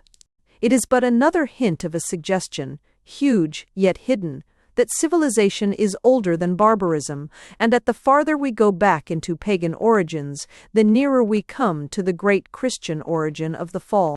But whatever credit or sympathy be due to the cult of Celtic origins in its proper place, it is none of these things that really prevents Celticism from being a barbarous imperialism like Teutonism. The thing that prevents imperialism is nationalism. It was exactly because Germany was not a nation that it desired more and more to be an empire. For a patriot is a sort of lover, and a lover is a sort of artist, and the artist will always love a shape too much to wish it to grow shapeless, even in order to grow large. A group of Teutonic tribes will not care how many other tribes they destroy or absorb, and Celtic tribes, when they were heathen, may have acted, for all I know, in the same way. But the civilized Irish nation, a part and product of Christendom, has certainly no desire to be entangled with other tribes, or to have its outlines blurred with great blots like Liverpool and Glasgow, as well as Belfast. In that sense, it is far too self-conscious to be selfish. Its individuality may, as I shall suggest, make it too insular. It will not make it too imperial. This is a merit in nationalism too little noted, that even what is called its narrowness is not merely a barrier to invasion, but a barrier to expansion. Therefore, with all respect to the prehistoric Celts, I feel more at home with the good, if sometimes mad Christian gentlemen of the Young Ireland movement, or even the Easter Rebellion. I should feel more safe with Megger of the sword than with the primitive Celt of the safety razor. The microscopic meanness of the mid-Victorian English writers, when they wrote about Irish patriots, could see nothing but a very small joke in modern rebels, thinking themselves worthy to take the titles of antique kings. But the only doubt I should have, if I had any, is whether the heathen kings were worthy of the Christian rebels. I am much more sure of the heroism of the modern Fenians than of the ancient ones. Of the artistic side of the cult of the Celts, I do not especially speak here, and indeed its importance, especially to the Irish, may easily be exaggerated. Mr. W. B. Yeats long ago dissociated himself from a merely racial theory of Irish poetry, and Mr. W. B. Yeats thinks as hard as he talks. I often entirely disagree with him, but I disagree far more with the people who find him a poetical opiate, where I always find him a logical stimulant. For the rest, Celticism in some aspects is largely a conspiracy for leading the Englishman. A dance, if it be a fairy dance. I suspect that many names and announcements are printed in Gaelic, not because Irishmen can read them, but because Englishmen can't.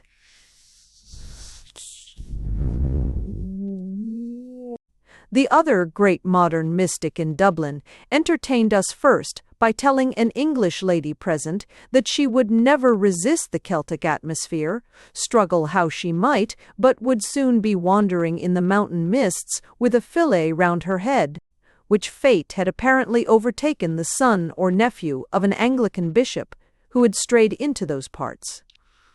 The English lady, whom I happened to know rather well, made the characteristic announcement that she would go to Paris when she felt it coming on.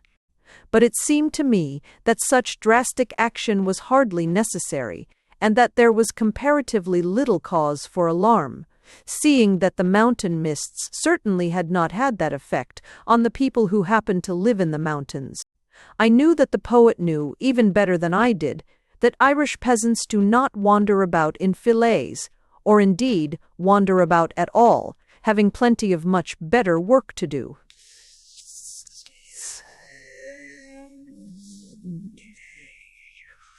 And since the Celtic atmosphere had no perceptible effect on the Celts, I felt no alarm about its effect on the Saxons.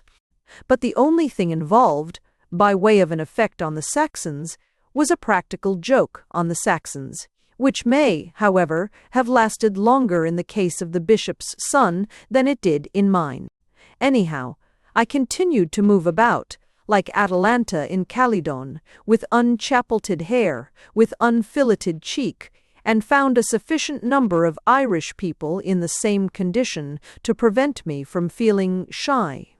In a word, all that sort of thing is simply the poet's humor, especially his good humor, which is of a golden and godlike sort. And a man would be very much misled by the practical joke if he does not realize that the joker is a practical man.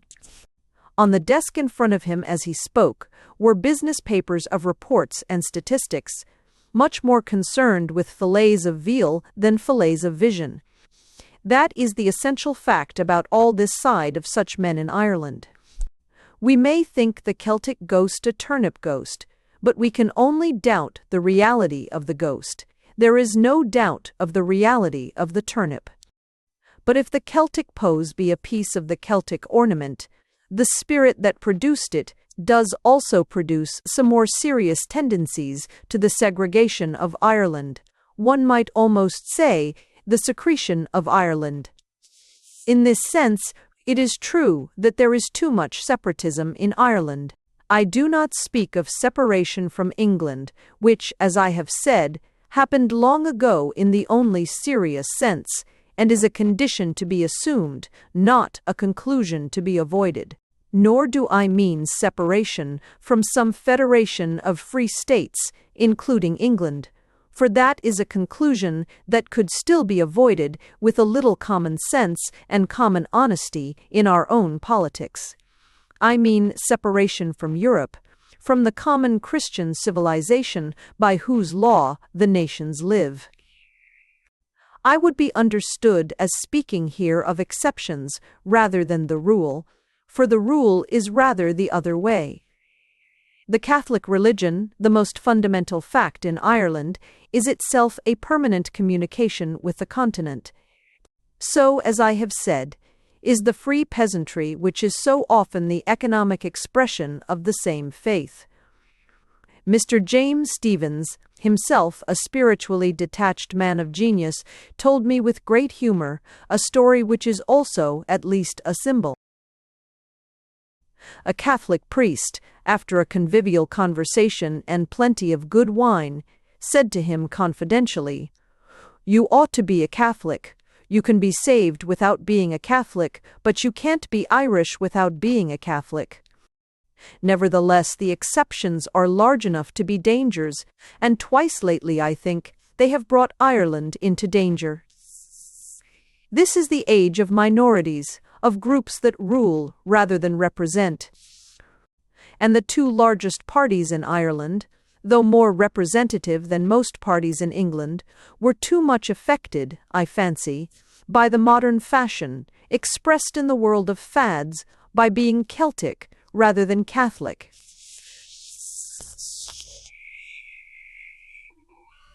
But the case was more extraordinary than that. They were even too insular to appreciate not so much their own international needs as their own international importance. It may seem a strange paradox to say that both nationalist parties underrated Ireland as a nation. It may seem a more startling paradox to say that in this, the most nationalist was the least national. Yet I think I can explain, however roughly, what I mean by saying that this is so. It is primarily Sinn Féin, or the extreme National Party, which thus relatively failed to realize that Ireland is a nation. At least it failed in nationalism exactly so far as it failed to intervene in the War of the Nations against Prussian imperialism. For its argument involved, unconsciously, the proposition that Ireland is not a nation, that Ireland is a tribe or a settlement, or a chance sprinkling of aborigines. If the Irish were savages oppressed by the British Empire, they might well be indifferent to the fate of the British Empire. But as they were civilized men, they could not be indifferent to the fate of civilization. The Kaffirs might conceivably be better off if the whole system of white colonization, Boer and British, broke down and disappeared altogether. The Irish might sympathize with the Kaffirs, but they would not like to be classed with the Kaffirs. Hottentots might have a sort of Hottentot happiness if the last European city had fallen in ruins, or the last European had died in torments. But the Irish would never be Hottentots, even if they were pro-Hottentots. In other words, if the Irish were what Cromwell thought they were, they might well confine their attention to hell and Connaught and have no sympathy to spare for France. But if the Irish are what Wolfe Tone thought they were, they must be interested in France as he was interested in France. In short, if the Irish are barbarians, they need not trouble about other barbarians sacking the cities of the world, but if they are citizens, they must trouble about the cities that are sacked. This is the deep and real reason why their alienation from the Allied cause was a disaster for their own national cause. It was not because it gave fools a chance of complaining that they were anti-English. It was because it gave much cleverer people the chance of complaining that they were anti-European. I entirely agree that the alienation was chiefly the fault of the English government. I even agree that it required an abnormal imaginative magnanimity for an Irishman to do his duty to Ireland, in spite of being so insolently told to do it. But it is none the less true that Ireland today would be 10,000 miles nearer her deliverance if the Irishman could have made that effort, if he had realized that the thing ought to be done not because such rulers wanted it, but rather although they wanted it. But the much more curious fact is this. There were any number of Irishmen, and those among the most Irish, who did realize this, who realized it with so sublime a sincerity as to fight for their own enemies against the world's enemies, and consent at once to be insulted by the English and killed by the Germans. The Redmonds and the old nationalist party, if they have indeed failed, have the right to be reckoned among the most heroic of all the heroic failures of Ireland. If theirs is a lost cause, it is wholly worthy of a land where lost causes are never lost. But the old guard of Redmond did also in its time, I fancy, fall into the same particular and curious error, but in a more subtle way and on a seemingly remote subject. They also, whose motives like those of the Sinn Feiners were entirely noble, did in one sense fail to be national, in the sense of appreciating the international importance of a nation. In their case it was a matter of English and not European politics, and as their case was much more complicated, I speak with much less confidence about it. But I think there was a highly determining time in politics when certain Irishmen got on to the wrong side in English politics, as other Irishmen afterwards got on to the wrong side in European politics. And by the wrong side, in both cases, I not only mean the side that was not consistent with the truth, but the side that was not really congenial to the Irish. A man may act against the body, even the main body of his nation, but if he acts against the soul of his nation, even to save it, he and his nation suffer. I can best explain what I mean by reaffirming the reality which an English visitor really found in Irish politics towards the end of the war. It may seem odd to say that the most hopeful fact I found for Anglo-Irish relations was the fury with which the Irish were all accusing the English of perjury and treason. Yet this was my solid and sincere impression. The happiest omen was the hatred aroused by the disappointment over Home Rule. For men are not furious unless they are disappointed of something they really want, and men are not disappointed except about something they were really ready to accept. If Ireland had been entirely in favor of entire separation, the loss of Home Rule would not be felt as a loss, but if anything, as an escape. But it is felt bitterly and savagely as a loss. To that at least I can testify with entire certainty. I may or may not be right in the belief I build on it, but I believe it would still be felt as a gain that Dominion Home Rule would in the long run satisfy Ireland. But it would satisfy her if it were given to her, not if it were promised to her. As it is, the Irish regard our government simply as a liar who has broken his word. I cannot express how big and black that simple idea bulks in the landscape and blocks up the road. And without professing to regard it as quite so simple, I regard it as substantially true.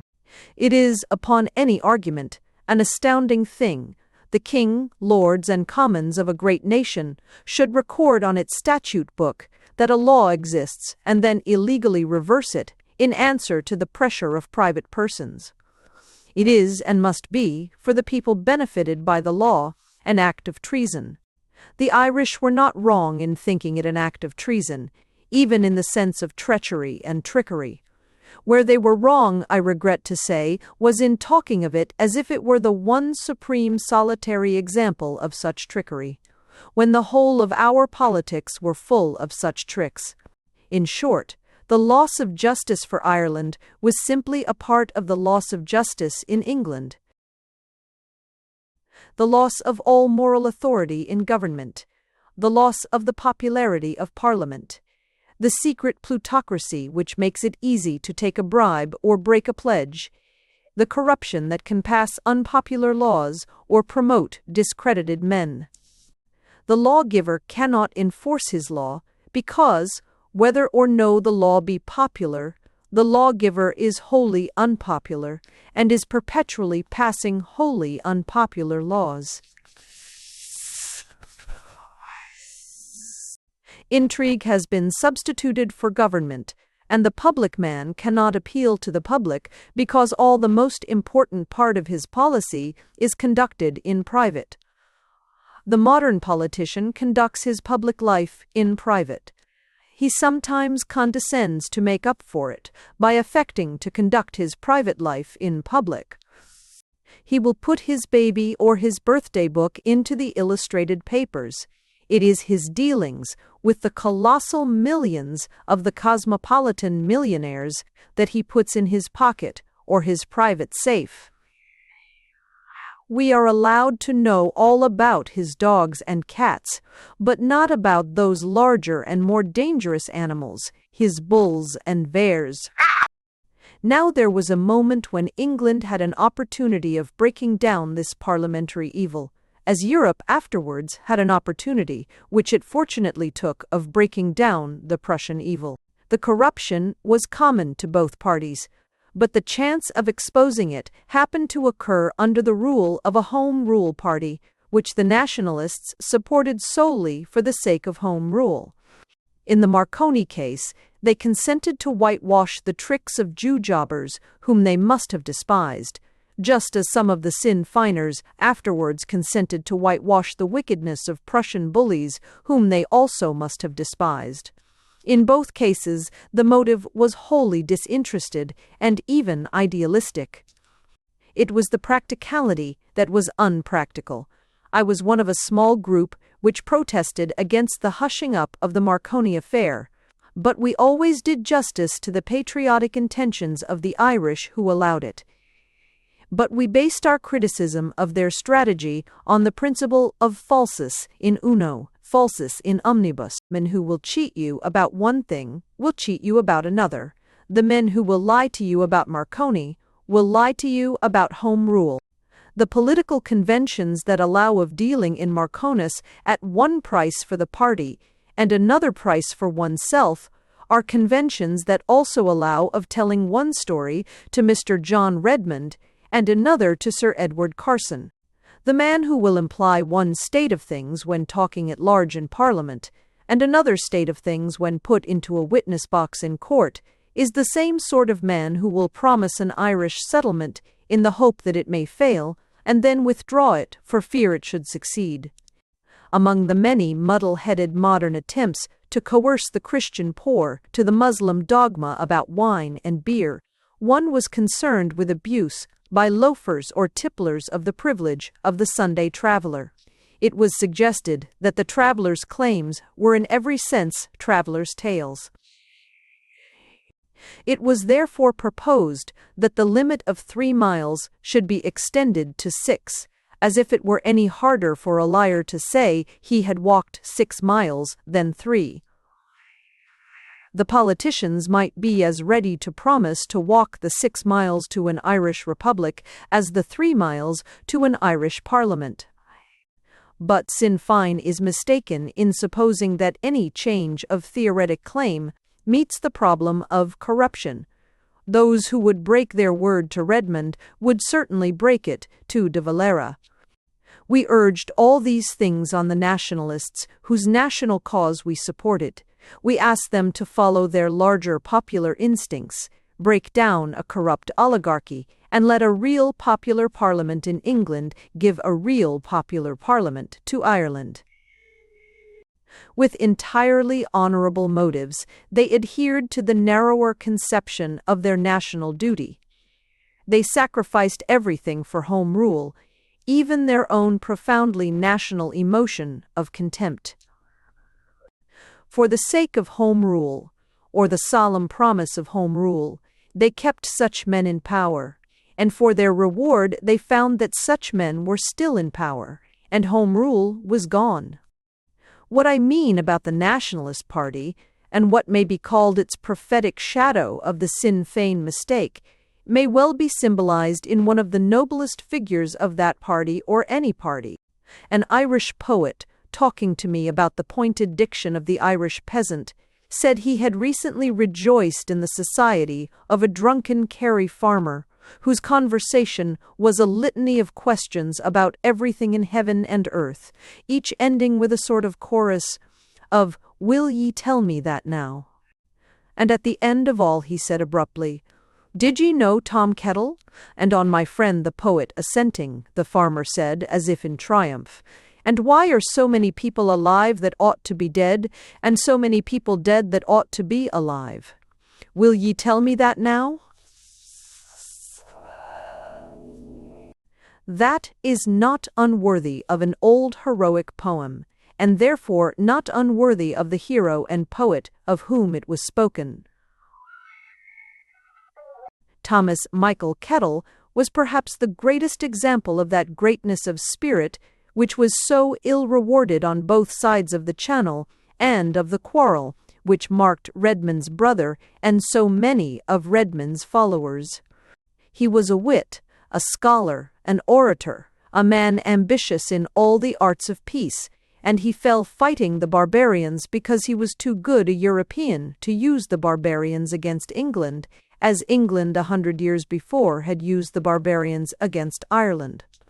There is nothing to be said of such things except what the drunken farmer said, unless it be a verse from a familiar ballad on a very remote topic, which happens to express my own most immediate feelings about politics and Reconstruction after the decimation of the Great War. The many men so beautiful, and they all dead did lie, and 1,000,000 slimy things lived on, and so did I. It is not a reflection that adds any inordinate self-satisfaction to the fact of one's own survival.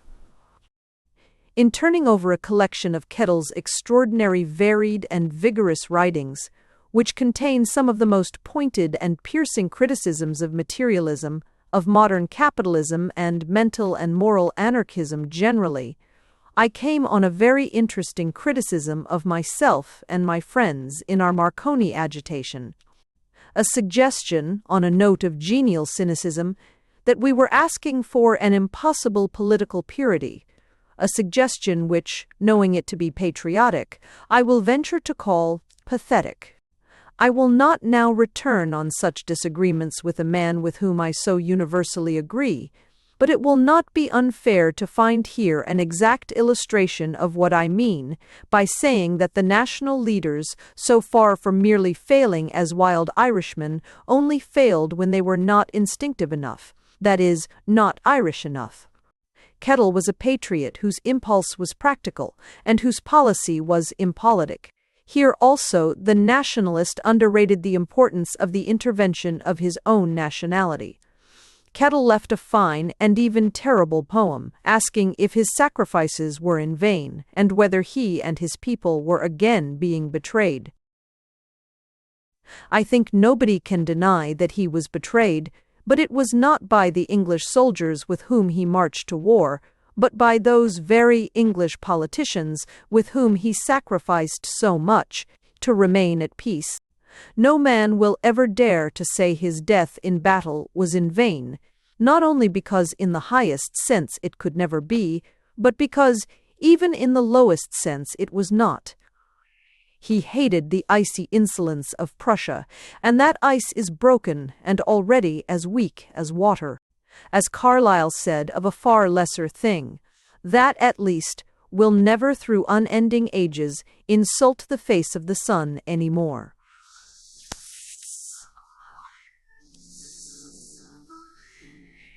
The point is here that if any part of his fine work was in vain, it was certainly not the reckless romantic part. None can say that the weary marching and countermarching in France was a thing thrown away, not only in the sense which consecrates all footprints along such a via crucis, or highway of the army of martyrs, but also in the perfectly practical sense that the army was going somewhere and that it got there.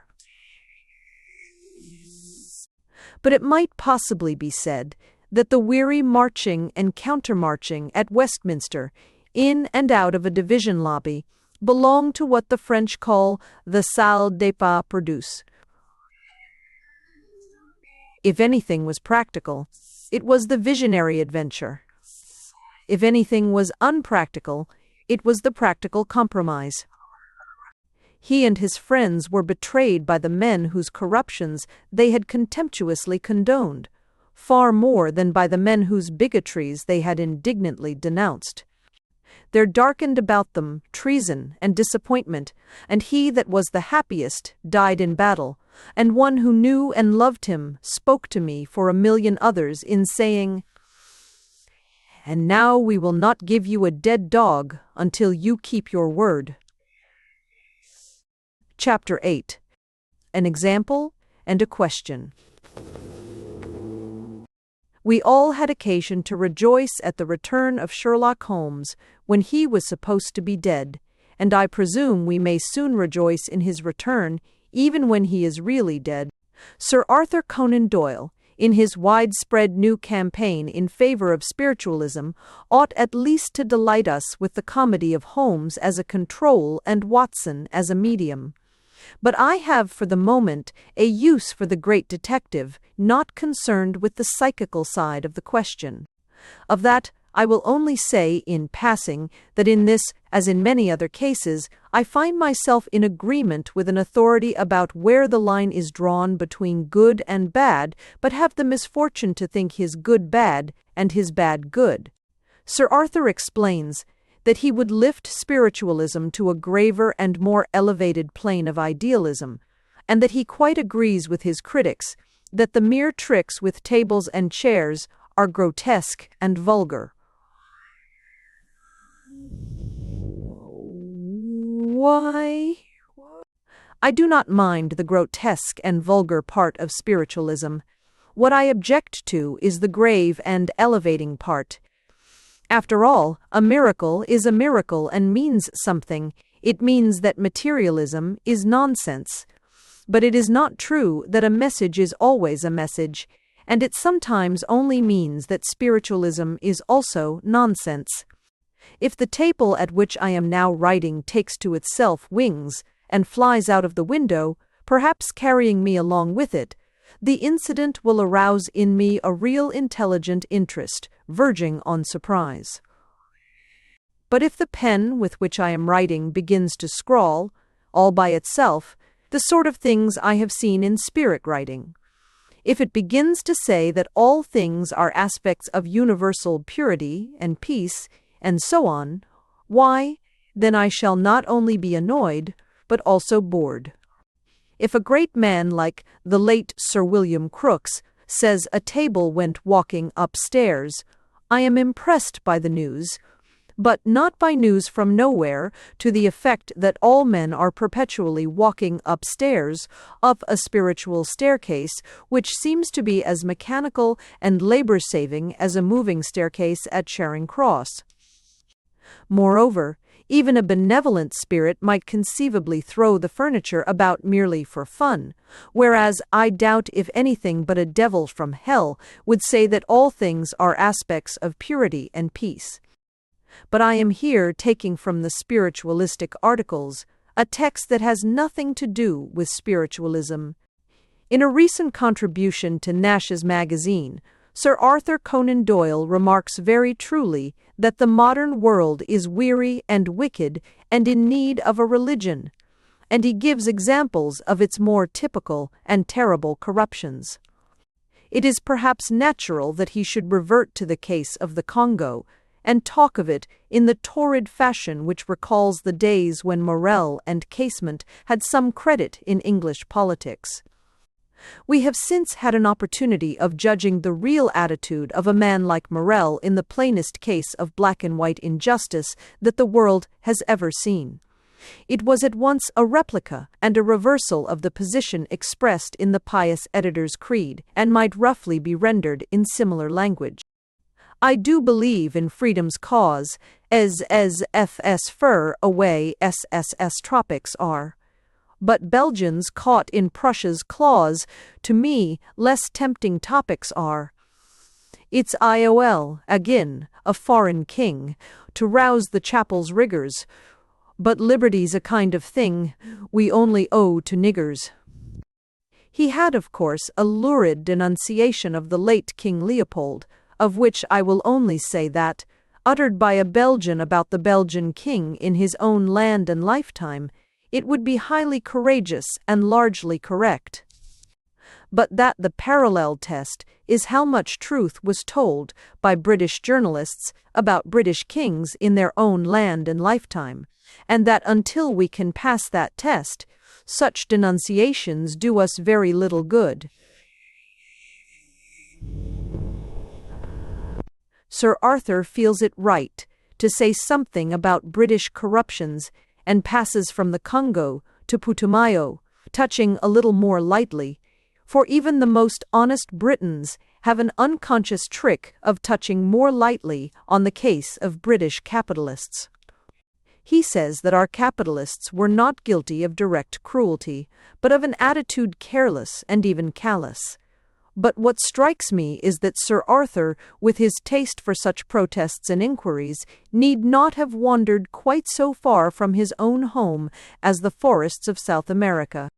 Sir Arthur Conan Doyle is an Irishman, and in his own country, within my own memory, there occurred a staggering and almost incredible crime, or series of crimes, which were worthier than anything in the world of the attention of Sherlock Holmes in fiction or Conan Doyle in reality.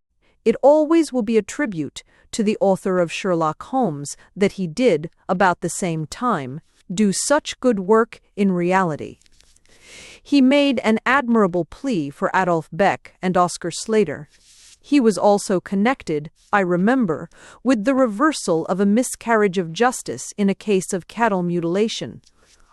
And all this, while altogether to his credit, makes it seem all the more strange that his talents could not be used for, and in his own home and native country, in a mystery that had the dimensions of a monstrosity, and which did involve, if I remember right, a question of cattle maiming.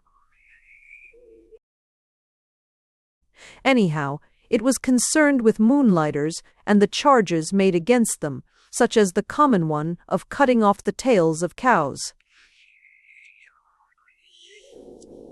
I can imagine Sherlock Holmes on such a quest, keen-eyed and relentless, finding the cloven hoof of some sinister and suspected cow. I can imagine Dr. Watson, like the cow's tail, always behind.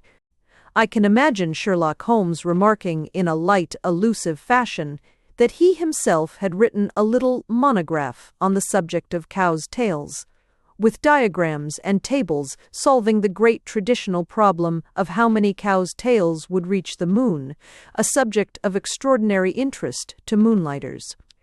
And I can still more easily imagine him saying afterwards, having resumed the pipe and dressing gown of Baker Street, "A remarkable little problem, Watson.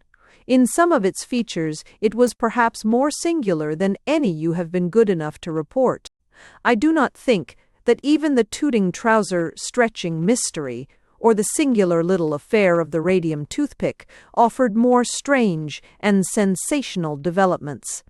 For if the celebrated pair had really tracked out the Irish crime I have in mind, they would have found a story which, considered merely as a detective story, is by far the most dramatic and dreadful of modern times. Like nearly all such sensational stories, it traced the crime to somebody far higher in station and responsibility than any of those suspected. Like many of the most sensational of them, it actually traced the crime to the detective who was investigating it. For if they had really crawled about with a magnifying glass, Studying the supposed footprints of the peasants incriminated, they would have found they were made by the boots of the policeman. And the boots of a policeman, one feels, are things that even Watson might recognize. I have told the astounding story of Sergeant Sheridan before, and I shall often tell it again. Hardly any English people know it, and I shall go on telling it in the hope that all English people may know it some day. It ought to be first in every collection of causes, célèbres, in every book about criminals, in every book of historical mysteries, and on its merits it would be. It is not in any of them. It is not there because there is a motive, in all modern British plutocracy, against finding the big British miscarriages of justice where they are really to be found, and that is a great deal nearer than Putumayo. It is called Ireland, and in that place a powerful British official named Sheridan had been highly successful in the imperial service by convicting a series of poor Irishmen of agrarian crimes.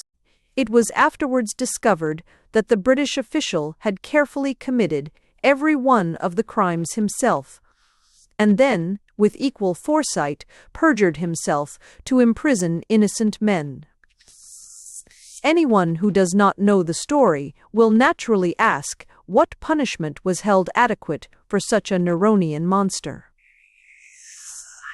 He was bowed out of the country like a distinguished stranger, his expenses politely paid, as if he had been delivering a series of instructive lectures, and he is now probably smoking a cigar in an American hotel, and much more comfortable than any poor policeman who has done his duty.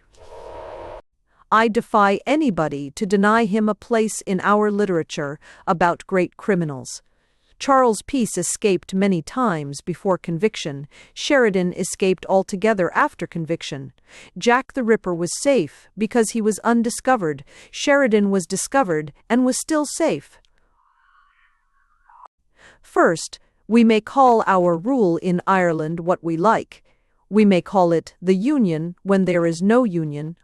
We may call it Protestant ascendancy when we are no longer Protestants, or Teutonic lordship when we could only be ashamed of being Teutons.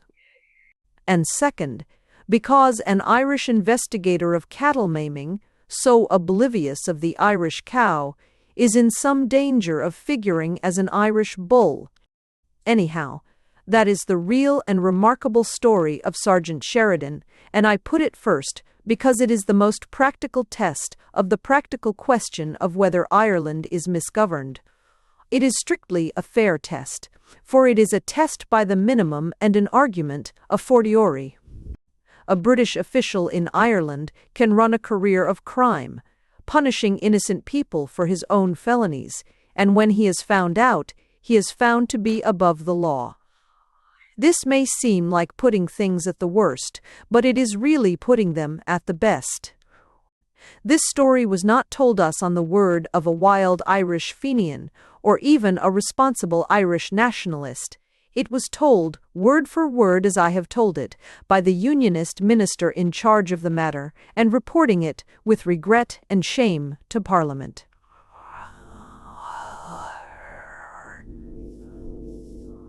He was not one of the worst Irish secretaries who might be responsible for the worst regime. On the contrary, he was by far the best.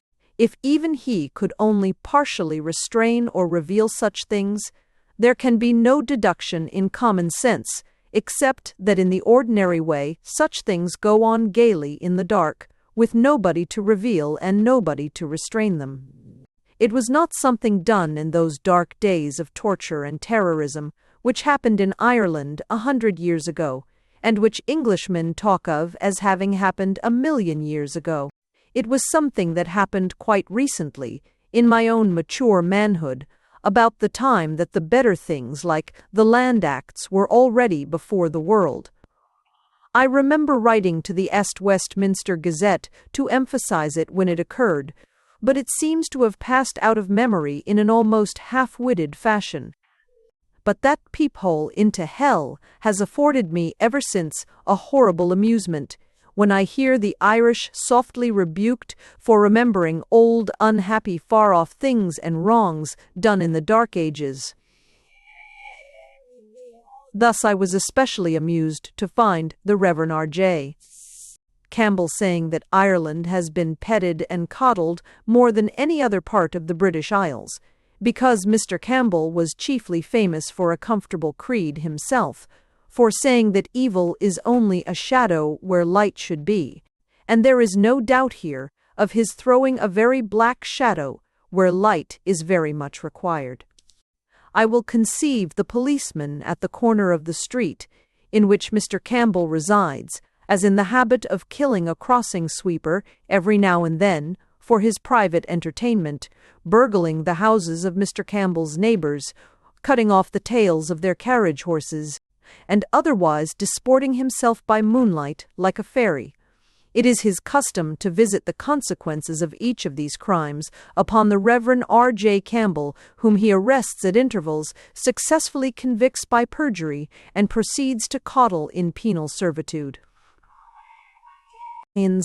But I have another reason for mentioning Mr. Campbell, a gentleman whom I heartily respect in many other aspects, and the reason is connected with his name, as it occurs in another connection on another page.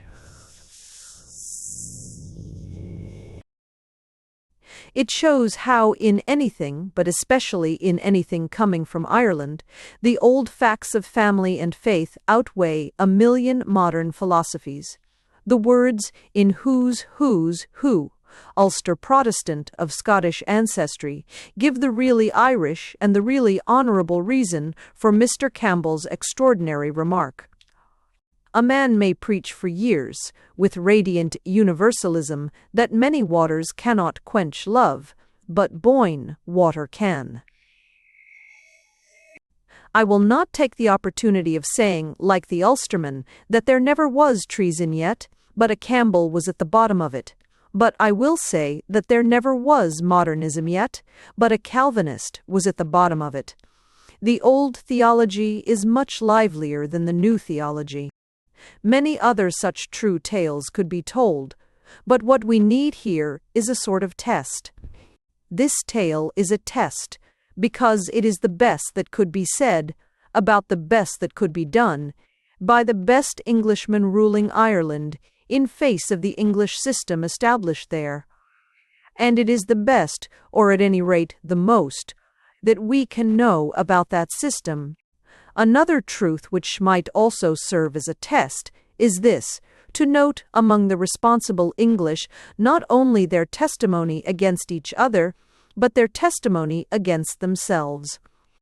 I mean the consideration of how very rapidly we realize that our own conduct in Ireland has been infamous, not in the remote past, but in the very recent past. I have lived just long enough to see the wheel come full circle inside one generation. When I was a schoolboy, the sort of Kensington middle class to which I belong was nearly solidly resisting not only the first Home Rule Bill, but any suggestion that the Land League had a leg to stand on, or that the landlords need do anything but get their rents or kick out their tenants. The whole Unionist press, which was 3/4 of the press, simply supported Clan Ricard and charged anyone who did not do so with supporting the Clan na Gael. Mr. Balfour was simply admired for enforcing the system, which it is his real apologia to have tried to end, or at least to have allowed Wyndham to end. I am not yet far gone in senile decay, but already I have lived to hear my countrymen talk about their own blind policy in the time of the Land League, exactly as they talked before of their blind policy in the time of the Limerick Treaty. The shadow on our past shifts forward as we advance into the future, and always seems to end just behind us.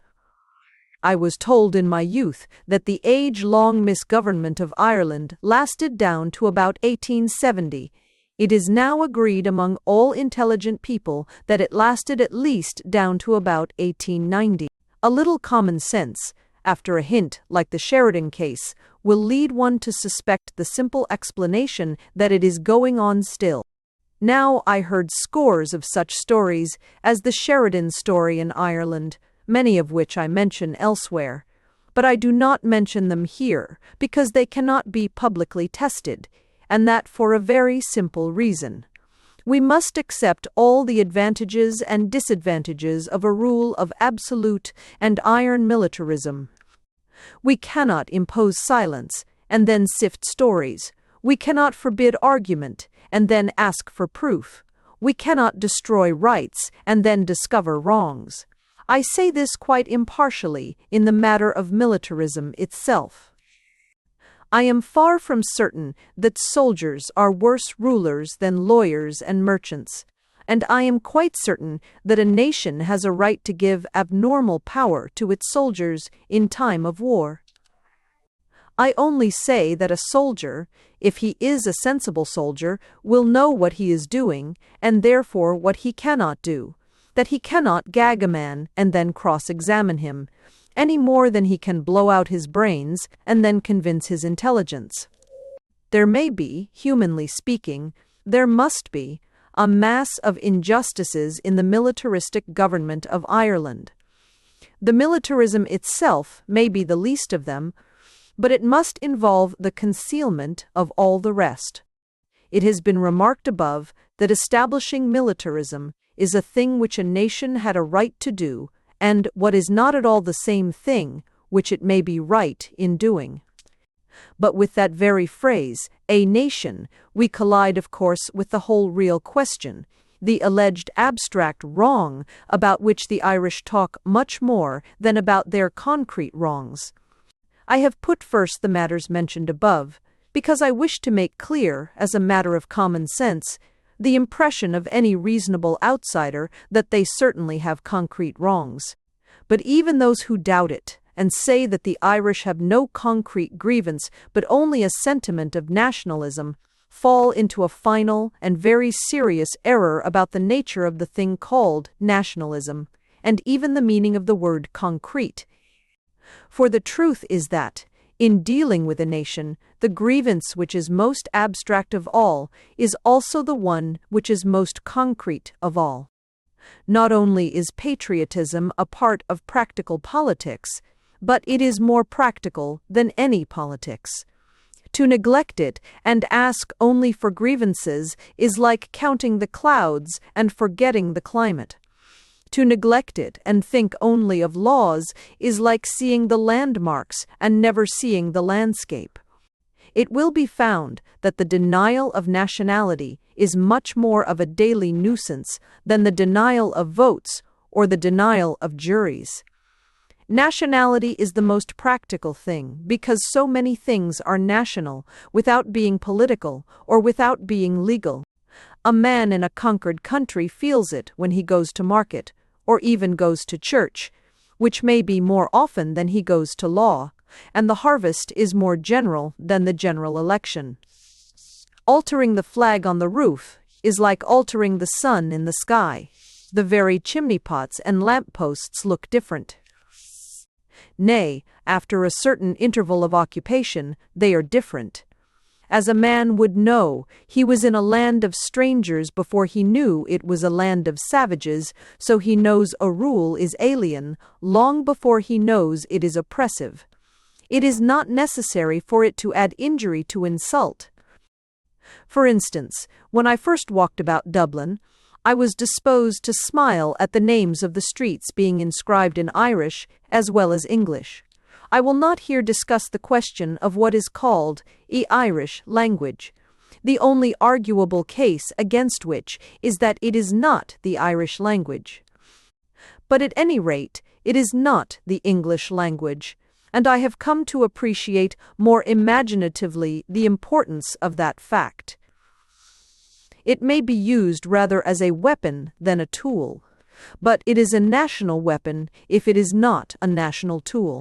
I see the significance of having something which the eye commonly encounters, as it does a chimney pot or a lamp post, but which is like a chimney reared above an Irish hearth, or a lamp to light an Irish road. I see the point of having a solid object in the street, to remind an Irishman that he is in Ireland, as a red pillar box reminds an Englishman that he is in England. But there must be 1,000 things as practical as pillar boxes, which remind an Irishman that, if he is in his country, it is not yet a free country. Everything connected with the principal seat of government reminds him of it perpetually. It may not be easy for an Englishman to imagine how many of such daily details there are, but there is, after all, one very simple effort of the fancy which would fix the fact for him forever.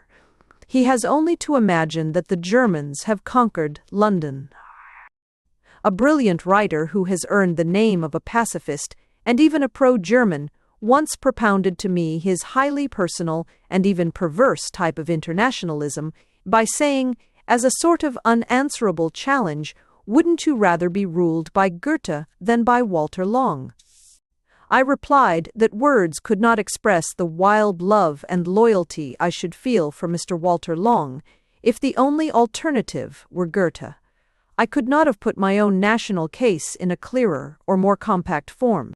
I might occasionally feel inclined to kill Mr. Long, but under the approaching shadow of Goethe, I should feel more inclined to kill myself. That is the deathly element in denationalization, that it poisons life itself, the most real of all realities. But perhaps the best way of putting the point conversationally is to say that Goethe would certainly put up a monument to Shakespeare. I would sooner die than walk past it every day of my life. And in the other case of the street inscriptions, it is well to remember that these things, which we also walk past every day, are exactly the sort of things that always have, in a nameless fashion, the national note. If the Germans conquered London, they would not need to massacre me, or even enslave me in order to annoy me. It would be quite enough that their notices were in a German style, if not in a German language. Suppose I looked up in an English railway carriage and saw these words written in English exactly as I have seen them in a German railway carriage written in German. The outleaning of the body from the window of the carriage is because of the therewith bound up life's danger strictly prohibited. It would certainly be impossible to complain that it is curt. I should not be annoyed by its brutality and brevity, but on the contrary, by its elaborateness and even its laxity. But if it does not exactly shine in lucidity, it gives a reason, which after all is a very reasonable thing to do.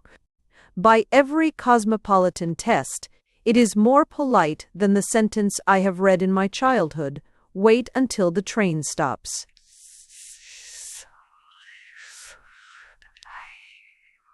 The nearest I can get to defining my sentiment is to say that I can sympathize with the Englishman who wrote the English notice. Having a rude thing to write, he wrote it as quickly as he could, and went home to his tea, or preferably to his beer. But in the Moderator, but what is too much for me, an overpowering vision, is the thought of that German calmly sitting down to compose that sentence like a sort of essay. It is the thought of him serenely waving away the one important word till the very end of the sentence, like the Day of Judgment. It is perhaps the mere thought that he did not break down in the middle of it, but endured to the end, or that he could afterwards calmly review it, and see that sentence go marching by, like the whole German army. In short, I do not object to it because it is dictatorial or despotic or bureaucratic or anything of the kind, but simply because it is German. Because it is German, I do not object to it in Germany. Because it is German, I should violently revolt against it in England.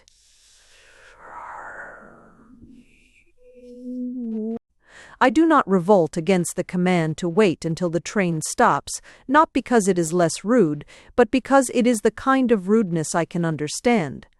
The official may be treating me casually, but at least he is not treating himself seriously. And so, in return, I can treat him and his notice not seriously, but casually. I can neglect to wait until the train stops and fall down on the platform, as I did on the platform of Wolverhampton, to the permanent damage of that fine structure. I can, by a stroke of satiric genius, truly national and traditional, the dexterous elimination of a single letter, alter the maxim to wait until the rain stops. It is a jest as profoundly English as the weather to which it refers. Nobody would be tempted to take such a liberty with the German sentence, not only because he would be instantly imprisoned in a fortress, but because he would not know at which end to begin. Now, this is the truth which is expressed, though perhaps very imperfectly, in things like the Gaelic lettering on streets in Dublin. It will be wholesome for us, who are English, to realize that there is almost certainly an English way of putting things, even the most harmless things, which appears to an Irishman quite as ungainly, unnatural, and ludicrous as that German sentence appears to me. As the famous Frenchman did not know when he was talking prose, the official Englishman does not know when he is talking English. He unconsciously assumes that he is talking Esperanto. Imperialism is not an insanity of patriotism, it is merely an illusion of cosmopolitanism. For the national note of the Irish language is not peculiar to what used to be called the Erse language. The whole nation used the tongue common to both nations, with a difference far beyond a dialect. It is not a difference of accent, but a difference of style, which is generally a difference of soul. The emphasis, the elision, the shortcuts and sharp endings of speech show a variety which may be almost unnoticeable but is nonetheless untranslatable. It may be only a little more weight on a word, or an inversion allowable in English, but abounding in Irish, but we can no more copy it than copy the compactness of the French on, or the Latin ablative absolute. The commonest case of what I mean, for instance, is the locution that lingers in my mind with an agreeable phrase from one of Mr. Yeats's stories, whom I shall yet see upon the hob of hell, and them screeching. It is an idiom that gives the effect of a pointed postscript, a parting kick or sting in the tail of the sentence, which is unfathomably national. It is noteworthy and even curious that quite a crowd of Irishmen, who quoted to me with just admiration the noble ending of Si Kathleen na Houlihan, where the newcomer is asked if he has seen the old woman who is the tragic type of Ireland going out, quoted his answer in that form, "I did not. But I saw a young woman, and she walking like a queen." I say it is curious because I have since been told that in the actual book, which I cannot lay my hand on at the moment, a more classic English idiom is used. It would generally be most unwise to alter the diction of such a master of style as Mr. Yeats, though indeed it is possible that he altered it himself, as he has sometimes done, and not always, I think, for the better. But whether this form came from himself or from his countrymen, it was very redolent of his country. And there was something inspiring in thus seeing, as it were, before one's eyes, literature becoming legend. But 100 other examples could be given, even from my own short experience of such fine turns of language, nor are the finest necessarily to be found in literature. It is perfectly true, though prigs may overwork and snobs underrate the truth, that in a country like this the peasants can talk like poets. When I was on the wild coast of Donegal, an old unhappy woman who had starved through the famines and the evictions was telling a lady the tales of those times, and she mentioned quite naturally one that might have come straight out of times so mystical that we should call them mythical. That some travelers had met a poor wandering woman with a baby in those great grey rocky wastes, and asked her who she was, and she answered, "I am the Mother of God, and this is Himself, and He is the boy you will all be wanting at the last." There is more in that story than can be put into any book, even on a matter in which its meaning plays so deep a part, and it seems almost profane to analyze it, however sympathetically. But if anyone wishes to know what I mean by the untranslatable truth, which makes a language national, it will be worthwhile to look at the mere diction of that speech, and note how its whole effect turns on certain phrases and customs which happen to be peculiar to the nation. It is well known that in Ireland the husband or head of the house is always called himself, nor is it peculiar to the peasantry, but adopted, if partly in jest, by the gentry. A distinguished Dublin publicist, a landlord and leader among the more national aristocracy, always called me himself's when he was talking to my wife. It will be noted how a sort of shadow of that common meaning mingles with the more shining significance of its position in a sentence where it is also strictly logical, in the sense of theological. All literary style. That is why style is untranslatable, because it is possible to render the meaning, but not the double meaning. There is even a faint differentiation in the half-humorous possibilities of the word boy, another wholly national nuance. Say instead, and he is the child, and it is something perhaps stiffer and certainly quite different. Take away, this is himself, and simply substitute, this is he, and it is a piece of pedantry. 10,000 miles from the original. But above all, it has lost its note of something national, because it has lost its note of something domestic. The Irish Catholics, like other Christians, admit a mystery in the Holy Trinity, but they may almost be said to admit an experience in the Holy Family. Their historical experience, alas, has made it seem to them not unnatural that the Holy Family should be a homeless family. They also have found that there was no room for them at the inn, or anywhere but in the jail. They also have dragged their newborn babes out of their cradles and trailed in despair along the road to Egypt, or at least along the road to exile. They also have heard, in the dark and the distance behind them, the noise of the horsemen of Herod.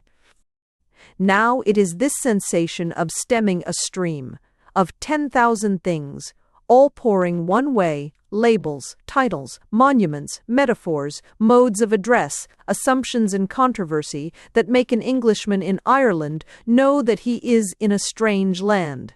Nor is he merely bewildered as among a medley of strange things.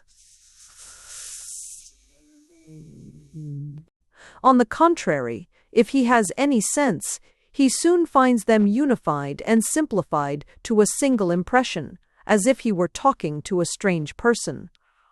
He cannot define it, because nobody can define a person, and nobody can define a nation. He can only see it, smell it, hear it, handle it, bump into it, fall over it, kill it, be killed for it, or be damned for doing it wrong. He must be content with these mere hints of its existence, but he cannot define it, because it is like a person, and no book of logic will undertake to define Aunt Jane or Uncle William. We can only say, with more or less mournful conviction, that if Aunt Jane is not a person, there is no such thing as a person. And I say with equal conviction that if Ireland is not a nation, there is no such thing as a nation. France is not a nation. England is not a nation. There is no such thing as patriotism on this planet. Any Englishman of any party with any proposal may well clear his mind of cant about that preliminary question. If we free Ireland, we must free it to be a nation. If we go on repressing Ireland, we are repressing a nation. If we are right to repress Ireland, we are right to repress a nation. After that, we may consider what can be done, according to our opinions about the respect due to patriotism, the reality of cosmopolitan and imperial alternatives, and so on. I will debate with the man who does not want mankind divided into nations at all. I can imagine a case for the man who wants specially to restrain one particular nation, as I would restrain anti-national Prussia.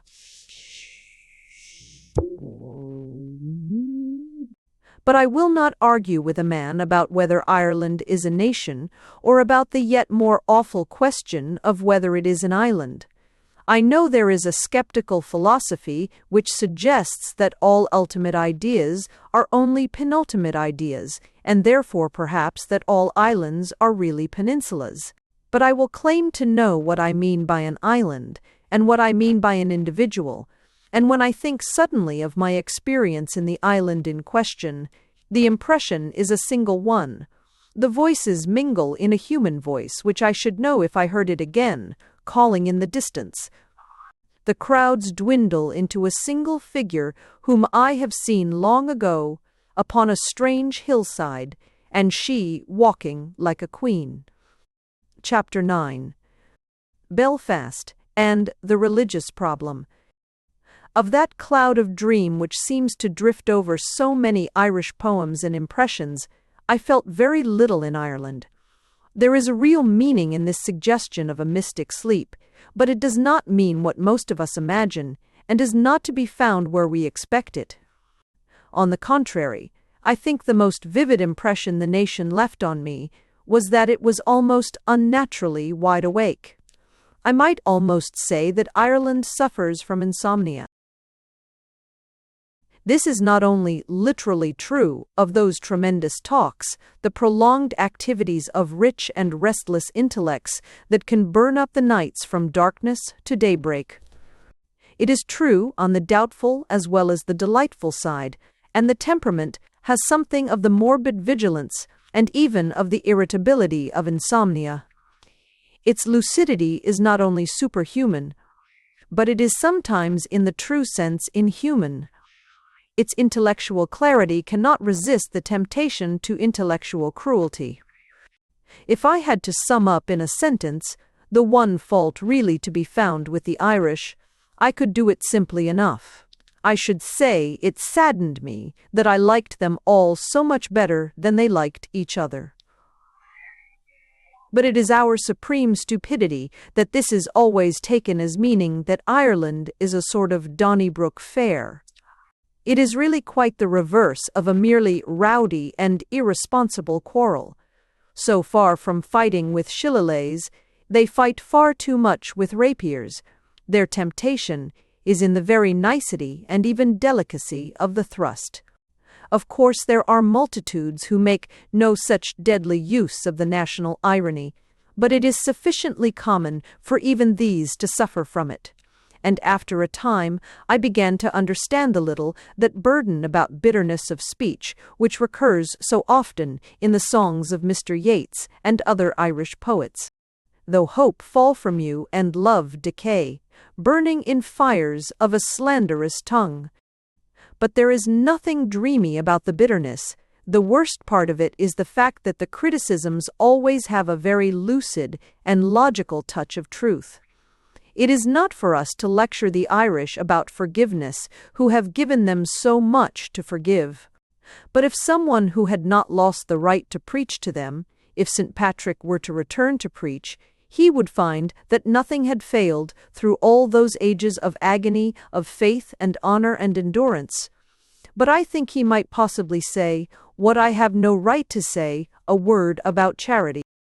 There is indeed one decisive sense in which the Irish are very poetical, in that of giving a special and serious social recognition to poetry. Quotation becomes recitation. But it is much too rhythmic to resemble our own theatrical recitations. This is one of my own strongest and most sympathetic memories. and one of my most definable reasons for having felt extraordinarily happy in Dublin. It was a paradise of poets, in which a man who may feel inclined to mention a book or two of Paradise Lost, or illustrate his meaning with the complete ballad of the ancient Marina, feels he will be better understood than elsewhere. But the more this very national quality is noted, the less it will be mistaken for anything merely irresponsible, or even merely emotional. The shortest way of stating the truth is to say that poetry plays the part of music. It is in every sense of the phrase a social function. A poetical evening is as natural as a musical evening, and being as natural it becomes what is called artificial, as in some circles, "Do you play?" is rather, "Don't you play?" Is Irish circles would be surprised because a man did not recite rather than because he did. A hostile critic, especially an Irish critic, might possibly say that the Irish are poetical because they are not sufficiently musical. I can imagine Mr. Bernard Shaw saying something of the sort. But it might well be retorted that they are not merely musical because they will not consent to be merely emotional. It is far truer to say that they give a reasonable place to poetry than that they permit any particular poetic interference with reason. But I, whose virtues are the definitions of the analytical mind, says Mr. Yeats, and anyone who has been in the atmosphere will know what he means. In so far as such things stray from reason, they tend rather to ritual than to riot. Poetry is in Ireland what humor is in America. It is an institution. The Englishman, who is always for good and evil, the amateur, takes both in a more occasional and even accidental fashion. It must always be remembered here that the ancient Irish civilization had a high order of poetry, which was not merely mystical, but rather mathematical. Like Celtic ornament, ectic verse tended too much to geometrical patterns. If this was irrational, it was not by excess of emotion. It might rather be described as irrational by excess of reason. The antique hierarchy of minstrels, each grade with its own complicated meter, suggests that there was something Chinese about a thing so inhumanly civilized. Yet all this vanished etiquette is somehow in the air in Ireland, and men and women move to it, as to the steps of a lost dance. Thus, whether we consider the sense in which the Irish are really quarrelsome, or the sense in which they are really poetical, we find that both lead us back to a condition of clarity which seems the very reverse of a mere dream. In both cases, Ireland is critical, and even self-critical. The bitterness I have ventured to lament is not Irish bitterness against the English, that I should assume as not only inevitable, but substantially justifiable. It is Irish bitterness against the Irish, the remarks of one honest nationalist about another. Similarly, while they are fond of poetry, they are not always fond of poets, and there is plenty of satire in their conversation on the subject. I have said that half the talk may consist of poetry. I might almost say that the other half may consist of parody. All these things amount to an excess of vigilance and realism. The mass of the people watch and pray, but even those who never pray never cease to watch. If they idealize sleep, it is as the sleepless do. It might almost be said that they can only dream of dreaming. If a dream haunts them, it is rather as something that escapes them, and indeed some of their finest poetry is rather about seeking fairyland than about finding it. There was one spot where I seemed to see the dream itself in possession, as one might see from afar a cloud resting on a single hill. There a dream, at once a desire and a delusion, brooded above a whole city. The description could be justified, even literally and in detail. A man told me in northeast Ulster that he had heard a mother warning her children away from some pond or similar place of danger by saying, "Don't you go there, there are wee popes there." A country where that could be said is like Elfland as compared to England. If not exactly a land of fairies, it is at least a land of goblins. That is the difference between this manufacturing district and an English manufacturing district, like that of Manchester. There are numbers of sturdy nonconformists in Manchester, and doubtless they direct some of their educational warnings against the system represented by the Archbishop of Canterbury. But nobody in Manchester, however nonconformist, tells even a child that a puddle is a sort of breeding place for archbishops of Canterbury, little goblins in gaiters and aprons. It may be said that it is a very stagnant pool that breeds that sort of efts. But whatever view we take of it, it remains true, to begin with, that the paradox could be proved merely from superficial things like superstitions.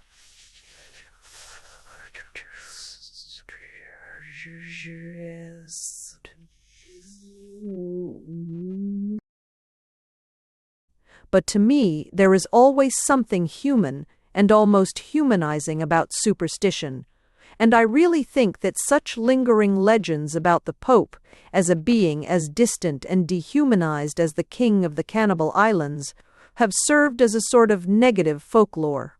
And the same may be said, insofar as it is true, that the commercial province has retained a theology as well as a mythology.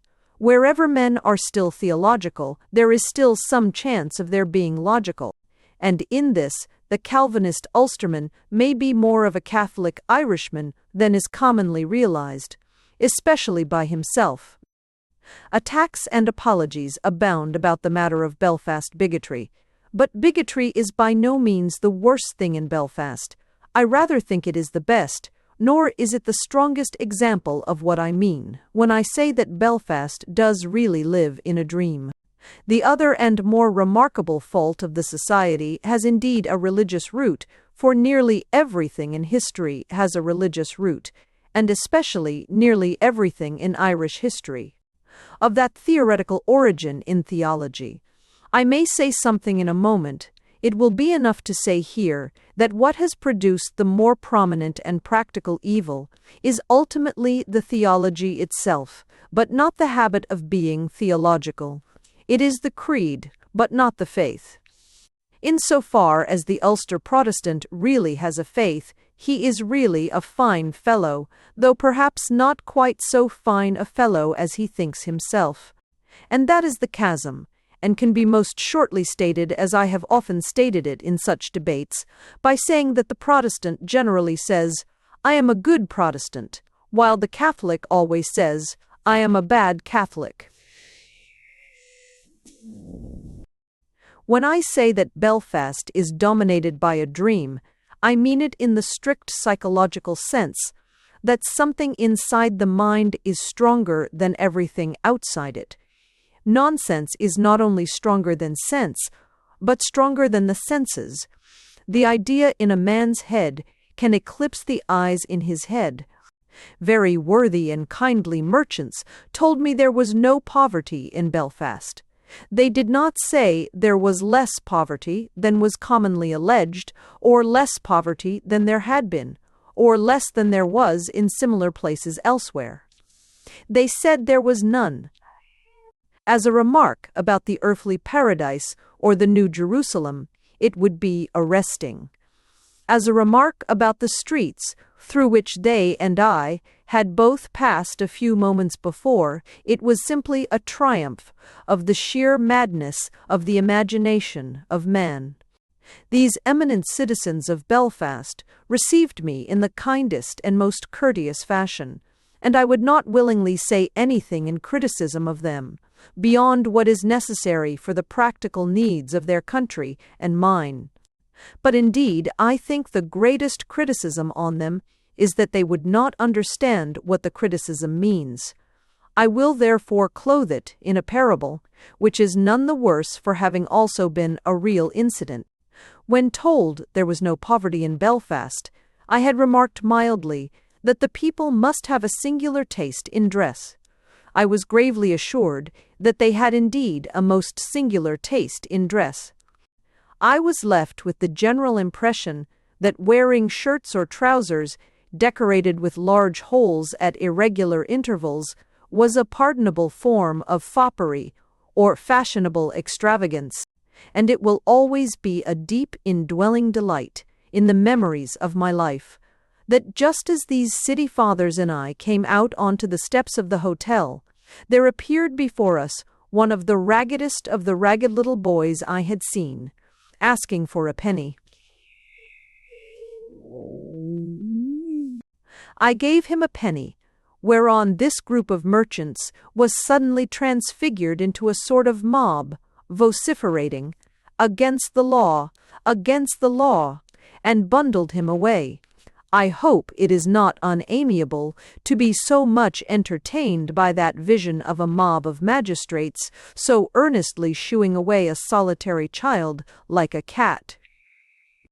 Anyhow, they knew not what they did, and, what is worse, knew not that they knew not. And they would not understand if I told them what legend might have been made about that child in the Christian ages of the world. The point is here that the evil in the delusion does not consist in bigotry, but in vanity. It is not that such a Belfast man thinks he is right, for any honest man has a right to think he is right. It is that he does think he is good, not to say great, and no honest man can reach that comfortable conviction without a course of intellectual dishonesty. What cuts this spirit off from Christian common sense is the fact that the delusion, like most insane delusions, is merely egotistical. It is simply the pleasure of thinking extravagantly well of oneself, and unlimited indulgence in that pleasure is far more weakening than any indulgence in drink or dissipation. But so completely does it construct an unreal cosmos round the ego, that the criticism of the world cannot be felt even for worldly purposes. I could give many examples of this element in Belfast, as compared even with Birmingham or Manchester. The Lord Mayor of Manchester may not happen to know much about pictures, but he knows men who know about them. But the Belfast authorities will exhibit a maniacally bad picture as a masterpiece, merely because it glorifies Belfast. No man dare put up such a picture in Manchester within a stone's throw of Mr. Charles Rowley. I care comparatively little about the case of aesthetics, but the case is even clearer in ethics.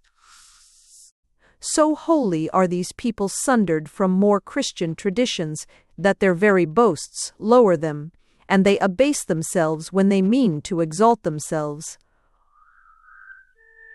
It never occurs to them that their strange inside standards do not always impress outsiders.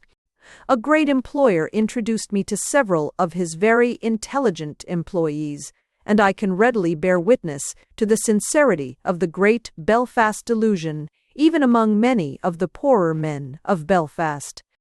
But the sincere efforts of them and their master to convince me that a union with the Catholic majority under Home Rule was intolerable to them, all went to one tune, which recurred with a kind of chorus, "We won't have the likes of them making laws for the likes of us." It never seemed to cross their minds that this is not a high example of any human morality, that judged by pagan verecundia or Christian humility or modern democratic brotherhood, it is simply the remark of a snob.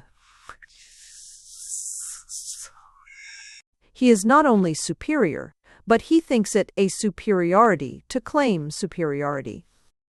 It is here that we cannot avoid theology, because we cannot avoid theory. For the point is that even in theory, the one religious atmosphere now differs from the other. That the difference had historically a religious root is really unquestionable, but anyhow, it is very deeply rooted. The essence of Calvinism was certainty about salvation. The essence of Catholicism is uncertainty about salvation. The modern and materialized form of that certainty is superiority, the belief of a man in a fixed moral aristocracy of men like himself. But the truth concerned here is that, by this time at any rate, the superiority has become a doctrine as well as an indulgence. I doubt if this extreme school of Protestants believe in Christian humility even as an ideal. I doubt whether the more honest of them would even profess to believe in it. This can be clearly seen by comparing it with other Christian virtues, of which this decayed Calvinism offers at least a version, even to those who think it a perversion. Puritanism is a version of purity, if we think it a parody of purity. Philanthropy is a version of charity, if we think it a parody of charity. But in all this commercial Protestantism, there is no version of humility. There is not even a parody of humility. Humility is not an ideal. Humility is not even a hypocrisy. There is no institution, no commandment, no common form of words, no popular pattern or traditional tale, to tell anybody in any fashion that there is any such thing as a peril of spiritual pride. In short, there is here a school of thought and sentiment that does definitely regard self-satisfaction as a strength, as against the strong Christian tradition in the rest of the country that does as definitely regard it as a weakness. That is the real moral issue in the modern struggle in Ireland, nor is it confined to Ireland. England has been deeply infected with this pharisaical weakness, but, as I have said, England takes things vaguely, where Ireland takes them vividly. The men of Belfast offer that city as something supreme, unique, and unrivaled, and they are very nearly right. There is nothing exactly like it in the industrialism of this country, but for all that, the fight against its religion of arrogance has been fought out elsewhere and on a larger field. There is another center and citadel from which this theory of strength in a self-hypnotized superiority has despised Christendom. There has been a rival city to Belfast, and its name was Berlin. Historians of all religions and no religion may yet come to regard it as an historical fact, I fancy, that the Protestant Reformation of the 16th century, at least in the form it actually took, was a barbaric breakdown, like that Prussianism which was the ultimate product of that Protestantism. But however this may be, historians will always be interested to note that it produced certain curious and characteristic things which are worth studying whether we like or dislike them. And one of its features, I fancy, has been this, that it has had the power of producing certain institutions which progressed very rapidly to great wealth and power, which the world regarded at a certain moment as invincible, and which the world at the next moment suddenly discovered to be intolerable. It was so with the whole of that Calvinist theology, of which Belfast is now left as the lonely missionary. It was so, even in our own time, with the whole of that industrial capitalism of which Belfast is now the besieged and almost deserted outpost. And it was so with Berlin as it was with Belfast, and a subtle Prussian might almost complain of a kind of treachery in the abruptness with which the world woke up and found it wanting, in the suddenness of the reaction that struck it impotent, so soon after it had been counted on omnipotent. These things seem to hold all the future, and in one flash they are things of the past. Belfast is an antiquated novelty. Such a thing is still being excused for seeming parvenu when it is discovered to be passé. For instance, it is only by coming in touch with some of the controversies surrounding the convention, that an Englishman could realize how much the mentality of the Belfast leader is not so much that of a remote 17th century Whig as that of a recent 19th century radical. His conventionality seemed to be that of a Victorian rather than a Williamite, and to be less limited by the Orange Brotherhood than by the Cobden Club. This is a fact most successfully painted and pasted over by the big brushes of our own party system, which has the art of hiding so many glaring facts. This Unionist party in Ireland is very largely concerned to resist the main reform advocated by the Unionist party in England. A political humorist who understood the Cobden tradition of Belfast and the Chamberlain tradition of Birmingham could have a huge amount of fun appealing from one to the other, congratulating Belfast on the bold protectionist doctrines prevalent in Ireland, adjuring Mr. Bonar Law and the tariff reformers never to forget the fight made by Belfast for the sacred principles of free trade. But the fact that the Belfast School is merely the Manchester School is only one aspect of this general truth about the abrupt collapse into antiquity, a sudden superannuation. The whole march of that Manchester industrialism is not only halted, but turned. The whole position is outflanked by new forces coming from new directions. The wealth of the peasantries blocks the road in front of it. The general strike has risen menacing its rear. That strange cloud of self-protecting vanity may still permit Belfast to believe in Belfast, but Britain does not really believe in Belfast. Philosophical forces far wider and deeper than politics have undermined the conception of progressive Protestantism in Ireland. I should say myself that mere English ascendancy in that island became intellectually impossible on the day when Shaftesbury introduced the first Factory Act, and on the day when Newman published the first pages of the Apologia. Neither were connected with the subject or with each other. The one hated the Pope and the other the Liberator. But industrialism was never again self-evidently superior after the first event, or Protestantism self-evidently superior after the second. And it needed a towering and self-evident superiority to excuse the English rule in Ireland. It is only on the ground of unquestionably doing good that men can do so much evil as that. Some Orangemen before the war indulged in a fine rhetorical comparison between William of Prussia and William of Orange, and openly suggested that the new Protestant deliverer from the north would come from North Germany.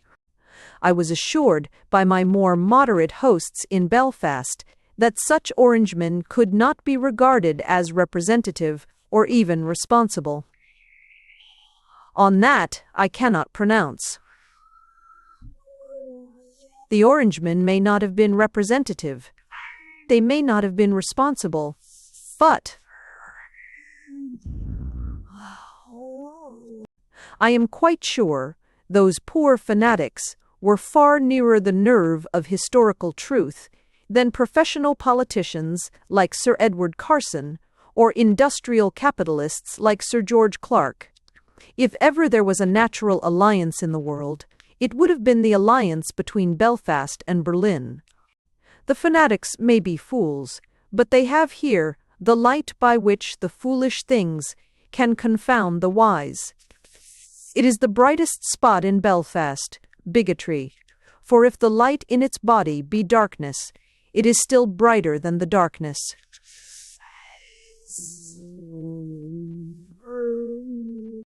By the vision that goes everywhere with the virility and greatness of religion, these men had indeed pierced to the Protestant secret and the meaning of 400 years. Their Protestantism is Prussianism, not as a term of abuse, but as a term of abstract and impartial ethical science. Belfast and Berlin are on the same side in the deepest of all the spiritual issues involved in the war. And that is the simple issue of whether pride is a sin and therefore a weakness. Modern mentality, or great masses of it, has seriously advanced the view that it is a weakness to disarm criticism by self-criticism, and a strength to disdain criticism through self-confidence. That is the thesis for which Berlin gave battle to the older civilization in Europe, and that for which Belfast gave battle to the older civilization in Ireland. It may be, as I suggested, that such Protestant pride is the old Calvinism, with its fixed election of the few. It may be that the Protestantism is merely paganism, with its brutish gods and giants lingering in corners of the more savage north. It may be that the Calvinism was itself a recurrence of the paganism. But in any case, I am sure that this superiority which can master men like a nightmare can also vanish like a nightmare. And I strongly suspect that in this matter also, as in the matter of property as viewed by a peasantry, the older civilization will prove to be the real civilization, and that a healthier society will return to regarding pride as a pestilence, as the socialists have already returned to regarding avarice as a pestilence. The old tradition of Christendom was that the highest form of faith was a doubt. It was the doubt of a man about his soul. It was admirably expressed to me by Mr. Yeats, who is no champion of Catholic orthodoxy, in stating his preference for medieval Catholicism as compared with modern humanitarianism. Men were thinking then about their own sins, and now they are always thinking about other people's. And even by the Protestant test of progress, pride is seen to be arrested by a premature paralysis. Progress is superiority to oneself, and it is stopped dead by superiority to others. The case is even clearer by the test of poetry, which is much more solid and permanent than progress. The Superman may have been a sort of poem, but he could never be any sort of poet. The more we attempt to analyze that strange element of wonder, which is the soul of all the arts, the more we shall see that it must depend on some subordination of the self to a glory existing beyond it, and even in spite of it. Man always feels as a creature when he acts as a creator. When he carves a cathedral, it is to make a monster that can swallow him. But the Nietzschean nightmare of swallowing the world is only a sort of yawning. When the evolutionary anarch has broken all links and laws, and is at last free to speak, he finds he has nothing to say. So German songs under the imperial eagle fell silent like songbirds under a hawk. And it is but rarely, and here and there, that a Belfast merchant liberates his soul in a lyric. He has to get Mr. Kipling to write a Belfast poem, in a style technically attuned to the Belfast pictures. There is the true Tara of the silent harp, and the throne and habitation of the dream, and it is there that the Celtic pessimists should weep in silence for the end of song.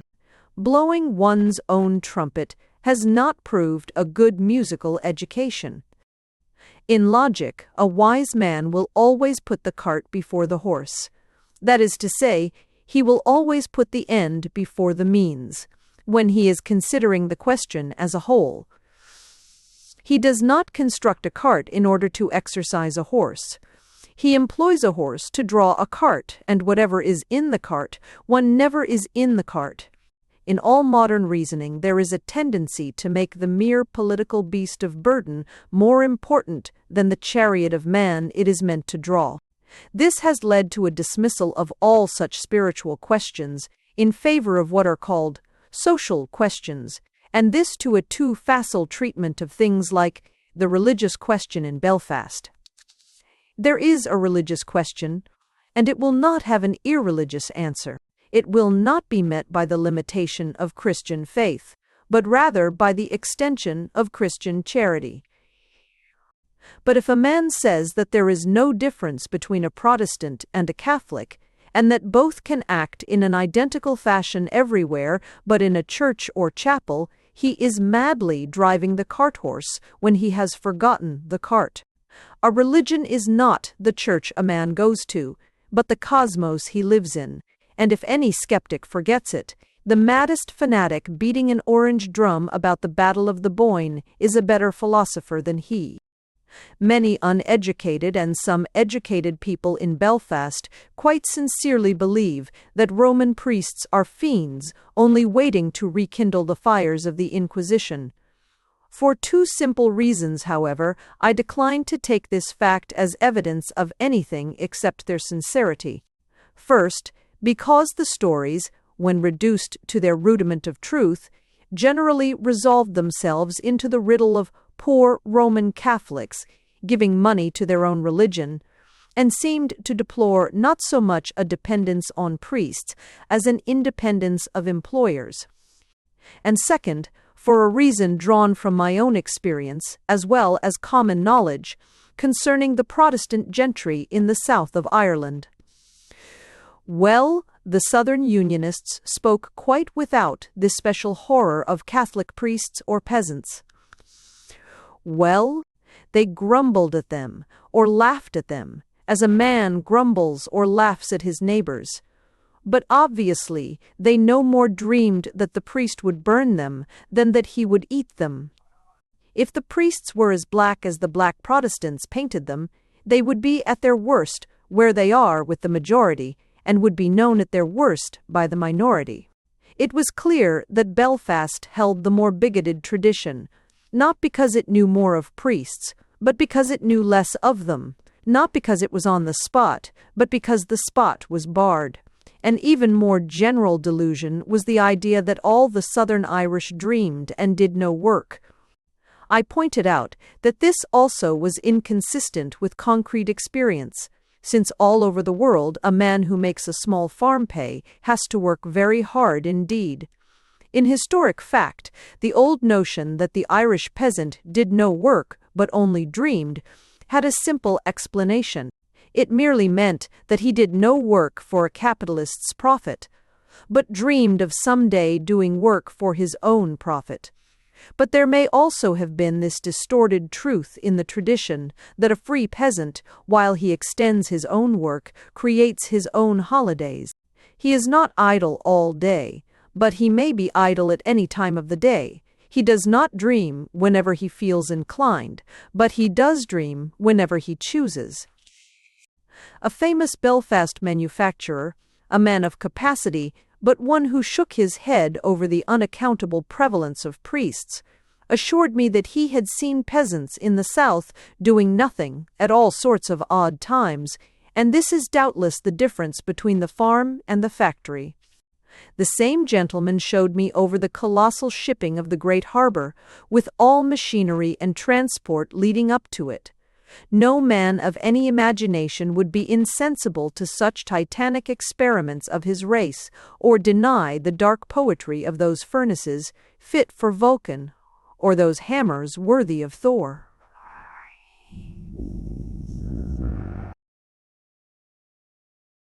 But as I stood on the dock, I said to my guide, "Have you ever asked what all this is for?" He was an intelligent man, an exile from metaphysical Scotland, and he knew what I meant. "I don't know," he said. "Perhaps we are only insects building a coral reef." "Perhaps," I said, "that is what the peasant dreams about, and why he listens to the priest." For there seems to be a fashionable fallacy, to the effect that religious equality is something to be done, and done with, that we may go on to the real matter of political equality. In philosophy, it is the flat contrary that is true. Political equality is something to be done and done with, that we may go on to the much more real matter of religion. At the Abbey Theatre, I saw a forcible play by Mr. St. John Irvine, called The Mixed Marriages, which I should remember if it were only for the beautiful acting of Miss Mare O'Neill. But the play moved me very much as a play, yet I felt that the presence of this fallacy falsified it in some measure. The dramatists seemed to resent a schism merely because it interfered with a strike. But the only object of striking is liberty, and the only object of liberty is life, a thing wholly spiritual. It is economic liberty that should be dismissed, as these people dismiss theology. We only get it to forget it. It is right that men should have houses, right that they should have land, right that they should have laws to protect the land. The house is only a stage set up by stage carpenters for the acting of what Mr. J.B. Yeats has called the drama of the home. What a man thinks about these things is his life, and to substitute for them a bustle of electioneering and legislation is to wander about among screens and pulleys on the wrong side of pasteboard scenery, and never to act the play. And that play is always a miracle play, and the name of its hero is Everyman. When I came back from the desolate splendor of the Donegal sea and shore, and saw again the square garden and the statue outside the Dublin Hotel, I did not know I was returning to something that might well be called more desolate, for it was when I entered the hotel that I first found that it was full of the awful tragedy of the Leinster. I had often seen death in a home, but never death decimating a vast hostelry, and there was something strangely shocking about the empty seats of men and women with whom I had talked so idly a few days before. It was almost as if there was more tragedy in the cutting short of such trivial talk than in the sundering of lifelong ties. But there was all the dignity as well as the tragedy of man, and I was glad, before I left Ireland, to have seen the nobler side of the Anglo-Irish garrison, and to have known men of my own blood, however mistaken, so enduring the end of things. With the bad news from the sea came better news from the war. The Teutonic hordes were yielding everywhere, at the signal of the last advance, and with all the emotions of an exile, however temporary, I knew that my own land was secure. Somehow, the bad and good news together turned my mind more and more towards England, and all the inner humor and insular geniality which even the Irish may some day be allowed to understand. As I went homewards on the next boat that started from the Irish port, and the Wicklow hills receded in a rainy and broken sunlight, it was with all the simplest of those ancient appetites with which a man should come back to his own country. Only there clung to me, not to be denied, one sentiment about Ireland, one sentiment that I could not transfer to England, which called me, like an elf-land of so many happy figures, from Puck to Pickwick. As I looked at those rainy hills, I knew at least that I was looking, perhaps for the last time, on something rooted in the Christian faith.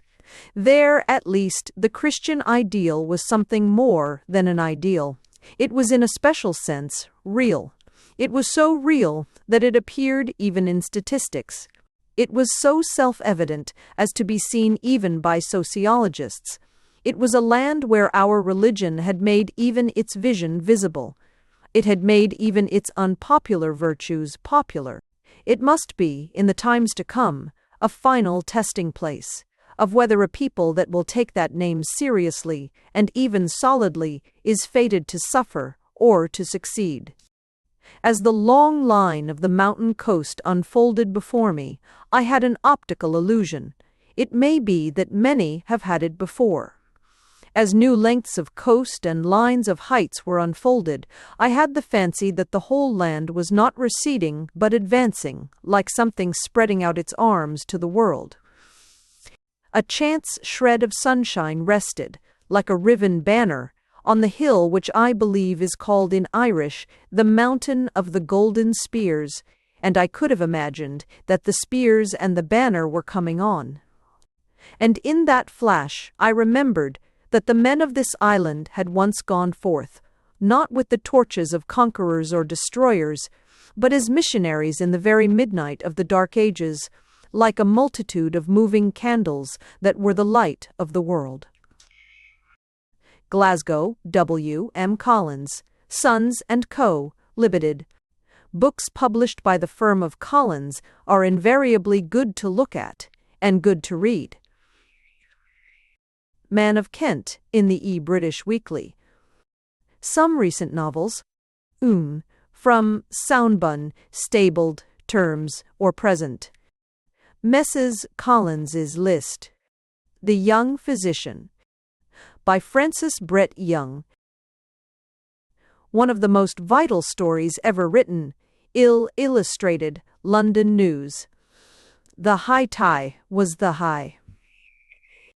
Being written by his supple yet precise and sensitive pen, In the Young Physician is naturally lifted far above the average story in expression. Umbird, Hum, and Morning Post. Giving its author's best and placing him high indeed on the aesthetic plateau. Peteration Tarto. Extra Crown 8 sevens. Net, I.C. Second Impression. Read also by the same authoring. Marching on Tonga. A. New edition with 6 colored plates. In Zach's. It is hard to recall a book about the war at once so imaginative and so real, or on W. On W.A.W.A. I small 42, tens, 6D, net. Poems, 1916-1908. Handsomely printed on fine paper. Large Crown 8 vo. 5s, net. Captain's Swing, a play. By Francis Brett Young and W. Edward Sterling. Large Crown 8 vu. 2s, net. N.D. Cousin Philip. Mrs. Humphrey Ward. Author of The War and Elizabeth Missing, etc.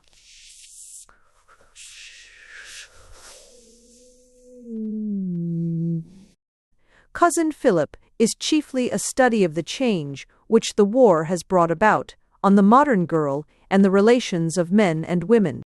Helena, an orphan girl of great beauty and some wealth, has consented, to please her dying mother, to spend 2 years, from her 19th to her 21st birthday, under the care of her guardian, Lord Buntingford, rather than go at once, as she herself wishes, to a university, in preparation for an independent life.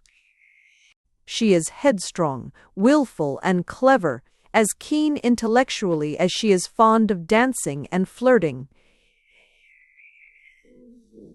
Mrs. Humphrey Ward shows all her well-known skill in the handling of the subsequent situation, that skill which has made her books models of the novel writer's art. Lord Buntingford's modern yet chivalrous character, with his poetic personality, make him a charming figure. The denouement is unexpected. Extra Crown 8 sevens, net, s. Recently published by the same author. A Writer's Recollections, 8 vo. 12s, 6 cd, net. Third Impressions. The Young Physician, Francis Brett Young. Author of Marching on Tonga, etc.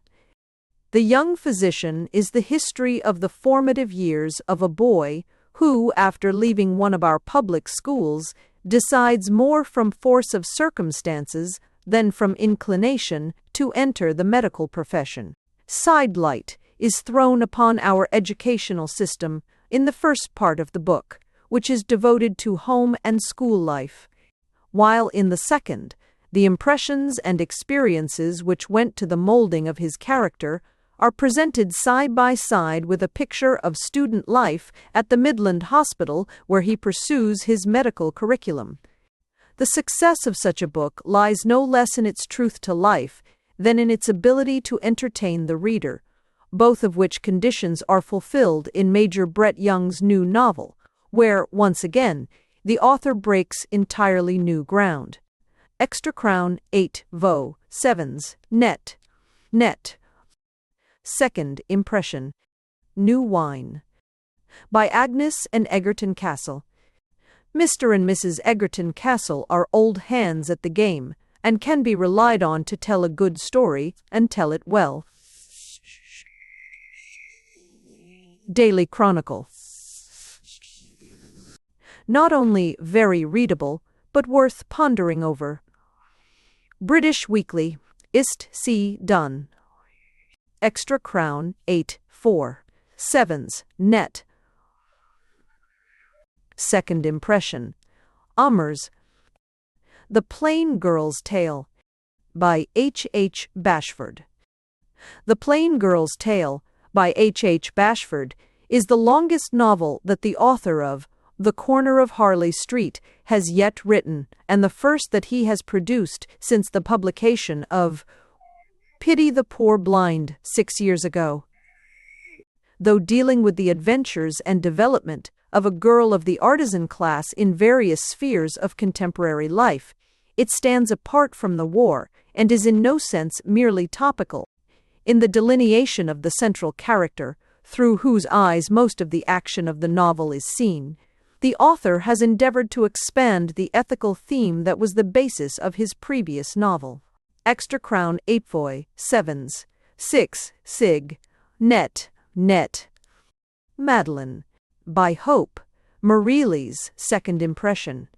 Marked by very considerable distinction. Westminster Gazette. Grisette.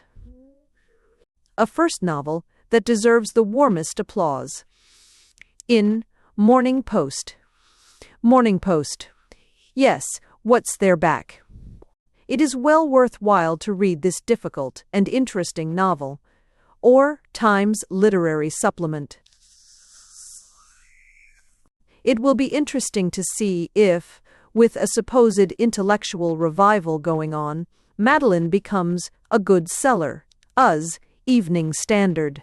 Evening Standard, a remarkable piece of erudition.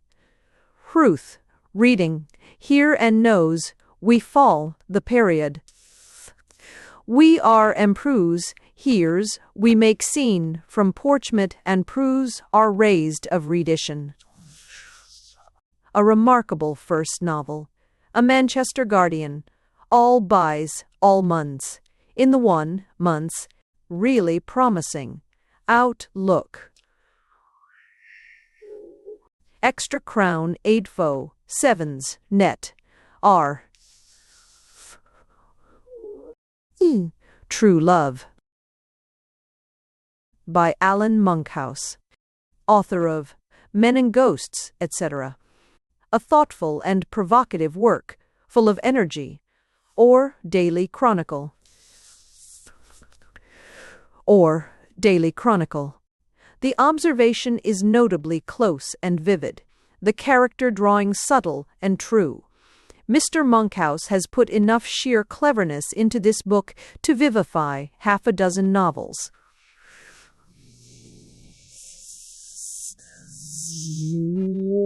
Extra Crown 8/7s net. So Full Circle. By Mary Agnes Hamilton, author of Dead Yesterday, etc. Placed first in Scotland and later in London, and timed more than a dozen years before the war, this story follows the intertwined fortunes of a brother and sister, members of a singularly happy, artistically sensitive, and romantically minded family, into whose tranquility there crashes a queer, brilliantly gifted realist.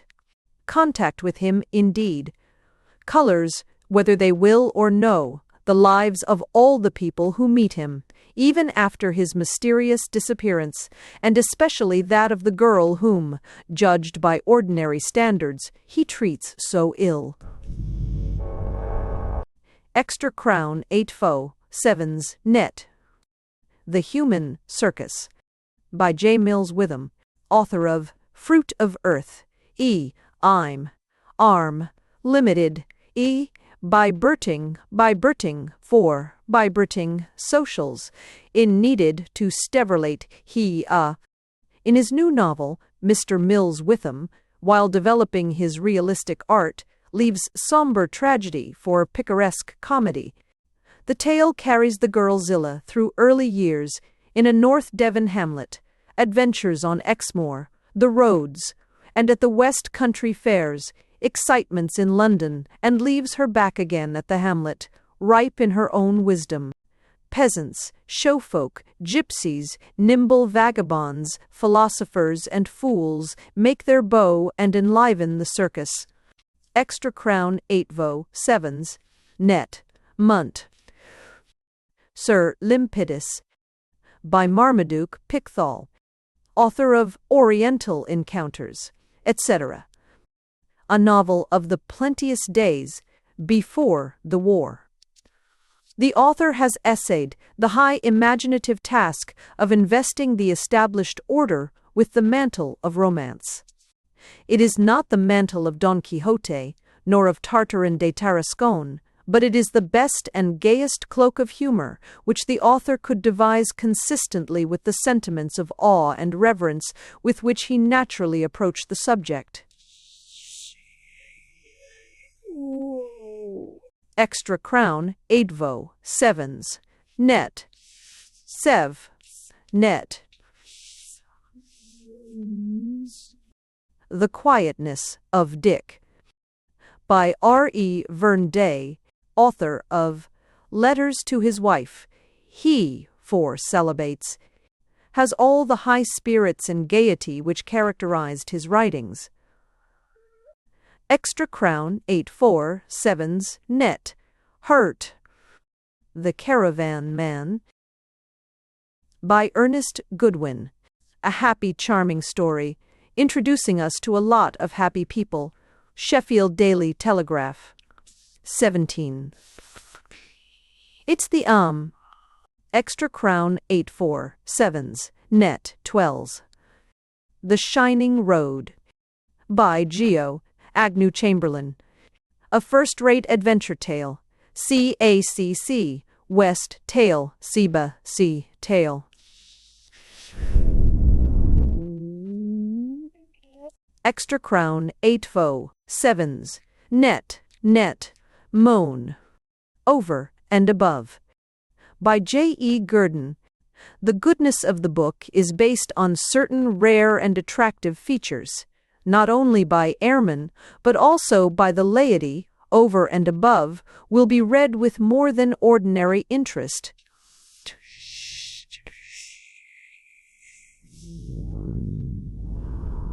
Extra Crown 8vo, 7s, 6d, net. Cocktails, by Lute, C. Patrick Thompson. This is a collection of very fine stories. No other book has given us the atmosphere of adventure and, what is more, of mystery peculiar to air fighting. New Witness. Extra Crown 8vo, 7s, 6d, net. Under the Periscope. Under the Periscope, by Lute, Mark Bennett, RNR, R. Bright with entertaining touches and humor. Scotsman, 4. Extra Crown 8vo, 7s, 6d, net, done. The Problem Club, by Barry Payne. Excellent fooling. The Times. So, Extra Crown 8dvo, 7s, net, 1, Munt. Second impression. Also, find. Is protection. In Fort 2. Love Lane, by J. C. Snaith, author of Mary Plantagenet, etc. It is a splendid, manly, simple story. New Witness. Once Embarkane. 5. One theys and the member for. One's 5 and the box. Extra Crown 8vo, 7s, net, or. Third impression, sits. Transcriber's notes. Italicized text is surrounded by underscores, italics, Obvious typographical errors have been corrected. Thanks for listening to Irish Impressions by G.K. Chesterton.